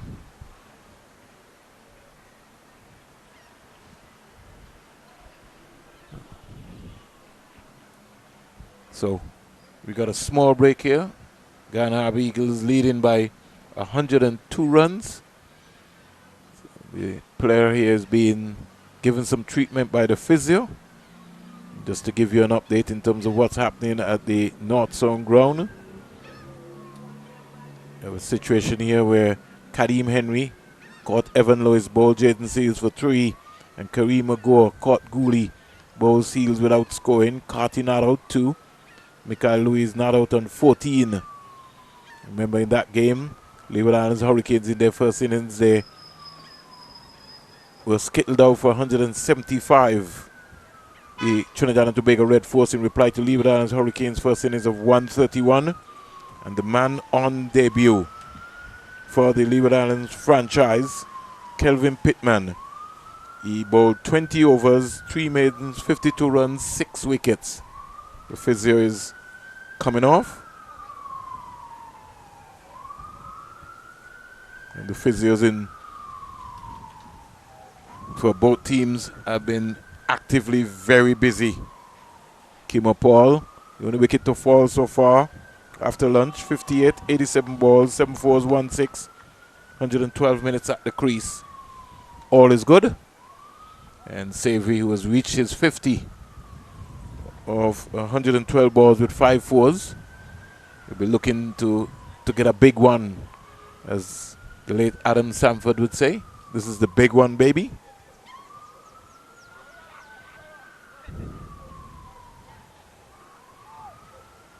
So Cyrus continuing as the physio is back into the dugout, into the dressing room. 49 without loss to Barbados Pride. Leeward Islands in their second innings, 21 for 2. Here at the recreation ground, Savory stands up straight and punches it. Can't beat the fielder at cover. So tea is 5 minutes away. And this is the pressure time just before the session. I think every time is pressure time, Seth. It's how well you handle the pressure. That's right. Just keep focus on the ball as the batter and the bowler should keep focusing on his plan. But you have to prepare yourself. You can't do that in a game. That comes from the preparation period, how the franchises train, work their way into the onside. Very easy single in the process. So over comes to an end. 95 bowled. And that is part of the entire equation. It's not just batting, but can you bat as many overs as assigned in a day's play? And they have exceeded that, 95. Then can they bat 105? Because that is important. As much as the result is important, how long have you batted? How long can you bat if you're going to take it from 4-day game to a 5-day game? And I think the objective must always be to take it to the higher level, to the next level at all times. Sounds like you taught maths in school. Well, it's my favorite subject. Oh, sorry. And I say is, even though I'm not in school, because anytime there is always a math equation, I like to fiddle with that. I was never a teacher, so, but I do it for who needs that help that I can give, but I love it. Yeah. Some 54 overs have been bowled so far by the Windward Island Volcanoes from the start of day 2.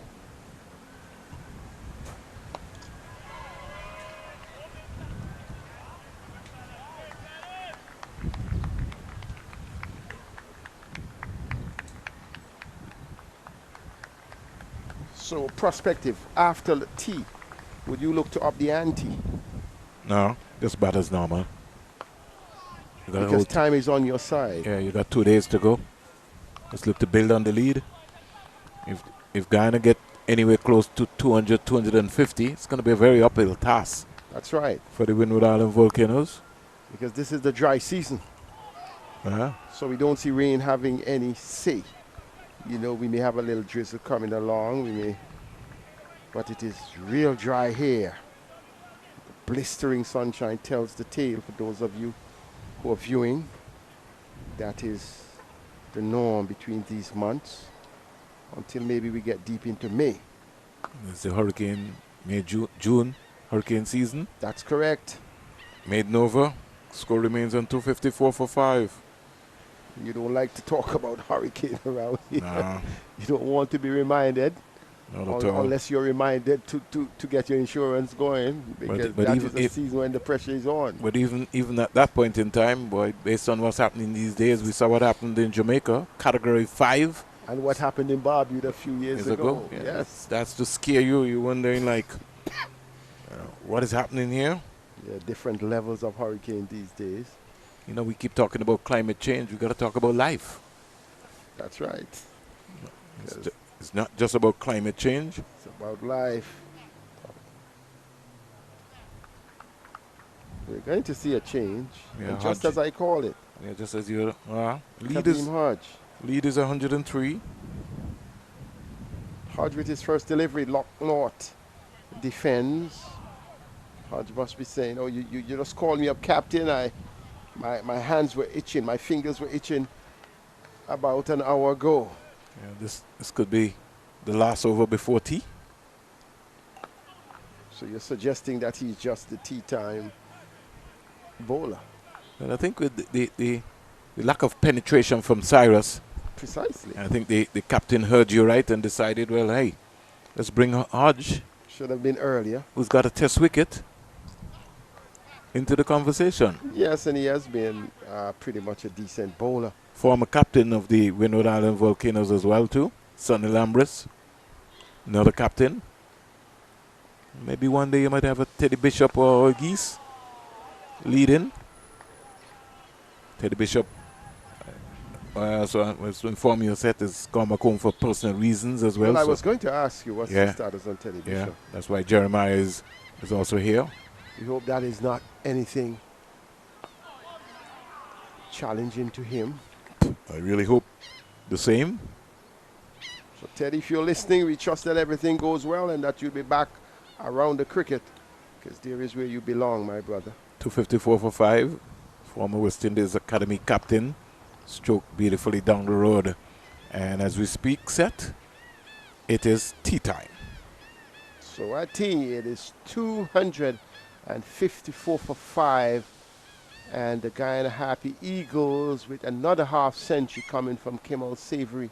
Savory joining Kimo Paul and Matthew Nandu with half centuries. No one has been able to go on to get 100, but still we're seeing good signs from Richie Locknott on 3, although he has not really been aggressive. We have seen a very solid defense a la Shanda Paul in that vein, though he's a right-hander. And at this stage, we have seen a gentle approach by the Windwards, but at the same time, they will be saying we have gotten 5 wickets, only 3 wickets today. And can they come back after tea? We will join you back after tea with the score 254 for 5, Locknott on 3, and Savory on 51.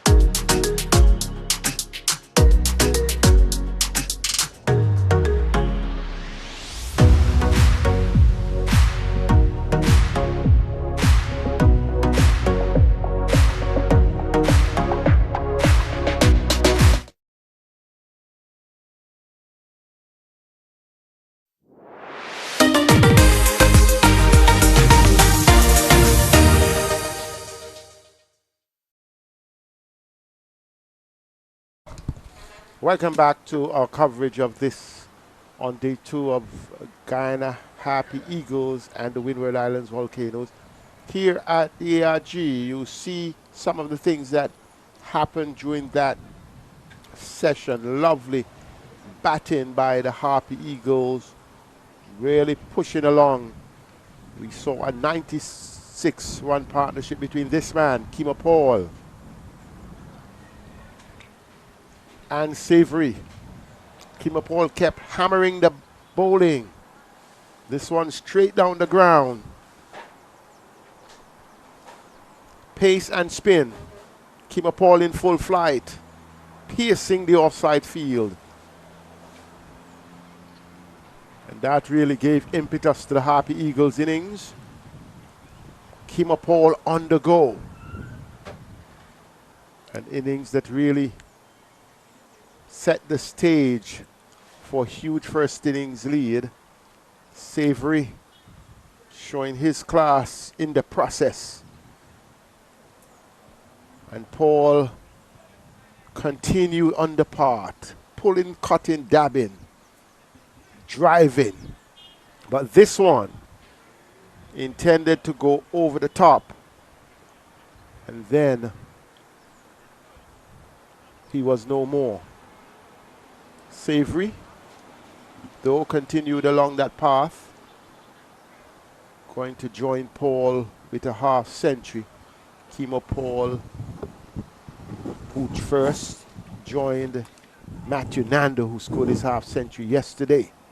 And then Savory joining them. He's still not out on 51, along with Richie Looknort, as Guyana Happy Eagles on 254 for 5. 96 overs. And umpire Carl Tuckett is ready. Demba is going to continue the bowling. He has really bowled quite a long way. Kaveem Hodge completed the bowling in the just before tea. Demba 3 for 75 from 29 overs. 97 overs in the innings so far. 67 being bowled today. We're having a possible 33 overs remaining after this. So if we are to leave here by 5, it has to be all spin. Vernon Springer is beside me. Vernon? At the Coolidge not Coolidge, but at the Sir Vivian Richards Stadium, Lee was at tottering. 38 for 4. Joel Andrew bowled Seals for 1. Casey Carty caught the silver bowl Seals for 2. Karima Gore caught Gooley bowl Seals without scoring, and Kadim Henry caught Evan Lewis bowl Seals for 3. Michael Lewis not out on 28. 38 for 4. Justin Graves is not out on 1. Really a disaster for the Leeward. Their woeful batting continues in that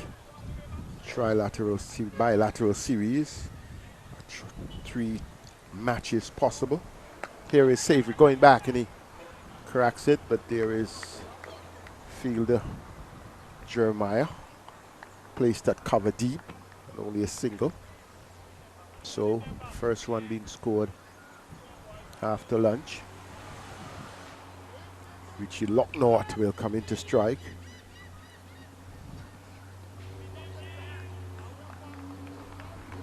So Guyana Happy Eagles, they're in a very strong position here.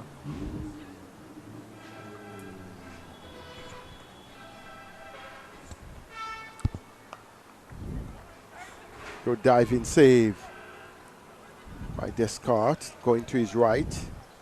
Robin Locknort of any run. Thought he could have gotten a 4, thought he could have even gotten 1 or 2. A good diving save. Forward short leg is down, the slip is waiting. Locknort comes fully defensive, thrusting the front pad forward. Immaculate defensive stroke. Demba continues, like many spinners, to toil away. He has had success. This time Locknort steers, gets a single, gets on the way after tea. And 1 delivery remaining in this, the first over after the tea break.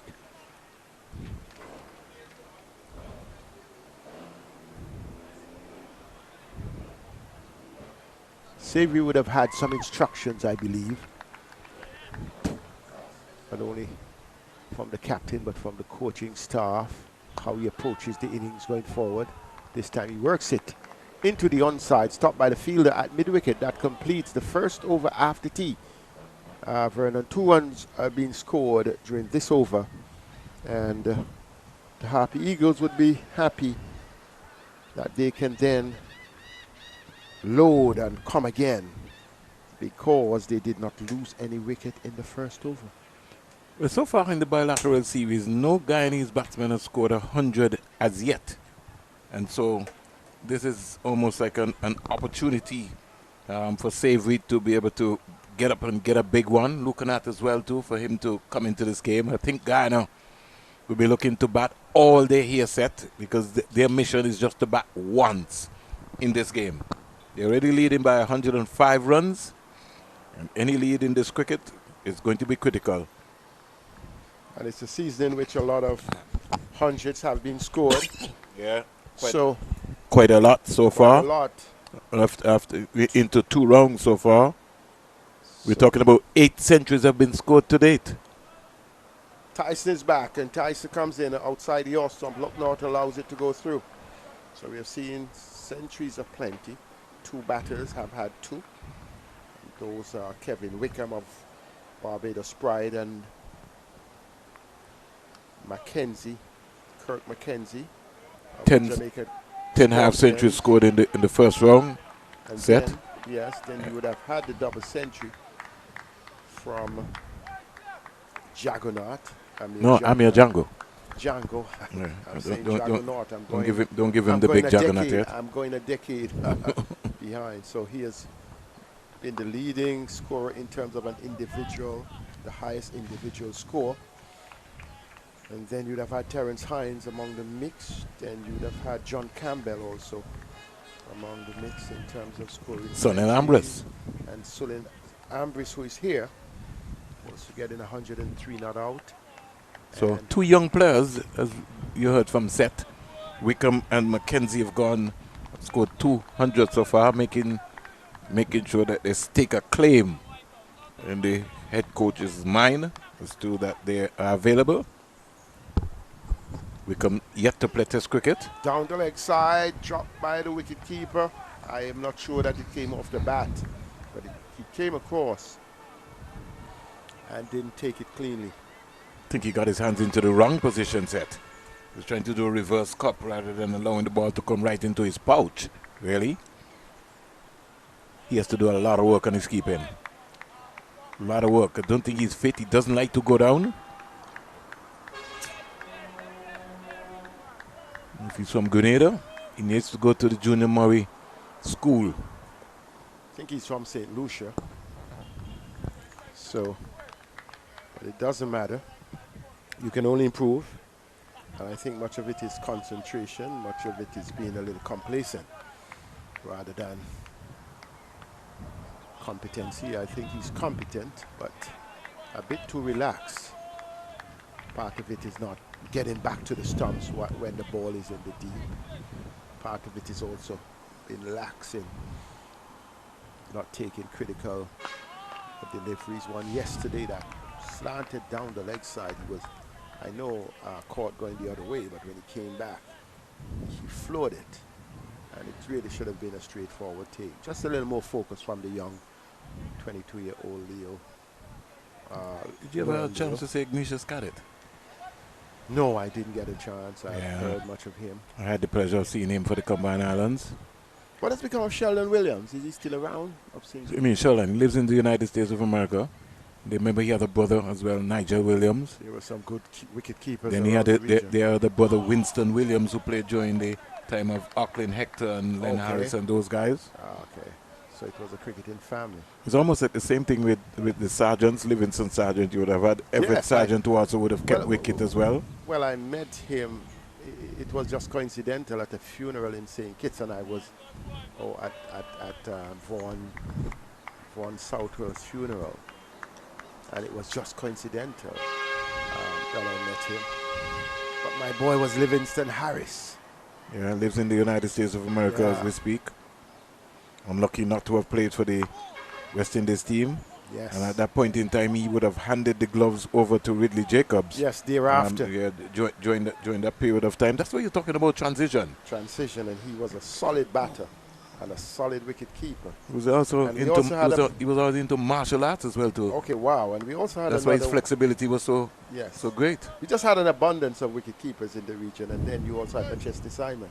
He also could have gone on and he scored a lot of runs at the Leeward Islands level. He's a touch player, class player, class. Because I think when Taddy departed, then came Chesney Simon. That's correct.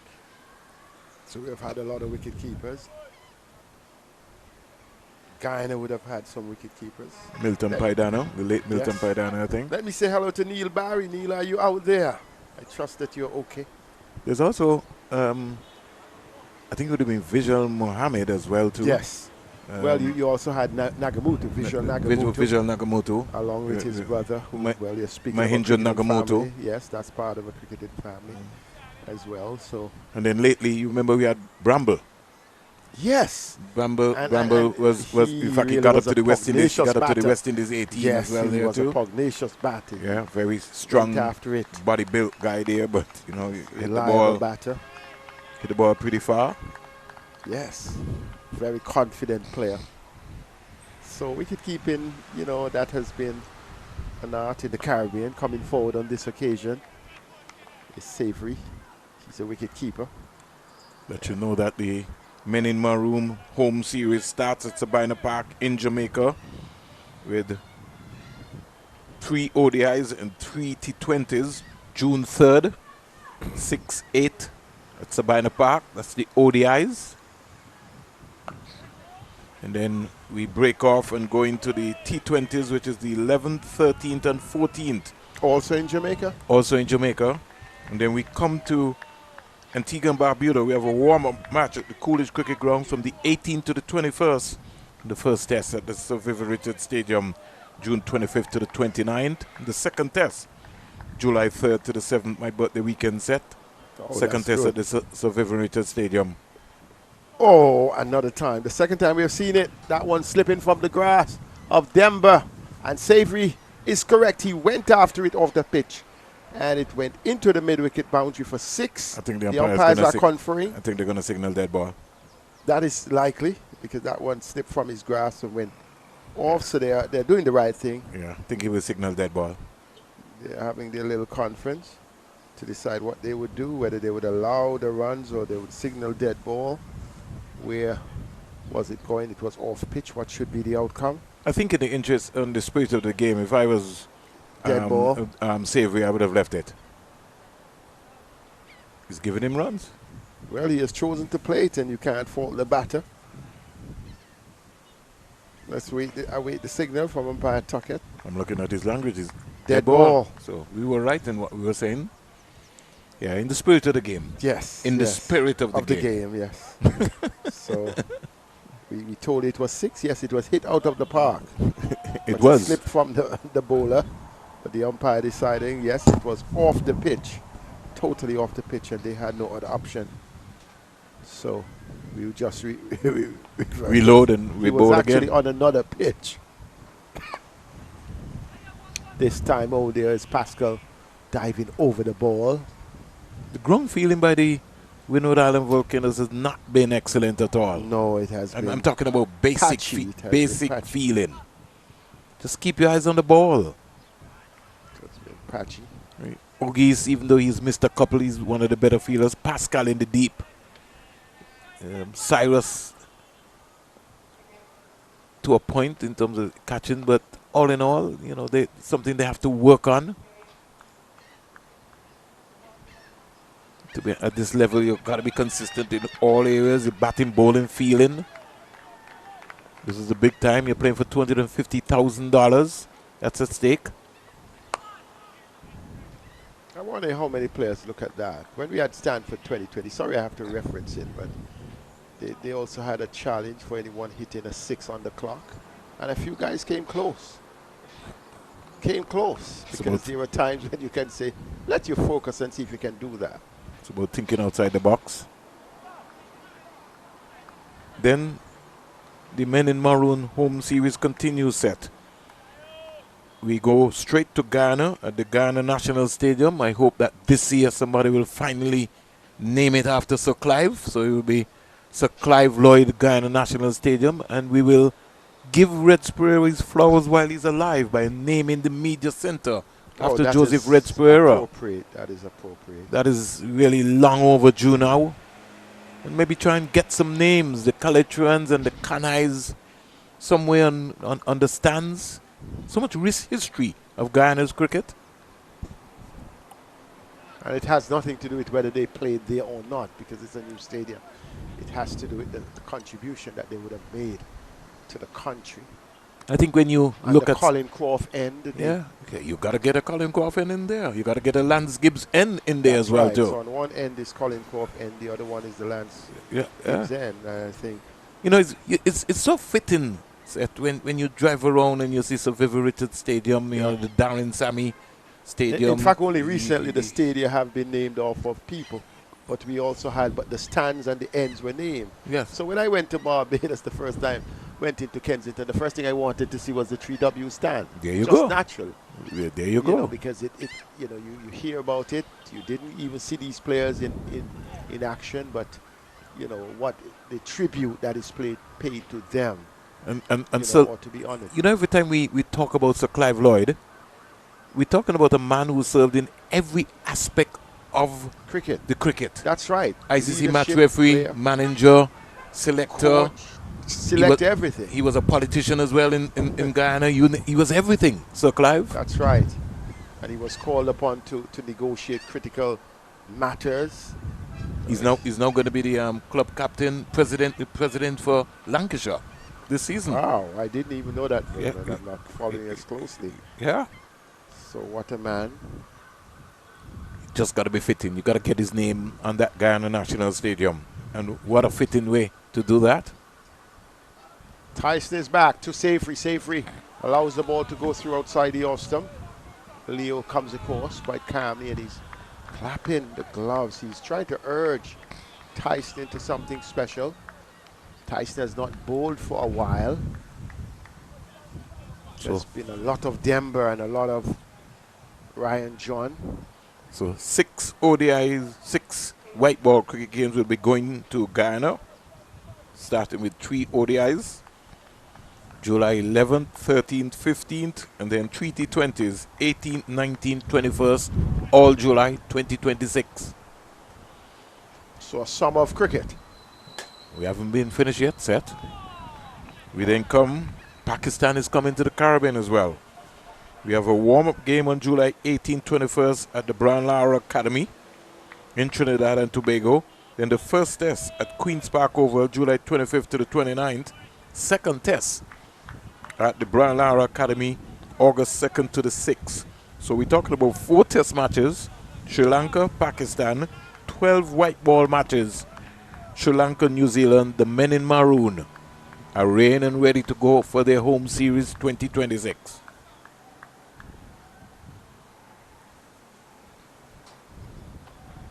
Oh, that's a good one from Tyson, but well played. The adjustment was made nicely by Nando. It was coming back at his off stump. Savory. I know you like Nando. Sorry, and he went back and trapped it between the slip and the gully fielder into the boundary for 4. And I've been savoring this innings from Savory. I'm not saying that Nando's, you're right. A reflection of each, 2 left-handers. Savory the taller of the 2, but both entertaining and quite composed left-handers. More trouble at the Sir Vivian Richards Stadium. Leeward Islands Hurricanes 43 for 5. Their captain Justin Graves has just been dismissed. LBW to Seals for 6. So Seals now has 5 for 16 from 8.1 overs. So they have been sealed. The victory may well come today. Oh, this time he got one similar delivery, forward and then back, beating the ball, deviating to the left of the wicket keeper, and he could have gotten an on the edge. So Savory may just need to temper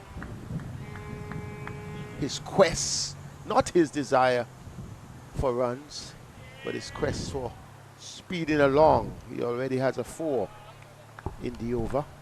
We're in the In fact, 101st over. Savory on 57. Now he's the top scorer of the team. Faces up. Good line by Tyson. The wicketkeeper does not take it, this casualness, just allowing it to drop in front of him when he could have just gone forward and take it. Perhaps he may say, I didn't give away a bye, but your tidiness becomes important in this game of cricket. But I like the line that Tyson has been bowling in this over. All three deliveries pitch identically. One went through for 4 based on good adjustment by Savory. The other 2 beaten him. And let's see if he continues, as though he's working up some good pace now. This time Savory comes forward defensive, plays the ball into the cover point region. That completes the over. No run on that occasion. Savory remains on 57. He has eclipsed Kemo Paul, who made 56, and Matthew Nandu, who made 54. So you have 54, 56, and 57. Someone needs to go along and get triple figures. Over in Jamaica, Barbados, 105 for 1. Shane Mosley was just bowled by Salmon for 53. Craig Brathwaite is not out 48. So Craig Brathwaite trying to come to the party, trying to do a resurrection. And I'm thinking that some of the younger players may well be sealing that opening position. John Campbell and Mackenzie are front runners there. Here is Lucknow coming forward, full face of the bat to Denver. That's how I'm seeing it. Chanda Paul may be in 3rd place for that.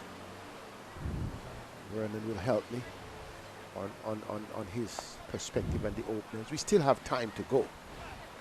And I wish I knew what Darren Samuel was thinking sometimes, Seth. I don't know how Darren Samuel. Yeah, he confuses me sometimes, so I really sometimes prefer not to comment.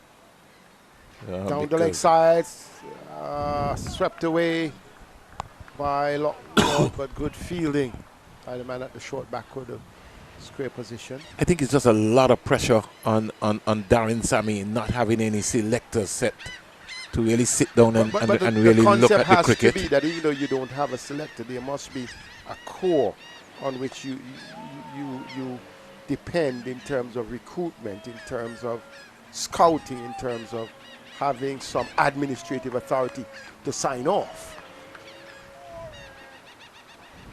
And if the concept is too big for the person, then that's a challenge, because it's a concept that is workable down to fine leg. It will be 4. Lovely shot from Lucknow, going around the pads and sweeping well for the 2nd time in the over. The first time he didn't get the 4 because the fielder was well placed, and on this occasion he was able to make an adjustment and he swept finer. And as you would say, the conventional sweep shot being played at that time, and the good thing about it is that he got low in playing that delivery. So not trying to get his engine moving. This time he pads out. That was way outside the off stump. Thrust the front pad at it. 265 for 5. And the over comes to an end. Savory will be looking to top score here. Right now the main top score here would be Kemo Paul with 56. Matthew Nandu scored 54. In fact, he's the top scorer. He's got 57. That's correct. So he would really want to get as they would say, a big one, a 3 figure. That would really, he can put himself also in the conversation as one of the batsmen. Oh, you know, so some people are putting their hands up. Consistency is the name of the game. Yeah. It can't be 100 but nothing else. Has to be a couple of half centuries with 100 or 200. It has to be consistent scoring rather than one good score and then nothing else. 8 half centuries have been scored so far, set in this round, 10 in the first.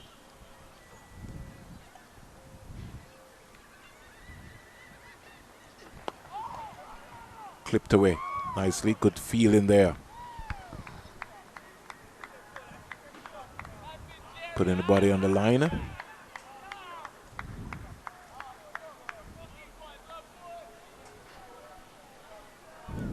Few spectators have come in on the Sir Richie Richardson's stand, looking on. Yes, that seems to be the favorite stand for this encounter. There's some also in the Andy Roberts stand in the lower deck of the Andy Roberts stand.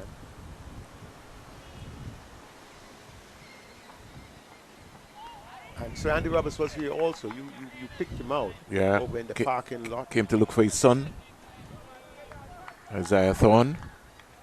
They share a very, very, very close relationship. Not only when Thorne comes to Antigua and Barbuda, but Sir Andy really likes him. He likes his aggression.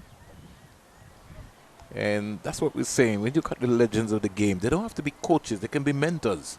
I feel these franchises, Seth, you know that Lee had Sir Kurt around as a bowling consultant and company, but I think we need to get some people to sometimes teach these guys about the history of Leeward Islands cricket and West Indies cricket.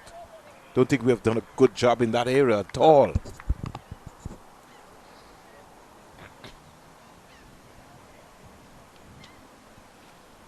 And when the under 15 campers here, Azari Joseph, before he headed out to the PSL, came and spoke to the young boys. But you've got so much resourceful people here. But even you have an academy, I believe they would have classroom sessions. And I would believe much of that should also be about the history. You have to understand your past, to understand your present, and to chart your destiny. But I want to go one step further, Seth, and say that the Leeward Islands Hurricane franchise is based in Antigua and Barbuda. You've also got the West Indies Academy. And maybe a conversation needs to start taking place with the University of the West Indies Five Island campus. We have to start looking about the welfare of some of these young boys and girls, that there's life after cricket. And so we can't just have them thinking about all of them looking to make the West Indies team. We need commentators, we need video analysts, we need physiotherapists.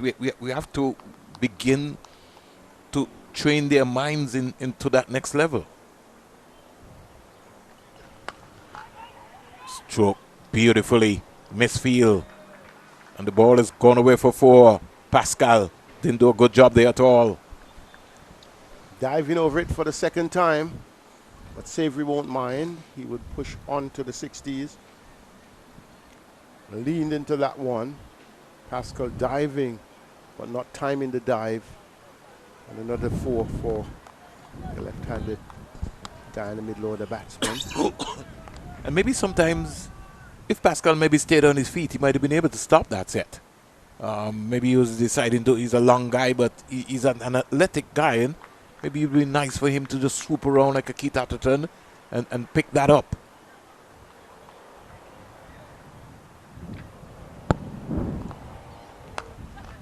Here is a inside-out shot by Savory. It's gone 1 bounce for 4. Second 4 in as many deliveries. Savory's on the go, on the march. Yeah, the length there from Tyson, not good at all, Seth. Just chip back and then had the angle that he wanted. The feeler at deep cover, that one was well over his head.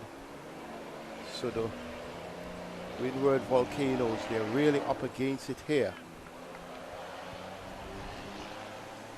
The lead of 122 runs. They got to be careful that they don't back themselves out of this game, Seth. And what we're seeing here is that are they running out of ideas? Well, you talked about the new ball, and I did tell you that I don't think they're interested in the new ball. Because Kareem Hodge, who bowled the last over before tea, was not brought back into the equation until now, when runs is being scored. I think at least see what he has after lunch. Now you're forced to bring him back from the southern end, when he started in the northern end, as though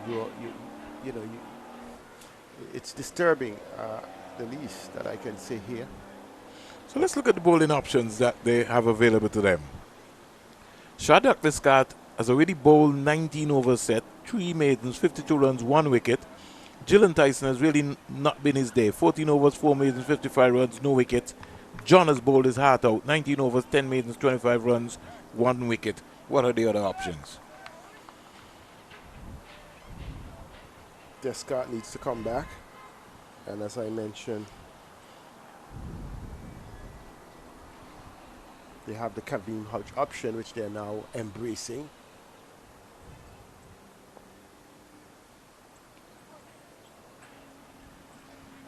Started the delivery down the onside, not taken cleanly by the wicketkeeper. He too may have been wondering, I'm just brought on in case. He's a better bowler than that. And if you look at the positioning of Leo's left foot set, it is outside the leg stump, which means that by the time Lukanak goes down in his stance, Leo is almost like peeping somewhere, looking around the corner. Is unsighted. And that's an interesting thing because, you know, as a wicket keeper, one would know. Well, in fact, you're looking at the line of the delivery, but you actually want to see the ball and you want to be in control of the stump. So you got to really be outside of that off stump to some extent. What is happening as well, because of his position, much of his, though he's tall, once he gets down, the batter's shoulder could sort of, you know, hide his view. He needs to have a very clear view, and maybe that's what accounts for that last minute diversion at times where he just drops a ball. Now you have made that. I have observed it. You need to be in full view of the bowler coming in. You need to be in view, so based on the stroke that is played, you're able to anticipate your movement as well. Or even when the ball is bowled between middle and leg set, he doesn't move. He doesn't try to shuttle the positioning. He just stays there. So got to be nimble on his feet. 273 for 5. Hodge starts with a maiden. I think Hodge can be considered a regular bowler. He may not be used in that vein, but he was used in his earlier career in that vein. And I think what they need to do, Denver has really bowled long and hard. Someone to plug at this end and then have the fast bowlers coming in from the top end. Tyson is onto something, looking much better than when he started yesterday. I think you can have Tyson along with Descartes in some short bursts. I think Ryan John has done his work, not necessarily for the day, but at least I would want to see him get a little rest, and then, you know, he can come back towards the latter part of the innings. But I think Tyson is onto something. You got to keep Tyson in and then keep this end tight and have the fast bowlers plugging away from the northern end. Tyson is in. Savory is 65. Drive-in Savory. Very powerful off-drive, can't score. I don't know if you remember, Seth, on the first day, I asked you who would be the match winner for the Windward Island Volcanoes. Last season, Denver bowled 166 overs, 24 wickets, 534 runs, a best of 6 for 45, and he was the only bowler. He took 2 5-wicket hauls in that last season. We replaced that to Tyson from 5 games. He had 16 wickets, 5 matches, 120.3 overs, and he had 1 5-wicket haul, a best bowler of 5 for 45. We'll come back to that, Seth.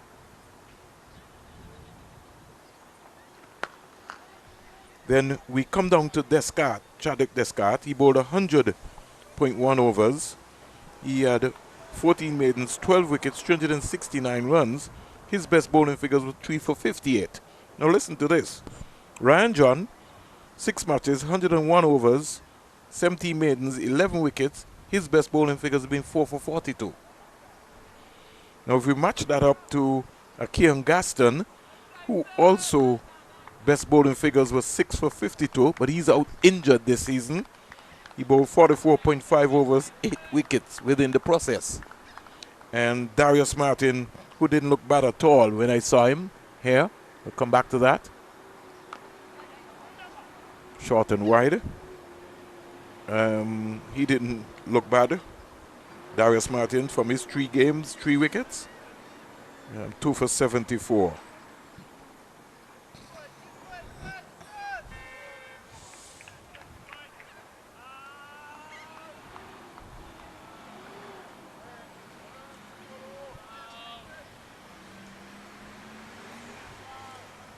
Happy Eagles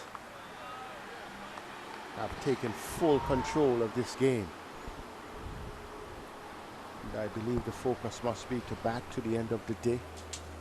The focus will be. Not attempting a single. 27 overs, well 26 remaining, possible overs remaining after this. Our closeout time is 5. So I did also mention to you, Seth, the other bowler, Darryl Cyrus, he would have played 6 matches, 142 overs. He had 16 wickets. He also had 5 for 71. So if you look at the bowlers, you got to ask yourself every time about the conversation happens, you know, who are the bowlers that can deliver? So it's a little bits and pieces. Some will do their part. We'll have the 5 wicket hauls, but at the same time may not be as consistent. Demba, the wicket taker last year, the main wicket taker. And I matched that up, Seth, to, let's say, a Carey Pay and a Joshua Bishop. Carey Pay took 41 wickets, Bishop took 33. You know, he's been consistent, and they had 3 5-wicket hauls during that period of time. Not allows that one to go through. And he has batted some 48 deliveries for his 8. And he's hoping that he can add strength to Kemal Savory's innings of 66, that they can continue to build. I'd like somebody to give me a feedback set. You know, we were asking about McKinney Clark. If somebody can tell us what has happened to McKinney Clark, who played for the West Indies Academy last season. That'd be pretty interesting. A question that perhaps we can pose to the Windward Islands coach or management. I'm going to reach out to someone right now. Get some feedback to know. Right. That's a youngster whom we have witnessed during the academy. So the return of Raymond Reefer. And Chandapal Hemraj playing in some cricket in Trinidad, some 50-over cricket. And the Trinidad and Tobago League. Quite interesting. Yeah. He's doing some coaching in the United States of America. And Raymond Reefer played for Guyana a number of years, Seth. Remember when the franchise system came around? In fact, I think he would have gained his selection from playing for Guyana. Happy Eagles, another name which pops up. Footed in, who also went on to play for Jamaica as well. I said footed in. Devon Thomas, who left the Leewards at one time and spent a couple of seasons and played there as well. Nkrumah Bonner came from Jamaica to the Leewards. Short. And just dragged this down to Ambris. The game is just spleeting along. Yeah. We saw when Kemo Paul was motoring on, Ryan John came up with his spectacular approach of bowling wide and then inducing it. We have not seen that any particular ploy for any of these 2 batters. And our anticipation that it would have been more, the batters would have been more assertive. We have seen that in Savory, but we have seen a similar Chandapal-like approach from Look North. Goes back and he stabs that. Does not get his 9th run. He's on 8 from 49 deliveries. Something you will have to tell me, Seth. This is one of the things which I've found is that the captains are not innovative enough. Don't really apply enough pressure. In the past, we used to say buy a wicket, but buy a wicket really means bringing a lot of strategic insight into the tactic that you're going to use, whether it is crowding the batter, whether it is, changing your line, whether it is bowling only on one side. You know, those are some of the things that you see, that you could see clear plan and you say, there is something at play here. Just like on that occasion with Ryan John, we realized he was just bowling wide, and he was setting the field, setting the trap, and in the end he got his man. The consistency of things like that to have things happen. But at the same time, you still have to give credit to the batting team, because the batting team, they're confident because their team is in a strong position, and whether they would just frustrate the Windward Islands bowlers, frustrate them by not giving up their wicket. That is also part of the ploy, because this is a 4-day game, and we're not even halfway into that game. We're in the last session of the second day, and they've already had a lead of 124 runs, and I think for them it's a luxury. Leeward Islands Hurricanes are 55 for 5. Seals from his 10 overs, 2 maidens, 22 runs, 5 wickets. Jalen Tyson would want to get 5 here for the Windward Island Volcanoes, but not with a delivery like that.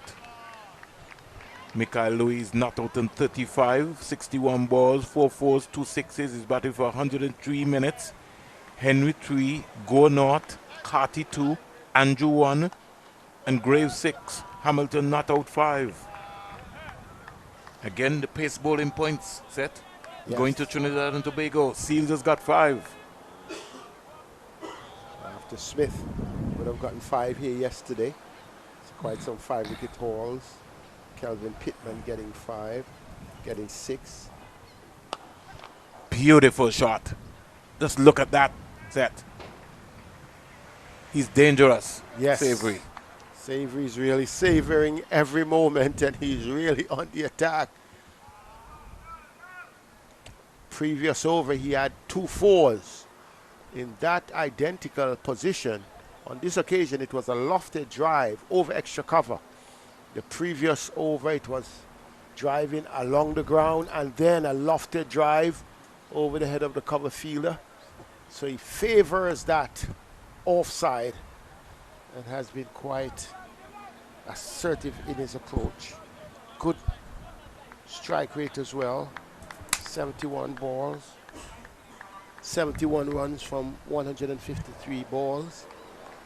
Tempered and measured innings. Good skill level. Looks technically sound. He is.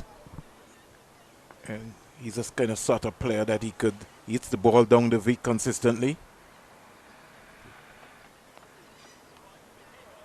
Good response from Tyson, at least, the idea. Short one, Savory saying I should have. There's nobody. Turned around. But it's not one of the favorite shots. Sometimes if the timing is not there, also the pace, trouble. Also the pace as well too. That's right.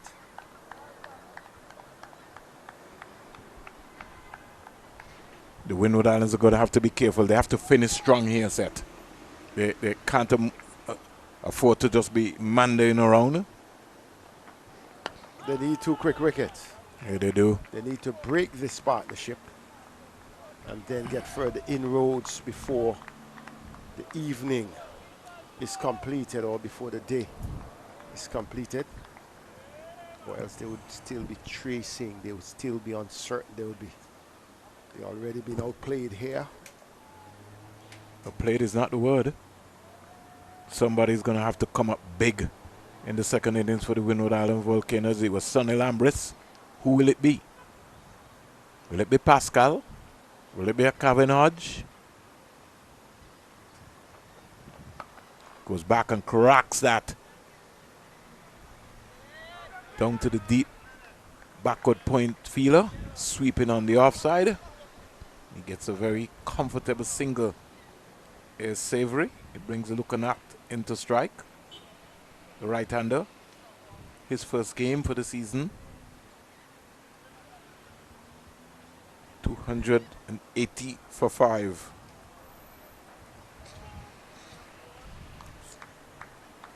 So we've just seen runs in galore happening fast and furious. We've also seen wickets as well.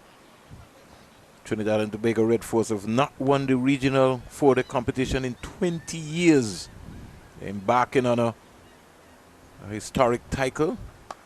Here is looking at squeezing this one out to the offside.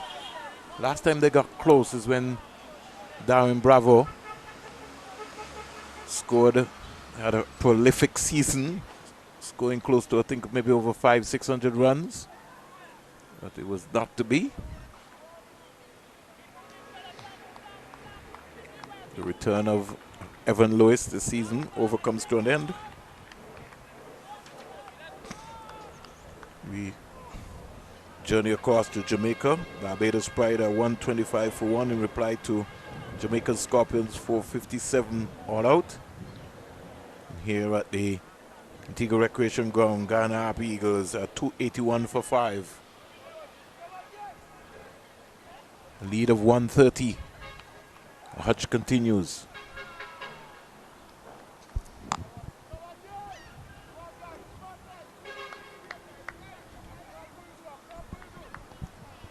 So let's wait and see what's going to be happening.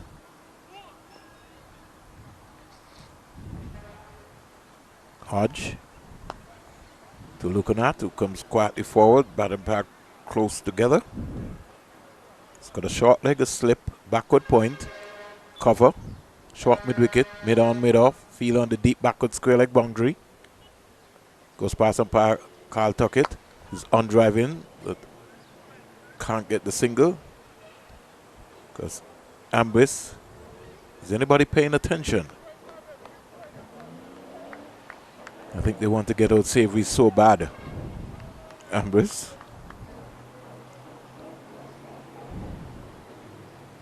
Flighted, is driving again. Hodge not stopping the ball, has to stop that. With both hands, not one. Get both hands there and look to run him out.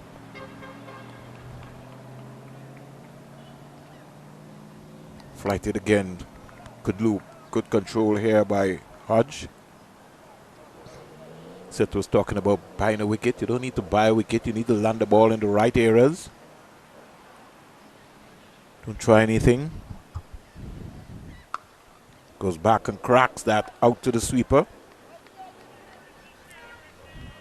Thought that the first hour of play, even though grinding, showed some discipline in the Windward Islands bowling attack.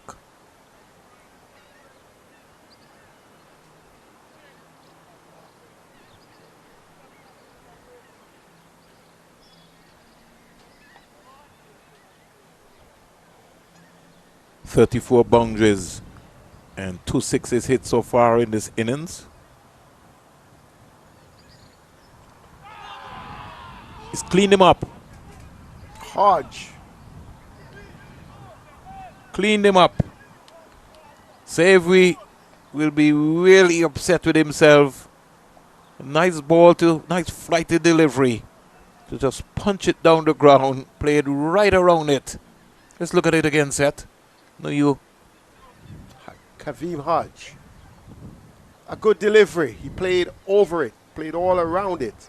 And I told you Kaveem Hodge is not just a useful bowler, but he's a proper, a decent bowler, but was brought in belatedly by the Windward Islands standing captain Ryan John. And Savory has played a good knock.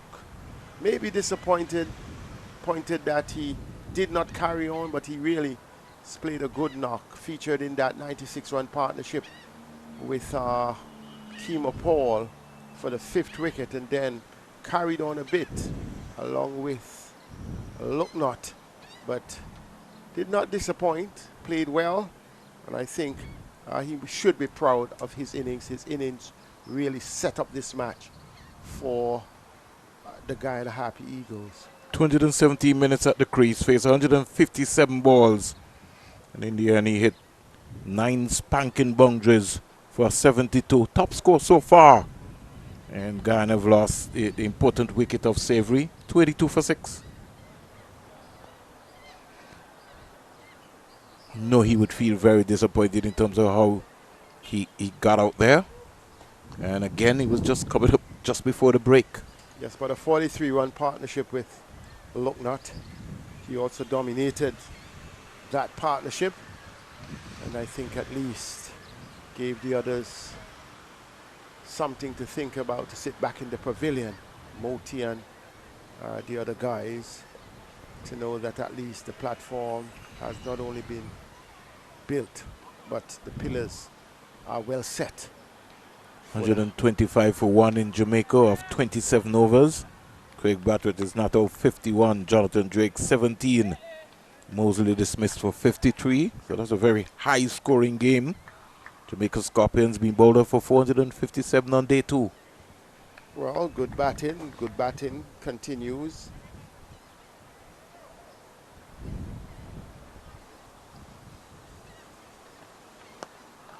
Here he's looking at this, punching that down the ground. Moti has come out. If he gets a quick 20-30, we could maybe force the lead up. Well, I think the approach will change, given the fact that they have such a solid, platform, leading by 131 runs. Steered into the offside. Somebody sleeping.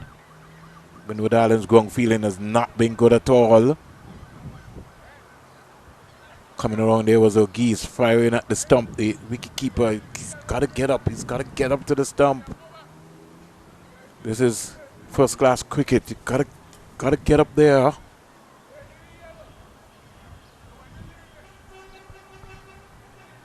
Moti comes into strike. 282 for 6.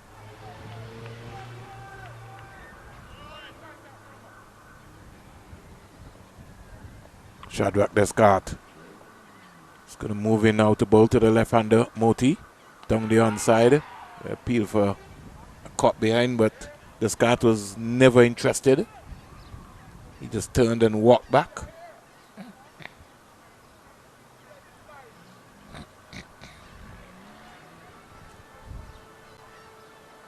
Sirens blaring, everything happening. Fast and furious around us.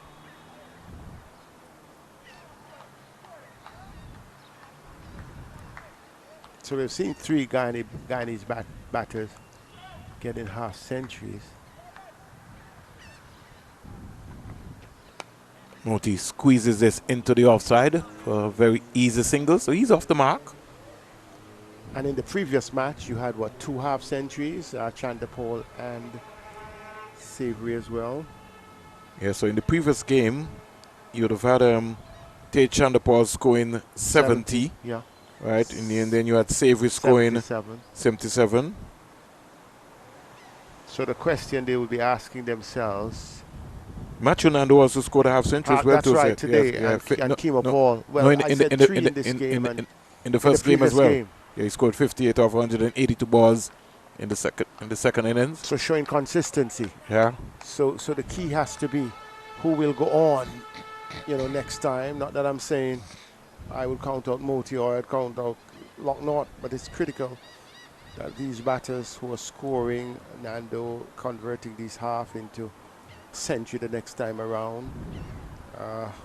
Savory converting his 2 halves into something better. Continue to be consistent.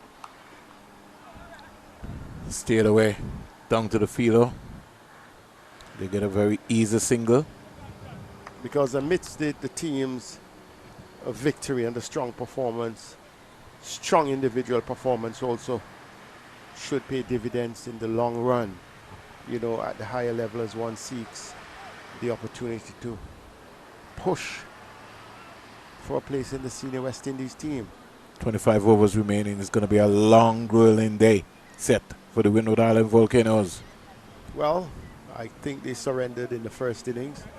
Whenever you're out within a first day, it is fair for you to face the blazing sun and have a long day. The Guyana team, they're showing them exactly how the batting should be done. 3 strong pillars, half centuries by 3 players. Chandapol at the beginning. Laid a solid foundation, foiling the Windward's bowlers. Like good control here so far by Cavendish. teasing flight. Beautiful. And you've hit this one in the air. It's gone for 4. But could that not been a better effort there? It was close, but I think the issue was anticipation. He was watching the ball. Was that Denver? Going away from him. And yes, it was Denver watching the ball going away from him. And then the last minute, he dived. The question is, he had to run back, to be fair to him. But let's look at it coming around. May have been an option starting early from the time he picked up the shot. At this level, you got to look for everything. Because anticipation is key. The shot has been played. You start to move based on the shot. And with the power with which Locknott drove that one, needed to have stuck, but he didn't get to it, and the ball fell just in front of him. And every half chance must be converted. Should be. Got to keep some pressure up. Windward Islands, they have to stay in the game. Every now and again, there's a lapse. Badly line delivery there from Hodge, giving away a boundary. Just continue to do the basics. Don't try anything.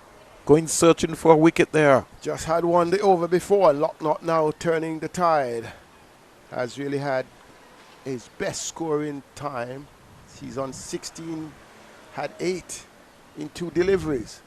But it's a matter, and this is something that the Windward Island has been guilty of, just too many boundary balls. You could just take away the boundary balls. And at the time when you really just had the wicket of one of the top batters, you needed to be tight. If you're not taking the wicket, as you say, don't try anything, just remain tight. John comes across there, stops it. 293 for 6. Not a good over by Hodge. Should have been a better over in the context of the game. I think maybe toying with too much, but still good to see Locknott advancing his score.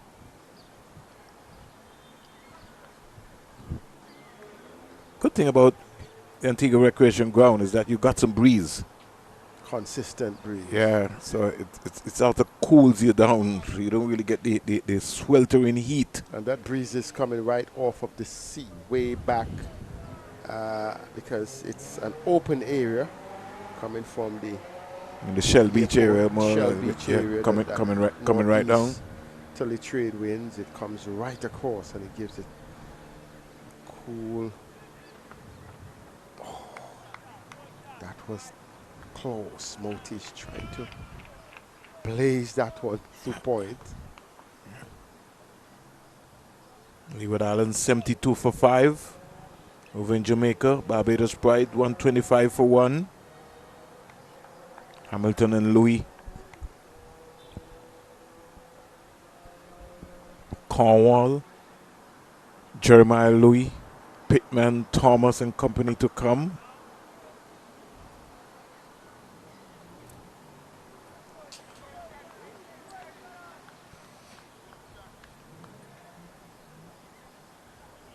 Leeward's tottering. Game could be finished in 3 days set. Certainly. As was the case in the first match. And technically they're 33 for 5 because the deficit of 43 runs on first innings. Moti again. So caught behind. Flashing. Descartes. The man we've been talking about, Seth, gets another breakthrough. Caught by the wicketkeeper. Moti goes for 1. A short-lived stay. And out comes Vasami Pamal, the veteran.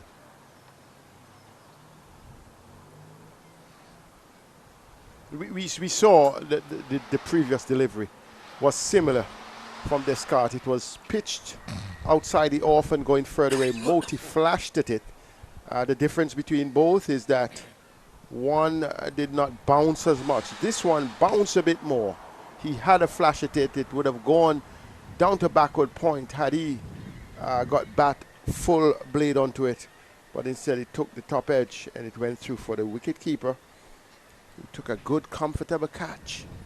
And the 7th wicket down for the Guyana Happy Eagles, and it will be interesting to see the approach that the low order of the Guyana team takes at this point, because if they bowl out Guyana before the end of the day, two things could happen.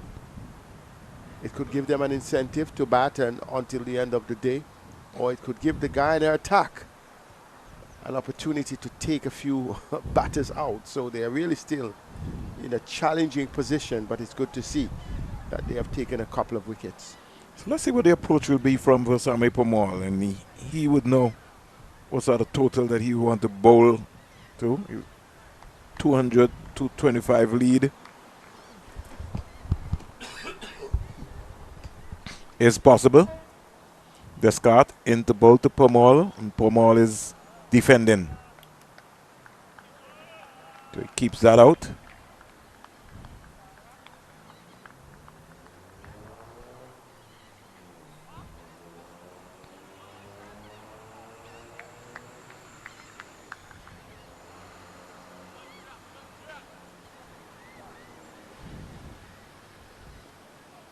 Louis has gone to 52 set of 81 balls, 7 fours, 2 sixes, batted for 124 minutes so far.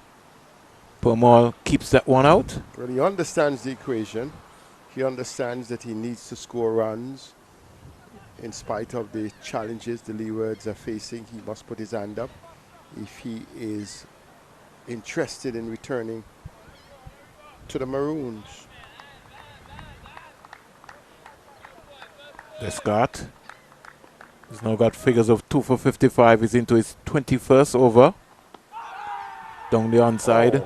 That one within pretty close there. Pamal was coming across it. Umpire's going to signal leg buys there. Pretty lucky there, Pamal. I thought he walked right across his stumps there.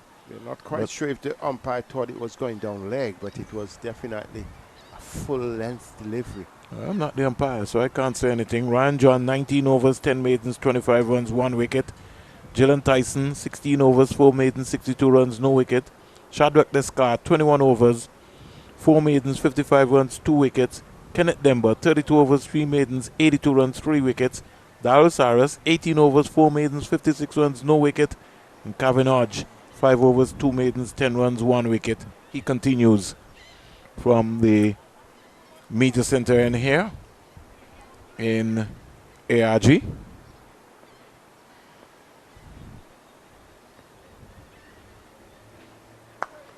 Driven down the ground by Pamal. He gets an easy single.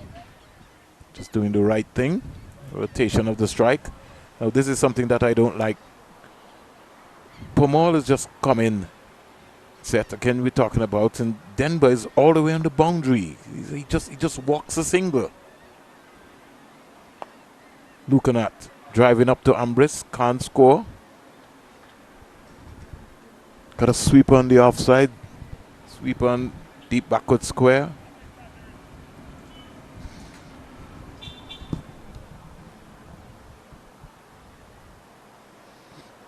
Hodge, short and wide. Not being able to put that one away. Here's Lucanat. Score remains on 295 for 7.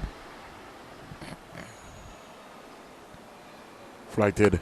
He's driving again. Another single given away to Denver again. You're absolutely correct, Vernon. A new batter comes in. You just give free scoring opportunities by the field placement. No fault of the bowlers. You have to be, more take the initiative on that occasion and close out the single. Put the batter on the pressure to find the boundary, to find the space, but you don't create space having your mid-off and your mid-on deep cover, in fact, sweepers on both sides of the pitch. Another single again onto the offside. Hodge completes his over. He's got 1 for 13. 297 for 7. Umpire Carl Tuckett having a look at his watch. Well, Hodge can say he has done his part. Well, you called for him, and he came, and he delivered. Delivered, cleaned up the key man. And if he ought to be given more overs, I think he would deserve it. It would be interesting to see when the captain comes back, though. If they would take the new ball and try to polish off the tail. Yeah, they should be thinking about doing that. Yes, polish off the tail with the new ball. But I don't know if John has got enough energy to come back. That's the big question. He's a big, strong fellow.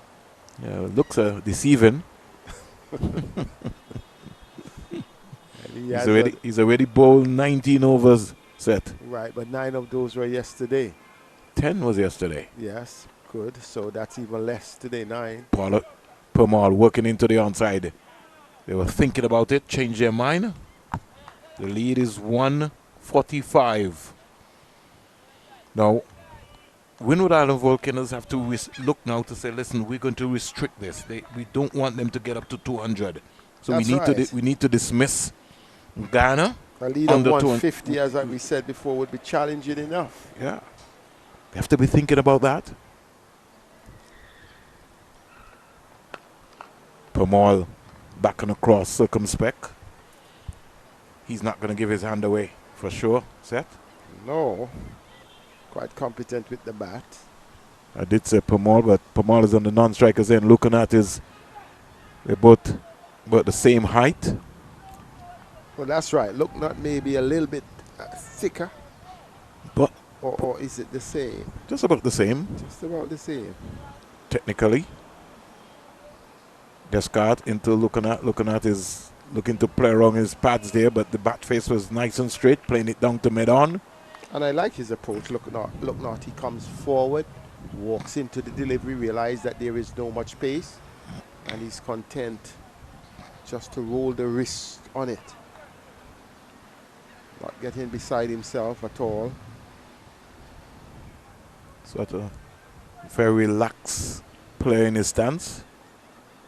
He's got good balance. You can see the head leading, looking at the ball. And he understands his role. That was a good delivery from this guy, but he understands his role. He dropped anchor when he was with Savory, allowing Savory to dominate the partnership. And then see that he went into a little, I would call it a semi-overdrive, had 2 fours, thereafter, realizing that he is the senior batter, not at all in age, but in the context of the game. And he's reading the scoreboard as well too. It's about game awareness so far by looking at. Oh, that's a beauty. That's a Jaffa. If he misses that, then he's due for a big score. That is a Jaffa. That is special. Descartes has really done his work today. Squared him up completely. He's doing his work. He's not complete.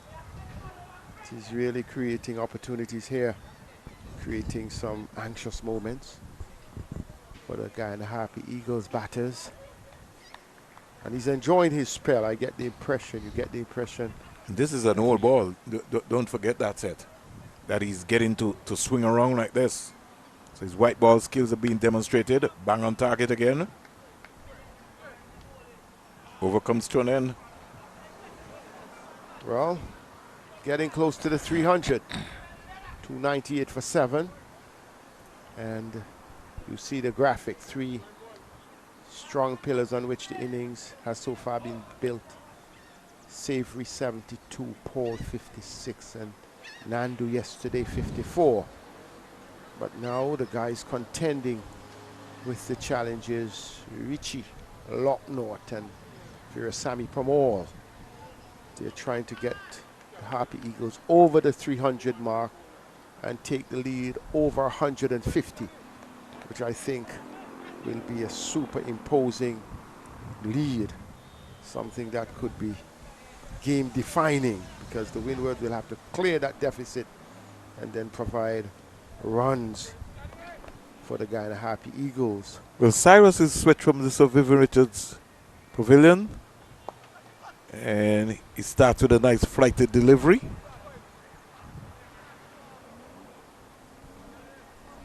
Set has been calling for Cyrus to be bowling from this end. Here he comes. It will be interesting to see if he can deliver. He has the delivery. Can he deliver wickets? He has been one of the unsuccessful bowlers so far. Denver has done his trick. He has had 3. Even Hodge coming on did his trick. John had 1. Descar 2. So it's only Cyrus and Tyson who yet to take a wicket. Looking at Remarks' guard.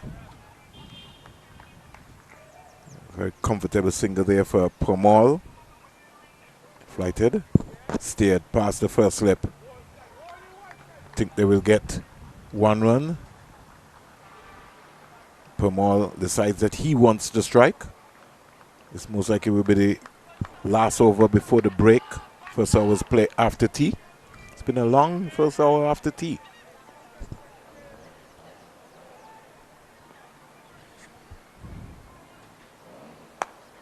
Driving again. How does Cyrus not stop that?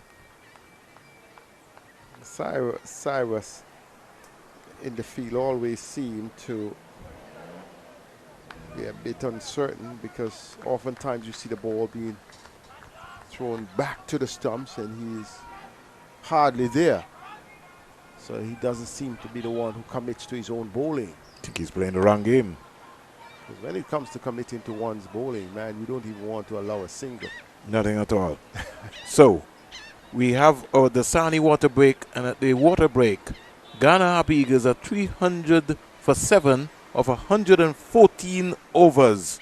And just to quickly give you a rundown, so you'll have an idea in terms of what happened so far. Shanda Paul 35, Nando 54, Anderson 41, Imlach 9, Savory 72, Kimopor 56, Richie looking at is not out 22, Moti 1, and Vasami Pomal not out 5. Bowling figures quickly. The wicket takers for the Windward Island Volcanoes. Kenneth Denver 32 overs, 3 maidens, 82 runs, 3 wickets. Shadrach Descartes, he's bowled his heart out here. 22 overs, 4 maidens, 56 runs, 2 wickets. And Kevin Hodge 6 overs, 2 maidens, 13 runs, 1 wicket. Darryl Cyrus 19 4 59 naught. Chillen Tyson 16 4 62 naught, and the captain standing in for the injured Alex Athenes 19 10 25 1. On behalf of Seth Burton, a lead of 150, we'll take a Dasani water break.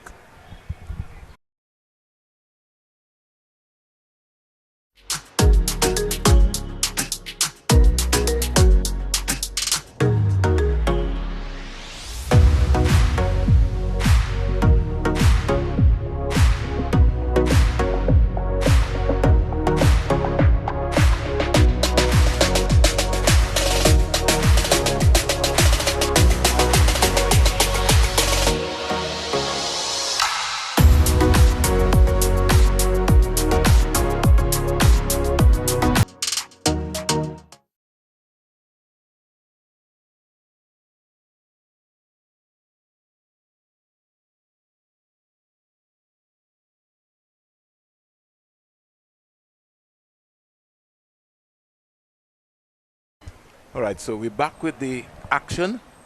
Let's see what's happening here right after the water break. Guyana 301 for 7, a lead of 150. Shanda Paul, Nando, Anderson, Imlach, Savory, Paul, Moti, all back in the hut for Sami Pomal. Descartes will continue. Wide delivery. So what if Guyana want to bowl this evening? The approach there from Sami Pomal as if that he wanted to crack that square for 4. Just the way his body language indicated. Leeward Islands are 86 for 5. Over in Jamaica, Barbados Pride are 125 for 1. Look not at the non-strikers end. Ken hiding the ball here. As Descartes.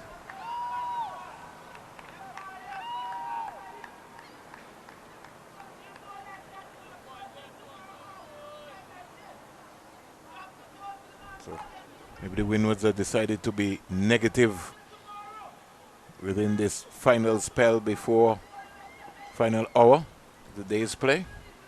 We got some 19 overs remaining.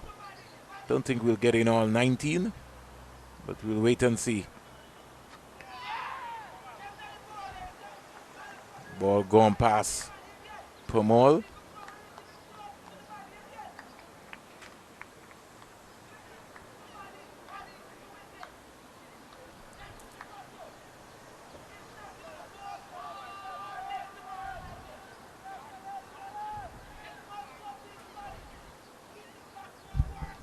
Ambrose at first slip. John marshalling the troops here.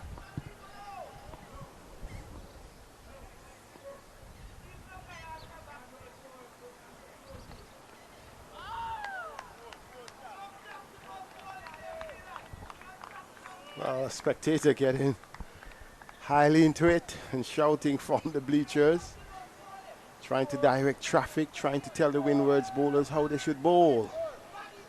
That you have to get it close to the batter, you have to get the man out. And it's coming from the western bleacher. Nice. So very animated supporter among those in that area, the few among that area, but very agitated and giving his instructions very clearly. Yeah, he's excited. Yes, he wants to see the best of the cricket. And sometimes in cricket, you take out the spectator factor is important. Something a spectator says can inspire you, or can get you G'd up, or can get you despondent. It's a long time that we haven't seen that. I'm seeing the match referee heading over now to the scoreboard. So I don't know if the remaining overs is correct, but we'll find out. Mr. Felix is walking over there. It's a pity they didn't have a walkie-talkie. Steered into the offside and can't stop the single. Akeem Ogis again. Leo is in front of the stop.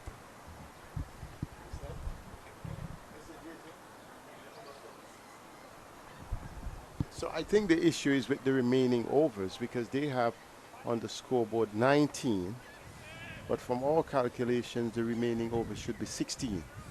So I believe the match referee has a concern with the external scoreboard. But they maybe needed a walkie-talkie as well too. So it should be 15 now. That's right, at the end of the over. So we'll see. We will get the official confirmation, because by our reckoning, in fact, we would have had 74 overs being bowled. So it would be 16, yes, after this. Should be. Should be. But the rectification will come, I guess, via communique. All right. Because today we didn't lose a minute based on any weather consideration. And this morning we didn't inquire whether or not we would have had an early start, because there were a few overs short from yesterday, but those were not made up because of what we lost on weather, and also the fact that we had an extended afternoon period, but this time we're on target.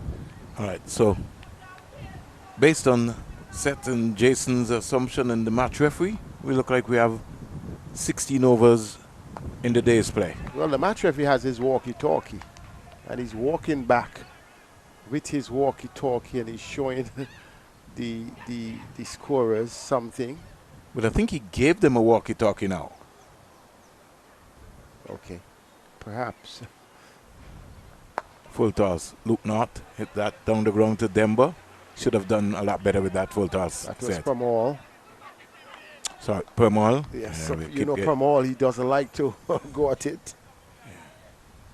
So something is not clear. The match referee is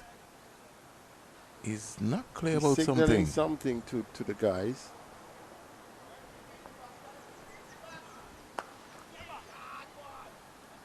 They get another single.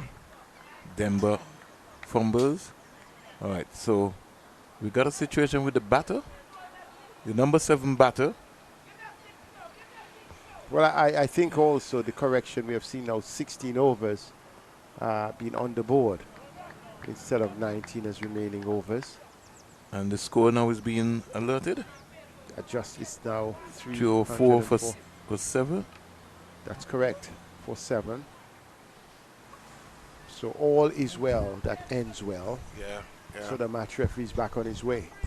And for context for viewers, the match referee is just to the left of us. Those of you who know the Antigua Recreation Ground, the press box is on the southern side. The match referee abides inside of the press box. That's the place where I said originally television commentary, well, in fact, the television personnel were there.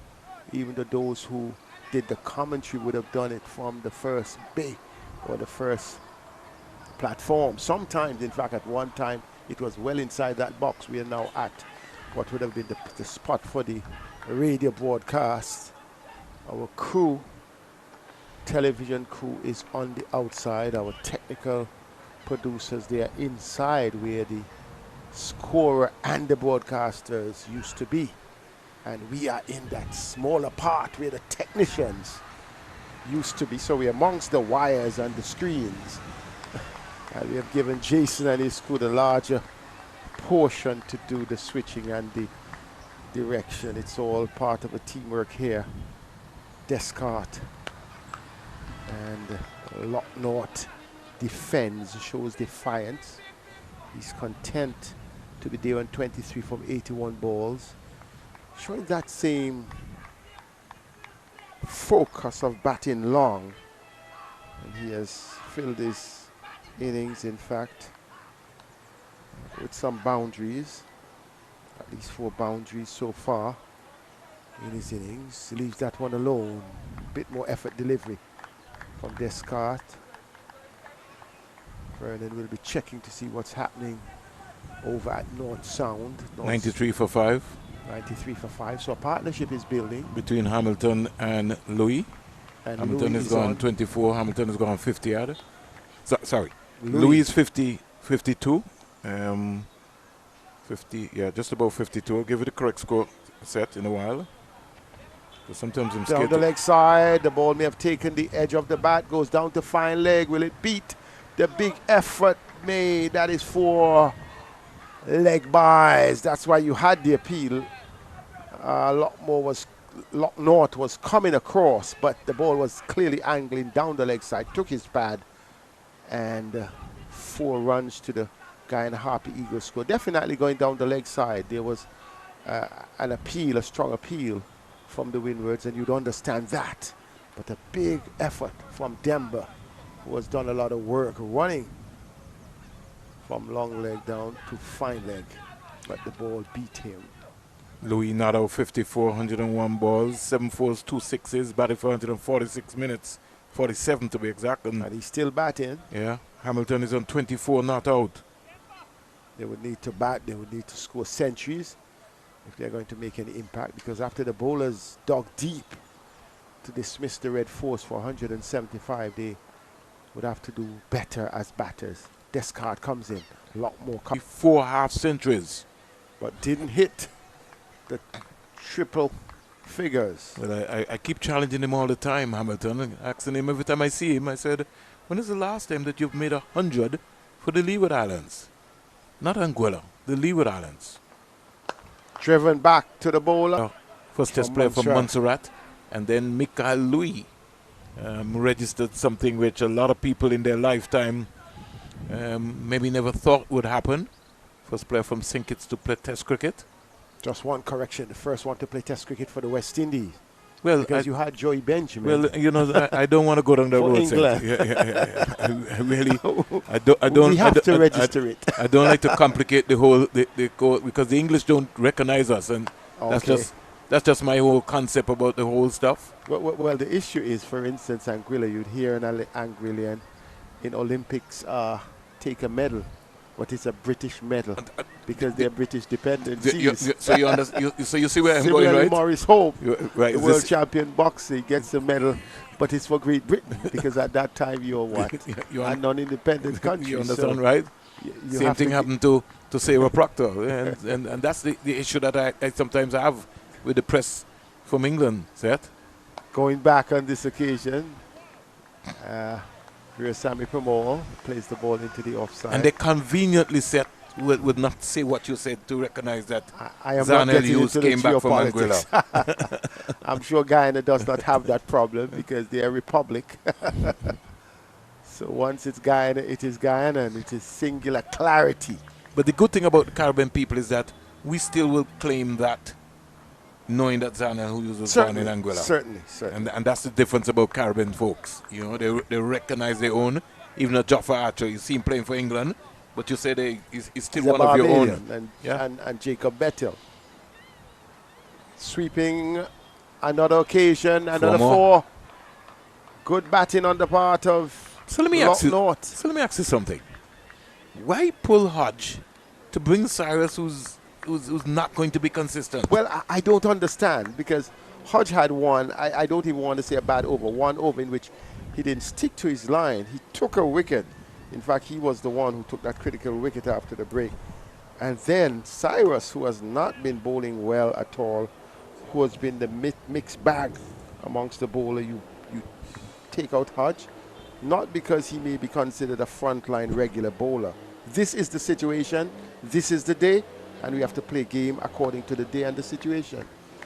So, or is it that Hodge may be saying I've had enough? Because outside of that, I don't understand the rationale.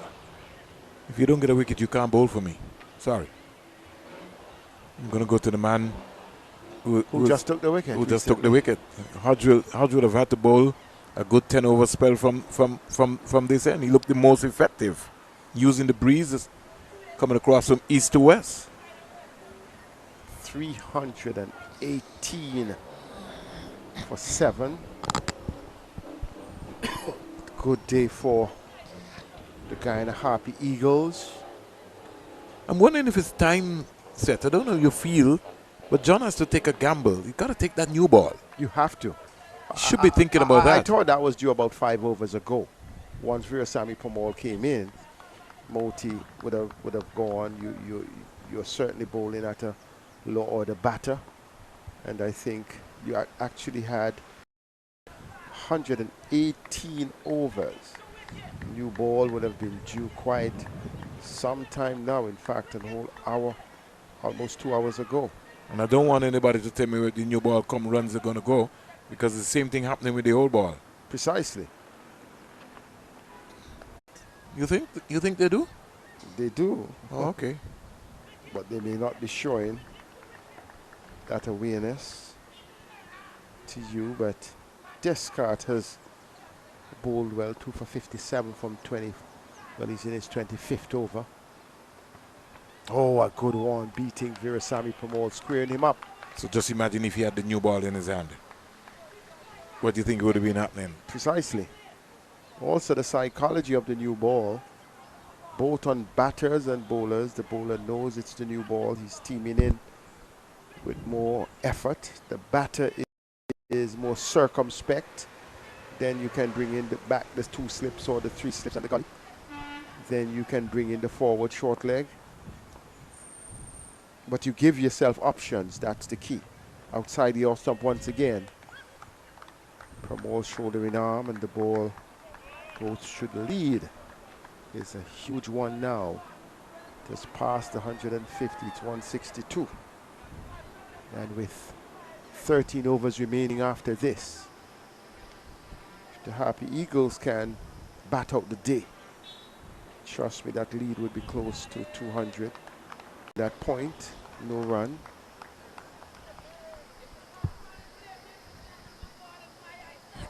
Pramol and Moti will have to do a lot of bowling in the second innings.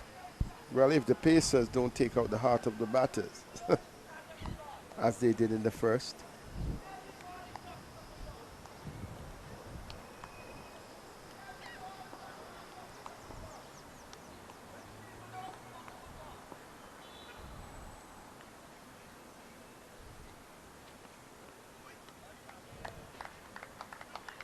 Maiden over.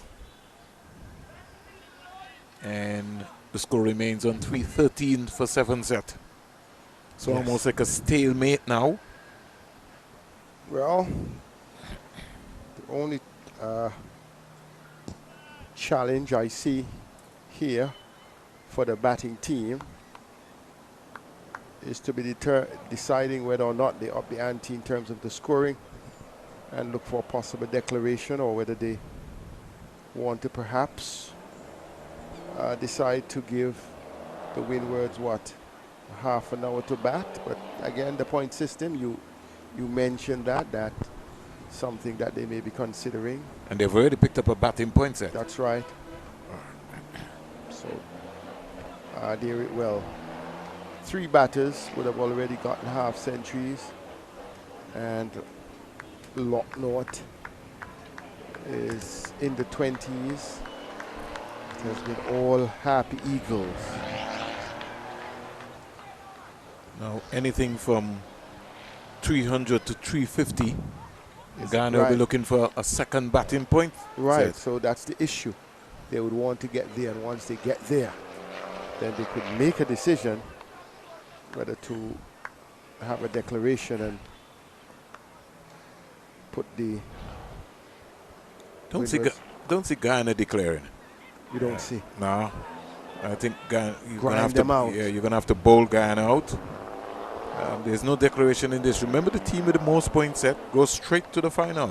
You know, when we were at Coolidge last week, TNT versus the Leewards, the captain did say to us that they'll be batting all day, but by time Josh De Silva got, Amir Django got his double 100 and Terence Hine got his 100, the declaration was called.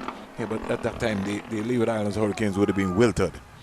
When somebody scores a double 100 and 100 against you set. And then they had enough time to bowl them out before the day was completed. That's what I'm telling you. You're mentally drained in the process. But it shows you the preparation and the mental attitude of players. Cyrus is still continuing. No Hodge. Well, Cyrus has been given a role as a bowler, Hodge a role as a batter.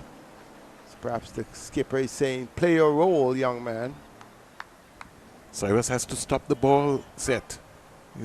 If you bowl the ball and the batsman hit the ball back, you are a fielder in the context of things. The ball digs that one out.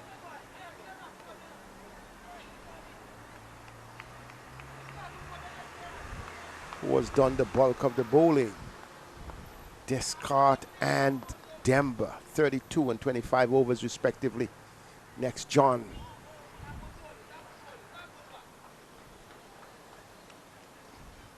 Cyrus completing now his 22nd, none for 69. Yeah, he just looks flat. He doesn't look like he wants to bowl. He looks like he has some challenges. He's not up to it. Sometimes the ball responds to the energy that you apply. Of course. If you're just going through the motion, I'm not saying he is. The ball will respond, but sometimes your enthusiasm level, the energy you apply to the ball, you're running in. Gotta take that new ball set. He's gotta make his mind up. Well, they're having a discussion. It looks like Hodge and John, standing captain. He's gotta take that new ball. So John is going to come back. Is it the new ball? We didn't see any indication. No, we didn't see any indication. So maybe he might bowl a couple and then wave the magic one. 120 overs. Good batting. 316 for 7. Locknort steers it. Backward point. Ogis comes in fields. No run.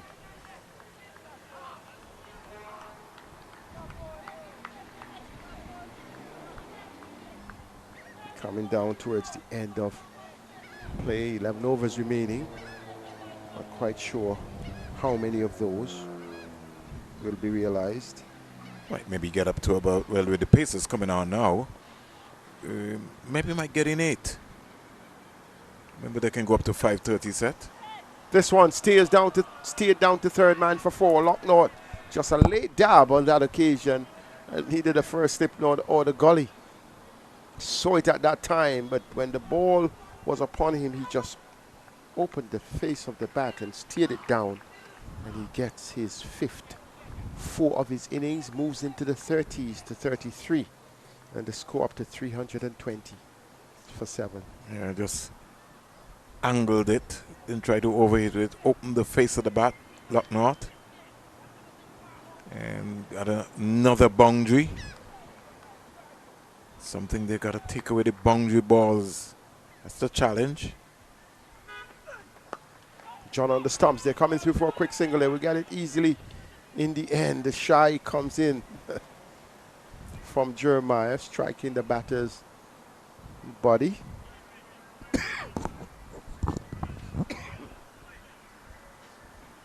Want some water, my brother?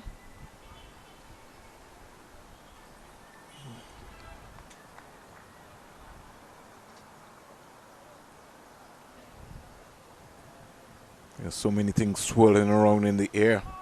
We got to be so careful. Yep. Even the birds. Yeah, we've been chirping around here at the Antigua Recreation Ground. Some dominoes also beating away at the King Obstinate bar on the back of us right here. You're hearing the dominoes too? Yeah. Only at the yard you would hear everything that goes on around. You're hearing the birds chirping, hearing the domino playing, the cars passing, the horns and the engine, the butterflies even coming into the box. And earlier we had to run out a fly, a big fly. Yeah, you know, those, they're always in the conversation. Somehow, uninvited. Solid track here. This has been a good cricket wicket Really, here. a good one. One that offered real good pace for the bowlers on the first day. I'll be looking forward to see Guyana bowl in the second innings and the areas that they will bowl. And I think it's going to kick. I think I would look forward to Shamar Joseph on this. I'm not quite sure he would open the bowling. But when I looked at Isaiah Thorne warming up again during the lunch session, I was very close to it. And some thunderballs were banging onto the gloves of his coach at that time. And some coach didn't touch. Just allow them to hit the stumps and go down the ground. So the physio is coming. Here. Who is she coming for? Well, I'm not sure. Lock North, I know ball struck him from a throw during the over, so it could be that. Yeah, Lock North is going to get some treatment. Thorne has brought out also a bottle of Dasani water for him. The physio, you know, we're saying that here comes the fly again. I went wrong by calling it. You just mentioned and it reappears. Okay, I think we've got it out. Yeah, so we have to just ensure that we keep it out. So it may be just, you know, tinkling our brains, want to know if we are focused. So we have to be focused on the cricket ball. We also have to be focused on the fly as well. So occasionally. Let's look at it. A lead of 170. So 30 more runs to get a lead of 200. I think anything over 200 would be excessive. And 29 more runs would give them another batting point. Precisely. So take the next batting point. Well, I can't say take because they can be dismissed. But the target has to be the next batting point. And psychologically, the 200 lead, and I think anything beyond that will be excessive. I would want to put them in for the second innings because although we have had excellent weather conditions, you don't know what can happen over a period. So put it beyond them. Control the controllables. Precisely. So take care of those. Don't try anything too much. Because no batter is on the verge of a landmark. Well, you never know. Be critical. Pamal might decide that he needs a landmark. Well, Lockmore. Lock North. Lock North may get there easier or be more inclined to get there given his status as a batter, not only his status as a batter, but his place in the side as a specialist batter. 16 runs away from a half century, that may be a long way off, but he has had quite a lot of time to see the bowling, already faced 97 deliveries.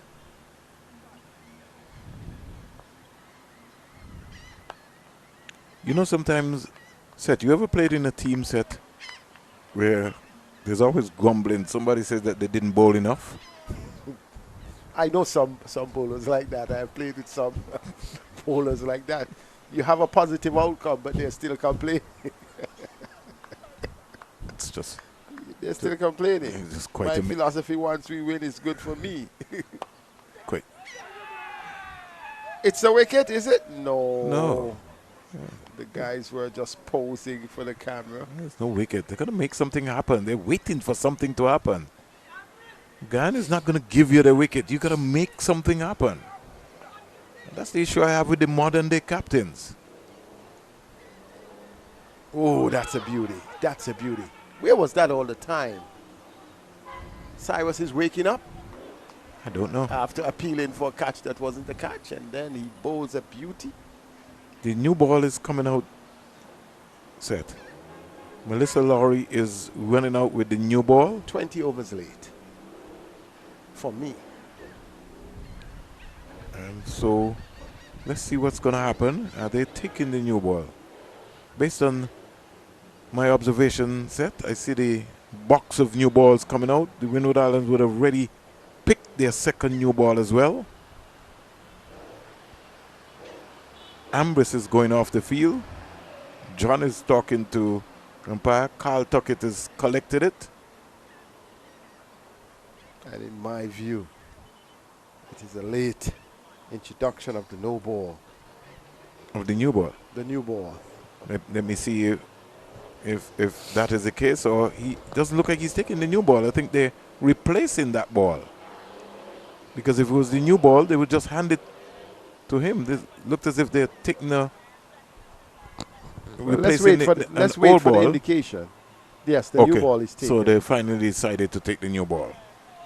Umpire Deaton Butler signaling that the new ball will be taken, or has been taken, after 122 overs. So new ball taken.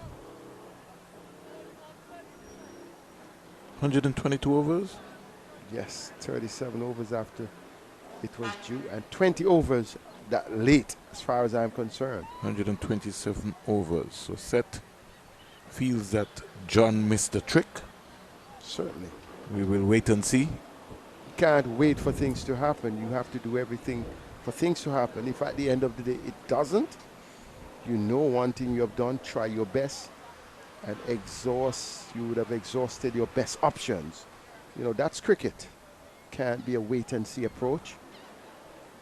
So John, I believe, who has had some long spells, will be taking the new ball from the Viv Richards Players Pavilion. That is the northern end here. Rain has stopped play in Jamaica. So whether that is a good or bad thing, we don't know. But up at the Sir Vivian Richards Stadium, the Leeward Islands in their second innings, 110 for 5. Hamilton not out 32, and Mikhail Louis not out 63. John with the new ball, 2 slips, a gully, a wide third man, cover, mid on, mid off, short mid wicket, and a fine leg. He will start. Over to you, Seth. Let's see if you can get some luck. Into Pramal, a good delivery, leaving the right-hander, but it bounces in front of wicketkeeper Leo. So Seth, if you're taking the new ball, Seth, then you can't bowl that line. You have to be able to look to bowl wicket to wicket right now. And also you're taking the new ball. I do understand they have a big lead, but I won't be having a backward point and a backward square on the boundary for Pramal. I would have that maybe for Chemo Paul. I would have that maybe for Savory, maybe for Imlach, but I can't have that for Pramal. Comes in. Beaten once again. Appeal not taken. Better delivery. Join the batter. Got to attack Pramal stumps. You have to. Agreed. And in attacking Pramal stumps, you need to have somebody on the short leg position and bowl him more or less body line. So you can afford to, for argument's sake, take that fielder out there at wide backward point, third man area, and bring him into the onside. It'll become so negative. Driven on the bounce though. Lofted drive, but even the middle field is so deep that Pramol could have driven that one, and there was nobody in a catching position. He's going to counteract here, for sure, Pramol.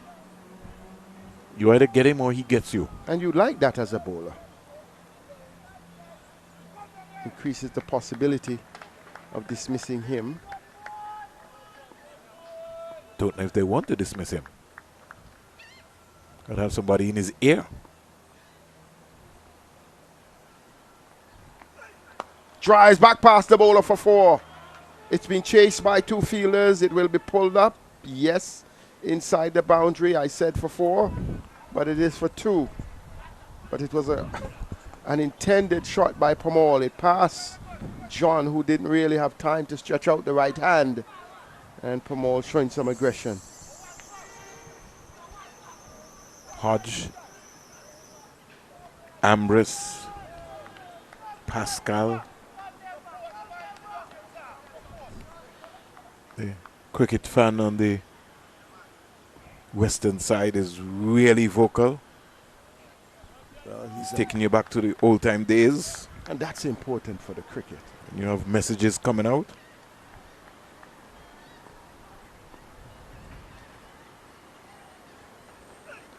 Outside your stump, not attacking stumps. One of the things that is missing, I'll say, Vernon, 2 things that I hope, well, I'm tired of saying that, is the promotion of the game.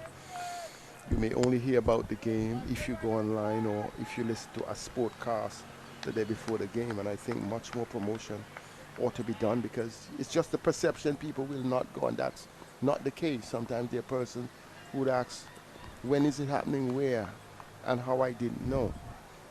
The other thing, I'll come to that. Oh, good fielding. That one was steered to the right of Pascal. He fielded well. That completes the over. First over after the new ball. And the new ball being introduced. 3 runs, in fact 2 runs coming from that over. 223 for 7. And just give me a little bit what else is missing. I think it is something persons may feel is not a big marketing tool, but the absence of radio commentary. You see, everything has become digital and focused on screens, stream, television. I buy that. But what is radio? A construction worker cannot be watching while he's working, but he can listen. Someone in the office, I would be telling somebody, why are you having the television on? But if they have on the radio, that's fine. You work and you're hearing. Somebody on the bus is hearing and say, okay, I'm going to head to the ARG. Someone in the farm, someone somewhere else, there are places. And I think that used to be a big distributor in terms of the cricket that draws the person who is walking by to come in. And I'm telling you that. But radio is still king. Still. Set in and the Caribbean. Somehow we have displaced it. Yeah, we're trying to displace it, Set. Because you know when, God forbid, there's a storm coming. That's right. You must have your chances to radio, everybody. And it is the radio that got all of us excited. Sometimes you just barely had the time to see the replay on television in the evening or in the sport. And if I'm driving, I can't be watching. And it depends on where it depends on where our priorities are set, because you know our main radio stations are being dominated now by talk shows, which music. And more or less music. And nobody seems to want to find the time to, as you rightly said, to be able to make sure. But and when you go into certain forums, Set, everybody's always telling you, oh, it's online, and I keep telling them all the time. If you do a proper survey, Set, in most populations around the Eastern Caribbean, the English-speaking Caribbean, you will find that at least 50 to 60% of an age group between 40 to up to about 70, 80 listen radio. And I'm going to tell you something that may shock you. Social media is overrated. But you don't have to tell me that, Set. So I'm telling you, I'm speaking now coming from that marketing background, in fact, in finance from the bank. And we would have done customer satisfaction survey, and we would have done surveys to determine, the medium or the media through which information flows. And trust me, radio has been underrated. Radio has strong following in terms of where your placements, your ad buy. But somehow we're missing the trick in terms of cricket. So those are some of the things that I think those in authority need to look at, and they would draw people, because the radio listener sometimes is also an impulsive listener. Traveling from Old Road to St. John's and may have 2 hours, and they zoom in on the ARG. Coming from the construction site, we finish at 2, and they will be coming to the ARG. Hearing the ad and then remember, oh, I heard that. Whereas the television viewer is not necessarily a transit viewer, but one who sits around, one who has that option, and the majority of persons in the society may not be like that. So we cannot move towards what we think is the digital age fully without dealing with our conventional medium. I rest my case, because Tyson is here to Pamal, and Pamal defends well. It's budget day set in Montserrat this afternoon. Premier Ruben Meade will deliver. But I wanted to, since you're down the marketing line, and just to show you, because you see, work has been done by you. For the Antigua and Barbuda Falcons, I'll give you one scenario that I use set. And just right there by Dee's gas station coming to Pigot's area. Just coming from the Param area there.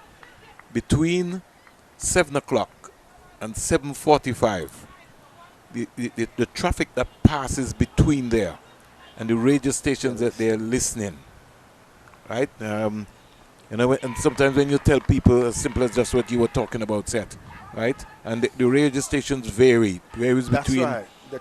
ABS and Observer and Point, but what I'm saying, it's radio. Those radio. People are coming down there listening to the radio. Yes, and don't forget those who are moving at the same time, apart from those who are driving and they're hearing what is happening there and they inches towards it.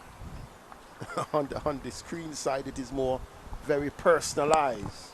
Yes. Anyway, I rest my case. I really shouldn't be giving out. But as you rightly said, but it's a concern. But it's not only a concern. Is the concept of people who I consider to be lazy, because they always want to tell you, but the information is on social media. No. And everybody doesn't have social media. But there's not only that, there's so many other distractions on social media that may pass. And you never see dismissed. Here is John outside the off-stump to Pramal, and no run, scored. But it's as though we have given up on something that worked, and we could have it work better. And at the end of the day, it may not cost us as much as we think, but look, you have some spectators who may know it's happening at the ARG, and then they're coming in. They may be, I know in Montserrat, radio becomes a critical thing, because sometimes, let me not point out an island, sometimes they would find the way or find the access, to radio. So let's move with a dual approach. But at the same time, the cricket is there, and even though we may say the quality is not like before, but trust me, there are people who want to watch the cricket. But people like to win prizes, right? And this is something that we did join the Falcons approach. When people know that they can win a cap and they can win a ticket, they're going to be listening. Yes, promotion. So it's not all loss.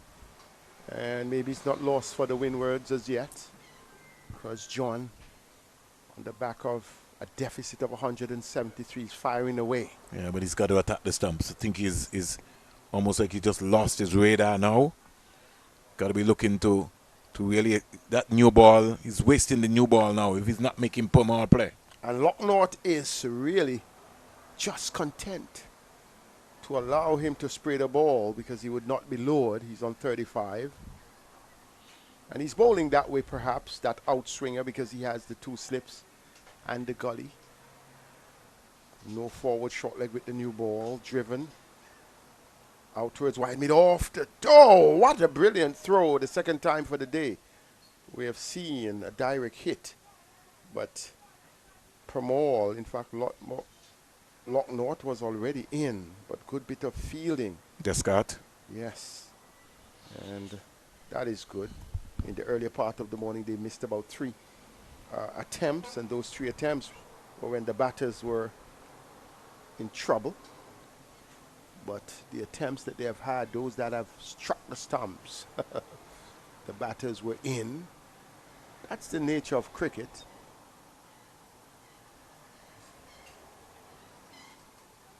Hearing the chirping of the bird, the seagulls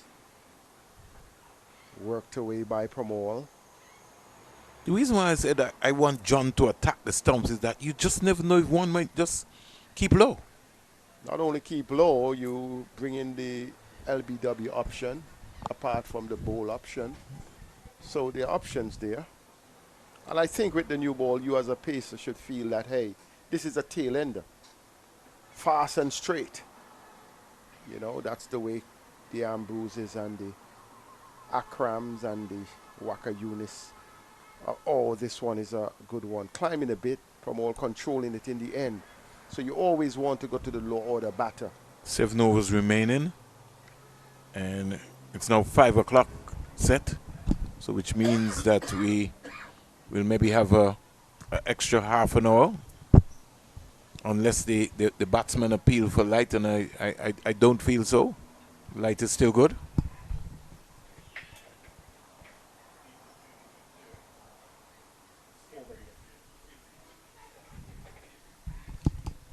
Yes. They're appealing for light. I don't see it as an option. No, I don't think they're going to either. Because even though the sun is always shining, but even though some clouds are blocking the sky on the western side, it is still rather clear, and it's going to be clear up to 6:30 at this time of the year. Remember to stay locked onto the West Indies YouTube channel. Seth Burton will be speaking to the player of the day. That's his headache. I wonder who he's going to pick. Not going to inquire too much about him. I think I can be conclusive now that it would be Savory. Okay. I think we have savored some wonderful moments. And if we look at the impact of the players for the day, precisely, you think that he would have made easily one of the biggest impacts? Yes, himself and Kimo Paul. I was thinking about that as well too. Partnership of '94, but I think what was important with Kemal Savory is that not only that he top scored with 72, but he took it beyond that partnership, starting to build another with Locknott, and I think that approach, you know, he really arrested the game entirely from the Windwards, who were fighting back. And had he departed with Paul at that time, his team may have been bowled out. Because when you look at it, the Windwards were really fighting back, and he showed calm, showed confidence, and really batted well. His innings, 7 4s and a 6, and really batting well. I think he will be the impact. I certainly support you. Seth? 9 4s, in fact. It was Kimo Paul who had 7 4s and a 6, but 9 4s from 87 balls. Really a good innings. Punched into the offside. Real elegant shot there. Fielder is after it. Hope they don't have a collision. And the ball is gone for 4. How did that happen? Well, the two players, I'm not quite sure if any. Where is the communication line? My point is, the fielder who was chasing just needed to get out of the way. Precisely. The one who is coming around, who is already on the boundary, that's his call. The one who is chasing back needs to hold up, because all that he's doing is continuing his momentum down the slope. And I think it was a lack of not just communication but coordination that he should have long allowed that player. But these things happen, and Locknott will be pleased because he gets into the 40s with that. He's on 42, and he himself would savor a half century. But if you take the new ball, why are you spraying it all over the place? You might as well not taking it at all. Tyson has not had a good game after his 5-4. That's why Descart would have had to come and bowl that for me. Yes, and Descart, though he has bowled 22, but he's a strong lad. So I think, and throughout the day, he looked like the most threatening of the Windward Islands bowlers, and he would have bowled. Sometimes we want to play cricket in the past and in the present. The past is important for context, but the present is how you are performing now. And irrespective of what you did last week. This is the now. Comfortably. Pamal, in fact, Locknote defends. Tyson. None for 69 from 17 overs. He has not bowled as many overs as the other fast bowlers, but he has not really been consistent. I think the best spell he had was from the northern end, in a period in which he did present a little challenge for Savory, but after that he has pleated out and went back into the rut that he had in his opening spell yesterday. This time he will get a wicket, taken by first slip. Great catch there by Sonny Lambris. Gets the wicket of Richie Locknote coming forward, and that one was leaving him, and here were we washing our mouth on him. I was. But he has answered the call, and wicket number 8 goes down for the Guyana Happy Eagles. They're 131 for 8, and at the end of a good innings from Richie Locknote comes to an end, and he can be satisfied with his innings with a lead of 180 and 2 wickets in hand, and 8 overs remaining, 7 after this. It would be interesting to see what happens at the end of the day, Vernon. Another E4 brand player.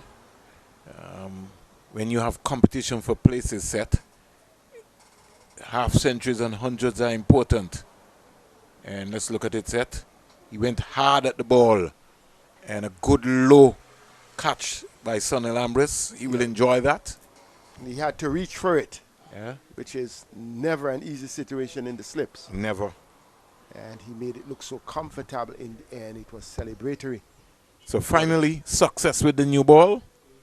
It took them such a long time to go for the new ball. And as we speak, Mika Louis goes. Caught the silver, bowl seals for 73. Lee was 126 for 6. And it's all seals? All seals. He's got 6 for 28. Cornwall is 1. Hamilton is 37. I still wonder why we had that discussion. I have not taken it to Raheem Cornwall himself. But why is he batting so low in a team like that? I would have had that discussion maybe a year, 2 years ago when he was the captain of the team, you know, and much of the response between himself and the key thinkers is that he has to bowl, and he has to bowl a bulk of the overs. But I think his batting is so important to a team like that, that why would you come at number 8 as a top batter? In fact, maybe the only batter, one of the only batters in the region who has had 100 in each version in T20, in List A, 50 overs, and also in first-class cricket. And then he buries himself in number 8. And when he comes out, like last week, looks so comfortable.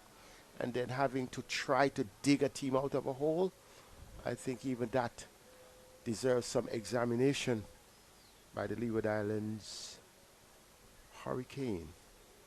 So Ryan John, man in charge, comes in with his second over of the new ball. Pamal covering up. The man who is in to join Pamal is none other than Shamar Joseph, and you know he likes to have a go. He's not going to be covering up like Pamal. I can tell you that for sure, Vernon. He's going to have his look, and then he's going to have his go. He's a competent batter, though. Everybody's capable until when they get out. Well, set. And Shamar is going to have fun. That's the nature of the man. He puts his heart into it, and he puts his power into it. 331 for 8. Ryan John, wide outside the off stump, going away, not attacking the stumps as Vernon has been calling for. This is not a top order batter. We have seen only one delivery towards the stump since he has taken the new ball. This is the 5th over of the new ball. In fact, the start of his 3rd with the new ball, and his 23rd of the innings. He has 1 for 33.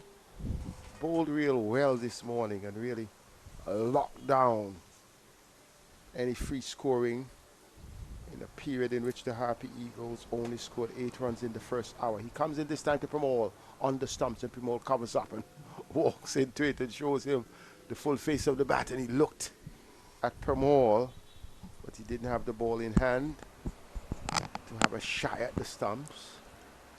As we come down to the day, we would see some good performances. 54 yesterday from Nando.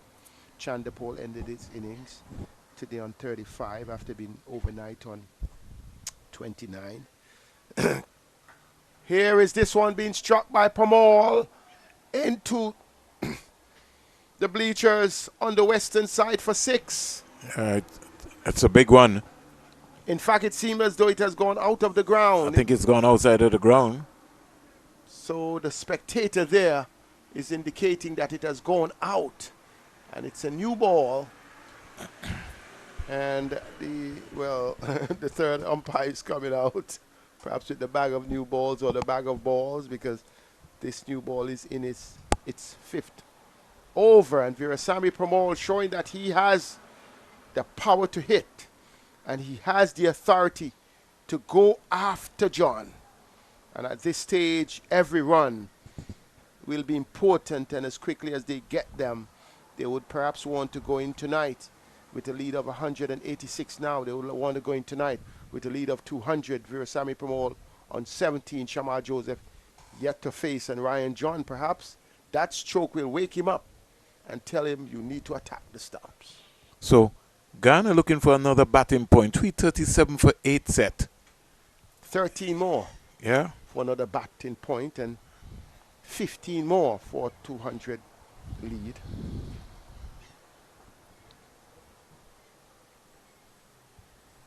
So they have settled on a ball, a replacement. They might maybe have to look for another one too. The mood that Pramol is in. On the stumps now. Yorker length delivery. Where was that all the time? But that's where he's supposed to be bowling. It takes a 6 to wake you up to that reality. Yeah, that's what I'm saying. You got a new ball in your hand, you run in and you bowl the ball at the stumps. They call it the red cherry. And you use the red cherry to devastate batters of the top order, and batters of the middle order, and batters of the lower order. But now we see lower order resistance here. Pramol faces. John is here. Steers it to backward point. Pascal Fields. The over comes to an end. An over in which it was advantage Pramol. Striking a lofty blow over mid-wicket. Out of the ground here at the Antigua Recreation Grounds towards the Independence Avenue Road. And Virasamy Pramol hitting the biggest 6 of the contest so far. 337 for 8. A lead now of 186. So another test player comes out for Guyana. Shamar Joseph joins Virasamy Pramol. And Guyana just boasting the amount of test players that they would have had on show. For the Windward Islands, just Kevin Hodge, the lone test player, along with Ambriss, are the ones who are here. In the absence of the captain, Alex Athenas. You'd feel very slighted. It's always such an important period of play when your big stars. Reina stopped playing Jamaica. So whether that is a good or a bad thing, we don't know. But there's been some quick runs scored there in Jamaica. Yes. Here is Shamar just driving on the offside. Just the hands going. And he maybe fancy facing up to Tyson. This is his first game for the 2026 West Indies Championship season. And one delivery that you have to remember is that Jaffa that got out Sonny Ambriss from Shamar Joseph. And I could see he could be a handful in the second innings. Yes, pitch much harder as well. Yeah, with Niall Smith and Kimo Paul, who really darted around the ball. Oh! The physio comes out. Wow, he was struck there. That was a quick one, sharp and quick. Yeah. Physio has to come out. She's taking a long time. She forgot? Maybe she stunned herself by that delivery that came out of nowhere. Yeah, that hit the helmet. I think they might have to bring out a new helmet as well, too. Straight in the grill or the side of the helmet. Helmet is off. That was a good bumper. Yes, that was a special. real serious bumper there, bowled by Tyson. We have seen a few in the match so far, but that has been the best. Yeah, Tyson has gone up to him and asked him if he's okay. I think they might have to replace that one. No, what was his offense for the bumper? Is it the 6 over mid-wicket off John? Maybe. Because after that we saw Yorker. Now we have seen a serious bouncer. So sometimes the player need to wake up the opponent. But as you've been saying all the time, they should have taken the new ball a very long time ago. Going to be a lot of questions being asked here to Permal. What's your mother's name? Who am I? Do you know Carl Tuckett? What's your middle name? Who was the bowler? So I would answer all of them wrong. Then they take you off, Sid. Then you'll have to go off. These are some simple questions. Then you have to go off, Sid. Once that happens, Sid, it means that you don't have a clear mindset. You got to fix your brains. These questions are questions that I don't see how they determine whether you're concussed or not. boy. You'd be amazed, boy, Sid. So all is good. So you answered the questions. So he knows his middle name. Yeah, he does. You think Tyson will bowl another one? I don't think so. He looks like a sympathetic guy. He look like a very tame guy. Yeah, he's going up to ask are you okay? Yeah, I think he's going to run up and bowl a half volley. No, Curtly Ambrose would have looked at you and he would have bent down and he would have had a view. And then he would have walked back to his mark. Yeah, but as a fast bowler, sometimes in life, you really, you kind of sometimes, based on what's happening right now. I'm sorry, Sir Curtly, if you heard me say that. But I've seen you done it on a couple of occasions, apart from the time when I saw when he rushed into Jeff Lawson in Australia. I guess fast bowler to fast. So let me ask you something. Carl Tuckett is saying 1 per over. You support that? No, I don't. But that's the rule. You mean that? But it's the West Indies Championship, so it's your thing. Follow the international rule. In fact, in the Antigua Barbuda Cricket Association tournament, they allow you as many bouncers as possible. They say to encourage the fast bowlers. Yeah, but who's bowling fast? So we were doing the finals, I think Liberta, Blackhawks against New Wintraps. Alzari Joseph was playing for New Wintraps a few weeks ago, and he had 3 bouncers. So the first one flew over the batter's head, the other one was a cutthroat delivery, and then he came with a third one, so I was questioning what's going on. So I said, only to be told. The rules, to be told. So I said, I need to see the rules. They said, well, it's a policy that they have come up with. And I said, I think all your policies should be pegged to the international rules. I mean, I was happy to see that type of fast bowling. But at the same time, I'm in agreement because it is the standard, so you conform. But I don't believe that should have even been an international standard. That is the truth.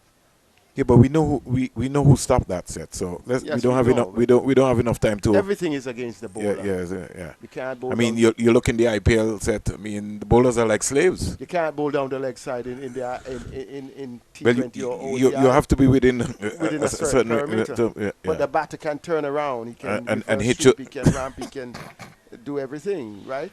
The bowlers are like slaves. That's all I will say to you, Give me a break about those rules. Then you can have field restrictions and have men inside and all sort of nonsense. That's all I will say to you, But the batter, you can hit. They can't restrict and say you can't hit more than 260 and over. So. Oh, that one was nicely glanced by Sammy Permal. He gets 1. Shows that he's up and well. So the issue is it has become a more batsman's game. Well, it was always been a batsman's game, but it's meted out more now to the batsman with the protection. The bowlers have been really unfairly treated. Because imagine that somebody hoiks you over into the Anglican church for 6, and you can't come back. Well, you can come back, But bowled it's him no ball. But it's just mad. It's just crazy. That's why I know that for bowlers, cricket are slaves. Yeah, that's what it has become. Here is Tyson. Comes into Shamar Joseph, a bouncer. He fans at it, but it went through quicker than he thought. I think he's waking up the wrong man. That completes the over. The question, would Shamar get a chance to bowl at him? Do you think he would remember? A fast bowler, always. That's why I asked you. They would mark down that one. That's why I asked you. They would remind you when it's your time. So, I distinctly asked you that, Seth, to get that draw back and that comment. 3:39 for 8. The lead is 188. Yeah, so we still have 11 more minutes to go before the play. How many we have? And 11 more runs to get that extra batting. Well, we have 2 overs or 3? 10. We have 3 overs. 3 overs remaining. All right, so we might get them in. Well, let me keep quiet. The way how John is bowling, you never know what's happening. Get yourself organized, Seth. In fact, maybe you can start pedaling over because you never know what's happening. Here is Pamal clobbering that. Ooh. Oh, my. That was a short ball, and he just clobbered that over mid-on and down to the boundary for 4. John has got to hit the deck. Seth is going to find himself over into the Sir Vivian Richards Players Pavilion to conduct his Impact Player of the Day. And I will take it home, make sure that he gets some exercises. Here goes John to bowl to Pamal. He's into bowl to Pamal. Pamal is just helping this one around, looking for... No, he's contented to just get 1 run. Shamar Joseph. It's just so strange to see him having on the white pads and the white clothes. You're accustomed of seeing him in colored clothing. It's been a great, magnificent day here at the Antigua Recreation Ground. Up at the stadium, Leeward Islands 131 for 6.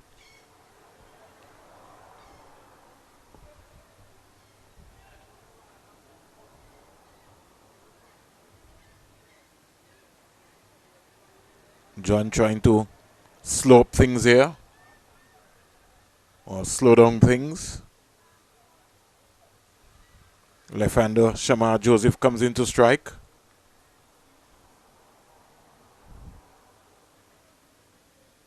Wow, they're taking a long time to get in this delivery. Shamar Joseph is ready. He's driving down the ground, picking up a very easy single. He's got to get out of the way. Descartes there at mid-on. And they get another quiet single. Score in the meantime goes up to 344. No, it should 345. And the lead is 194. So Guyana looking for another batting point. They get to 350. They'll get a second batting point of the day. They all add up. John to Pamal. Pamal gets a short ball. Just pulls out of the way.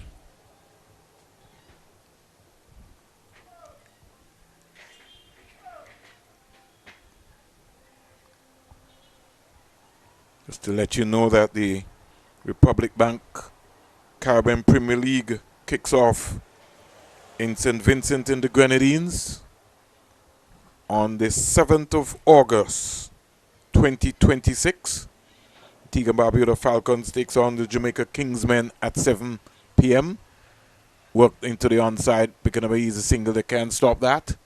346 for 8, lead 195.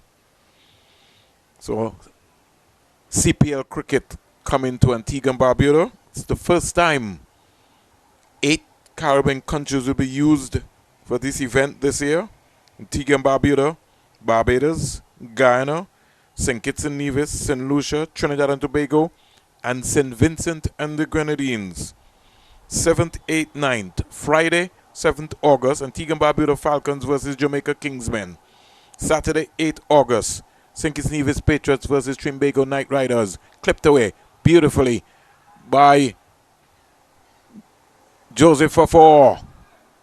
The 350 comes up for Team Guyana, the defending champions. 350 for 8. That's the extra batting point.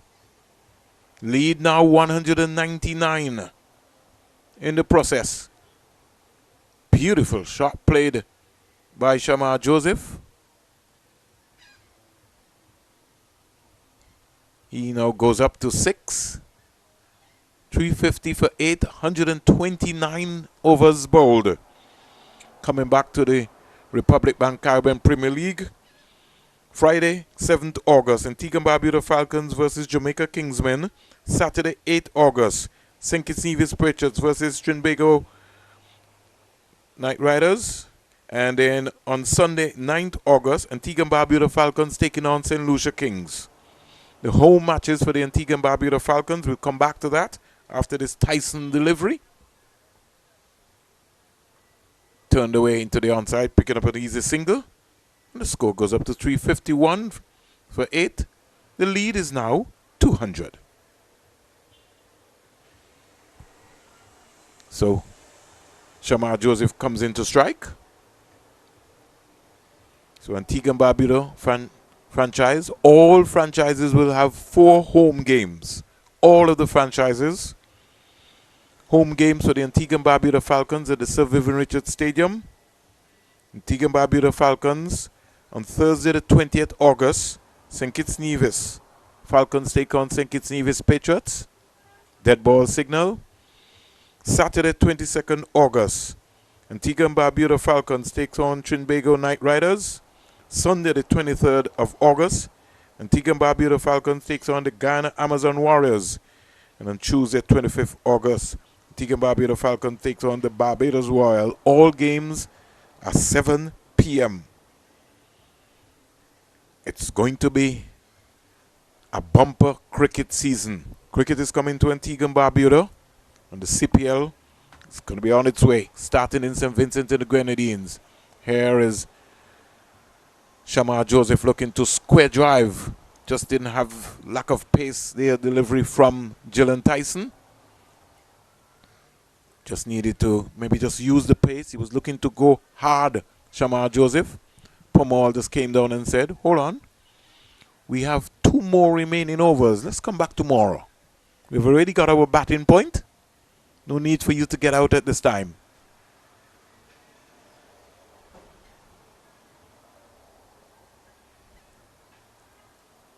Short, quick bumper over the middle stump.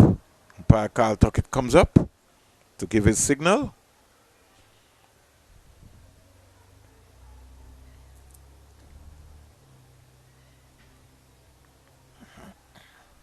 $351 for 8. Gillen Tyson 1 for 70. The lead is 200 and counting.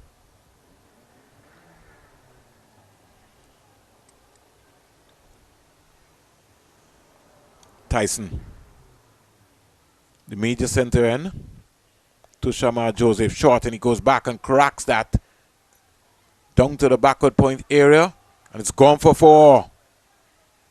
Fantastic shot by Shamar Joseph, just poor bowling by Gillen Tyson. Just too many boundary balls been given away. That was short and wide and put away.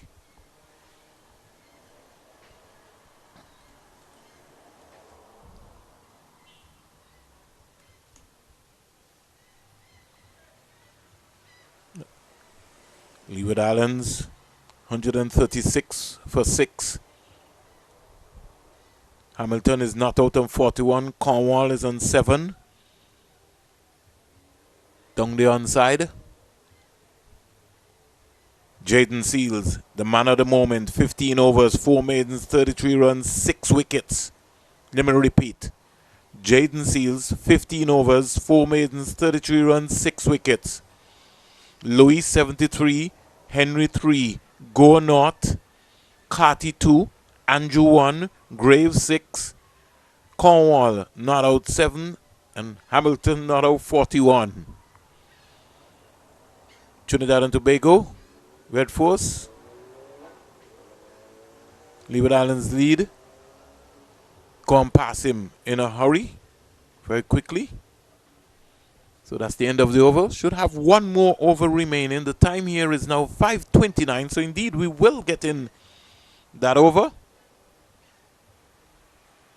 And that will be the end of the day's play.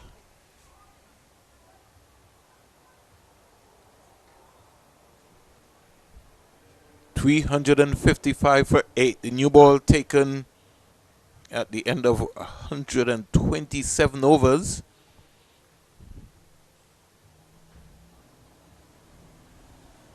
Lead is 204.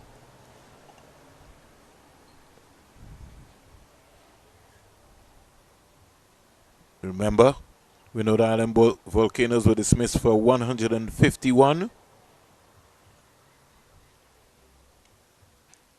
With the day's play, we will go through the scorecard for all the statisticians and newsroom staff. Wide delivery from Descartes.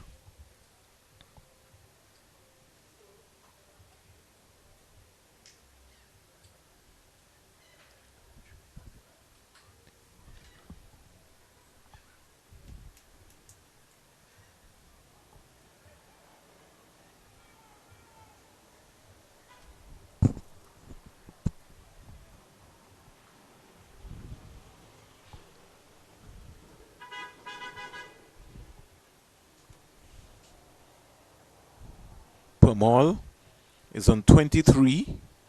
Descartes into Permal. Permal is just closed up shop and just really just stops the delivery. A real big effort.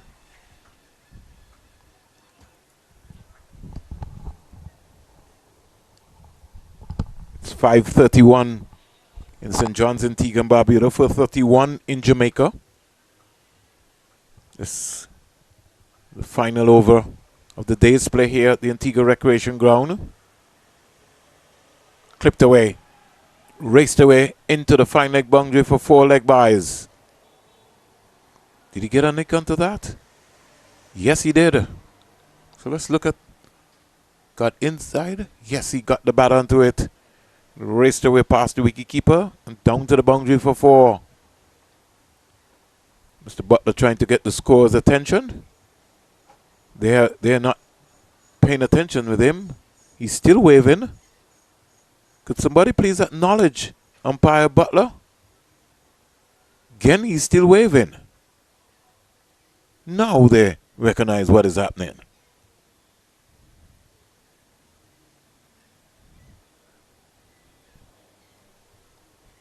Have to pay attention. You have to recognize the umpire. On drive by Permal. But you can't score in the end. Descartes 2 for 57. This is his 26th over. A nice bat. And he'll have to maybe come back tomorrow to either bowl or bat. Shamar Joseph is on 10. Here goes Descartes into Permal. Permal is whipping that through the square leg area. Won't get a boundary. He'll get a couple of runs as they come back quite easily. Shamar Joseph was interested in coming back for a third. 31 partnership so far between Permal and Joseph. 30 of 29 deliveries.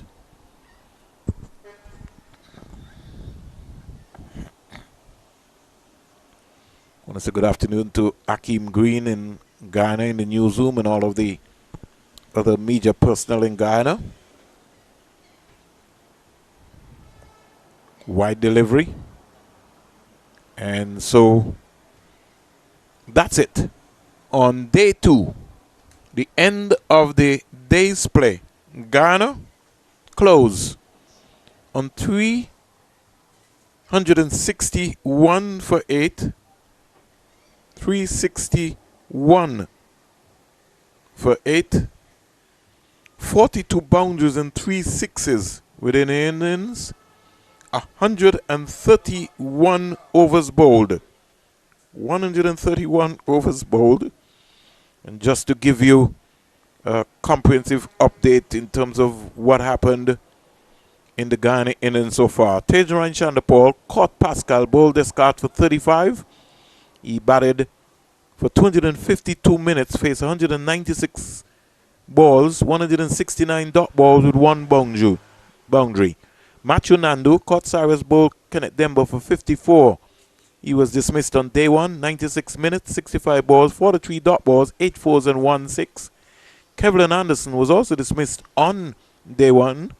LBW to Kenneth Demba for 41, faced 50 balls, 32 dot balls, 7 fours, batted for 63 minutes. Tevin Imlach was dismissed this morning, caught and bowled Demba for 9, faced 37 balls, 32 dot balls, 1 boundary, and 69 minutes he batted for. Kemal Savory, he was bowled Hodge for 72, 157 balls faced, 114 dot balls, 9 fours, and he batted for 217 minutes. Kimo Paul caught Hodge, bowled John for 56, 87 balls, 61 minutes, 7 fours, 1 6, 112 minutes at the crease. And Richie Looknott caught Ambris, bowled Tyson for 40, 214 balls faced, 91 dot balls, 6 fours, 158 minutes at the crease. Gudakish Moti was caught Leo, the wicketkeeper, bowled Descartes for 1. Vasami Pomal not out on 25. He's batted for 93 minutes, 68 minutes, 53 balls faced, 1 4, 1 6, and Shamar Joseph has come out. And he's not out at 10. He's got 2 boundaries in it. There have been 16 extras, 5 byes, 9 leg byes, no wides, 2 no balls. And the bowling figures for the Windward Island Volcanoes. Ryan John, 24 overs, 10 maidens, 50 runs, 1 wicket. Gillen Tyson, 20 overs, 4 maidens, 74 runs, 1 wicket. Shadrach Descartes, 26 overs, 6 maidens, 59 runs, 2 wickets. Kenneth Demba, 32 overs, 3 maidens, 82 runs, 3 wickets. Darrell Cyrus, 23 overs, 5 maidens, 69 runs, no wicket. And Kevin Hodge, 6 overs, 2 maidens, 13 runs, 1 wicket. The lead is over 200, which makes it even more attractive. And let's look at some of the highlights there being displayed by Jason Wiz. Live and louder highlights of the day's play. Kimo Paul really just eased the pressure off, and then it was really go man go. In the end, I thought that he would have given it away, or maybe outfoxed by Ryan John. We are also waiting for our live and louder game changer, impact player, man of the match for the day conversation. Seth Burton will be speaking to Kamal Savory, and any time soon after the highlights we'll be able to witness the action.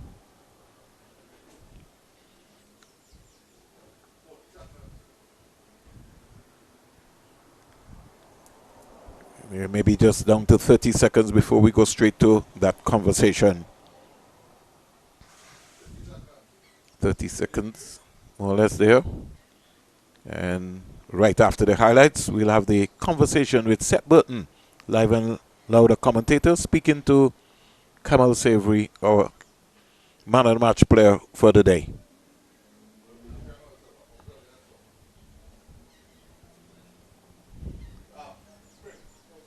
So we get ourselves organized and we go straight over now to Seth Burton, who will be speaking to our man of the match player for day 2, Kamal Savory. 2, 1, go. We're delighted to be interviewing Kamal Savory, the player of the day, of day 2 of this match between the Guyana Harpy Eagles and the Windward Islands Volcanoes. In fact, he happens to be the top scorer of the Guyana's innings, and he played an interesting innings, quite an innings filled with 9 boundaries, 9 fours, batting in a 96-run partnership along with Kimo Paul, and then also taking the sting out of the Windward Islands bowling. How are you feeling after your innings? Yeah, I'm feeling great, you know, after scoring a half century. I think it's a good wicket to bat on still. So I just try to be patient and just capitalize on the bad balls. You also scored a half century in the previous game against, well, in fact, against the same team, but at the Sir Viv Richards Stadium. How do you rate this versus that innings? I think this one was okay, but I think the one at Sir Viv, it was a bit challenging because of the first time I played on the grassy wickets. So I would say that one, but nevertheless, I would take this one as well. So you have been around for a little while. You're also a wicket keeper, a very decent wicket keeper. From my reckoning, you also have your captain as a wicket keeper batting the team. How does that challenge you in terms of the continuous improvement of your game? No, well, we all know, you know, Tevin, he been wrong with the West Indies team. So when in his absence, I take the gloves. But with his present now, I just have to fit in as a batter, and it's very simple, you know. Currency is runs, you know. That's how I go about my innings, approach my innings, you know. But having said that, I take every session at a time and just stay patient. It's 4-day cricket, a lot of time in the game, so yeah. The state of the game when you came in, how did you assess it, and how do you think, you know, yourself and particular Kimo at that time responded? Yeah, I must say, you know, I must give credit to the way Kimo played as well. You know, the way he played, he allowed me to pace my innings. The wicket, as I said earlier, the wicket is a good batting track. So early up was just, you know, to apply myself, apply the condition. And, well, I know the bowlers already from the previous game. So it was just being patient and try to, like, pick up the bad balls. Whenever I get a bad ball, just try to put it away. Okay, my last question. You have a decent record coming into this game in the context of West Indies cricket. How do you see yourself advancing? 2 half centuries in 2 matches, 100 beckoning next game. How do you see yourself in terms of runs by the end of this tournament? Yeah, I just want to be up there with the run scorers, you know. I just want to, you know, right now I'm just enjoying my cricket and just leave everything up to God and the selectors. So I just, at this moment, I just enjoying every moment, and I think I'm playing my best cricket. Thank you, and all the best to you. Yeah, cheers, thanks.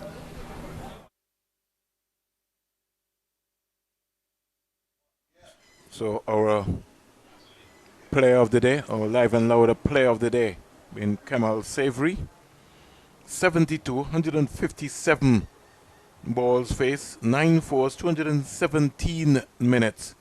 Guyana Harp Eagles leading by 210 runs, and they closed day 2 on 361 for 8, 131 overs.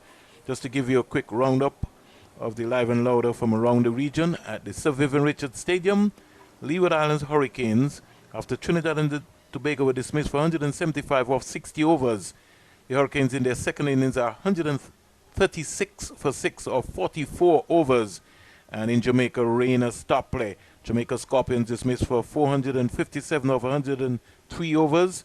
And at the end of 27 overs before the rains came down, they were 125 for 1. On behalf of Seth Burton and myself, Vernon A. Springer, and the entire crew here has been able to execute this live and louder production for Cricket West Indies. I'm Vernon A. Springer, signing out and just letting you know that tune in to us tomorrow morning, live from the Antigua Recreation Ground at 9:55 for the third day's play in this crucial encounter between the Guyana Harp Eagles and the Windward Island Volcanoes in the West Indies Championship for 2026.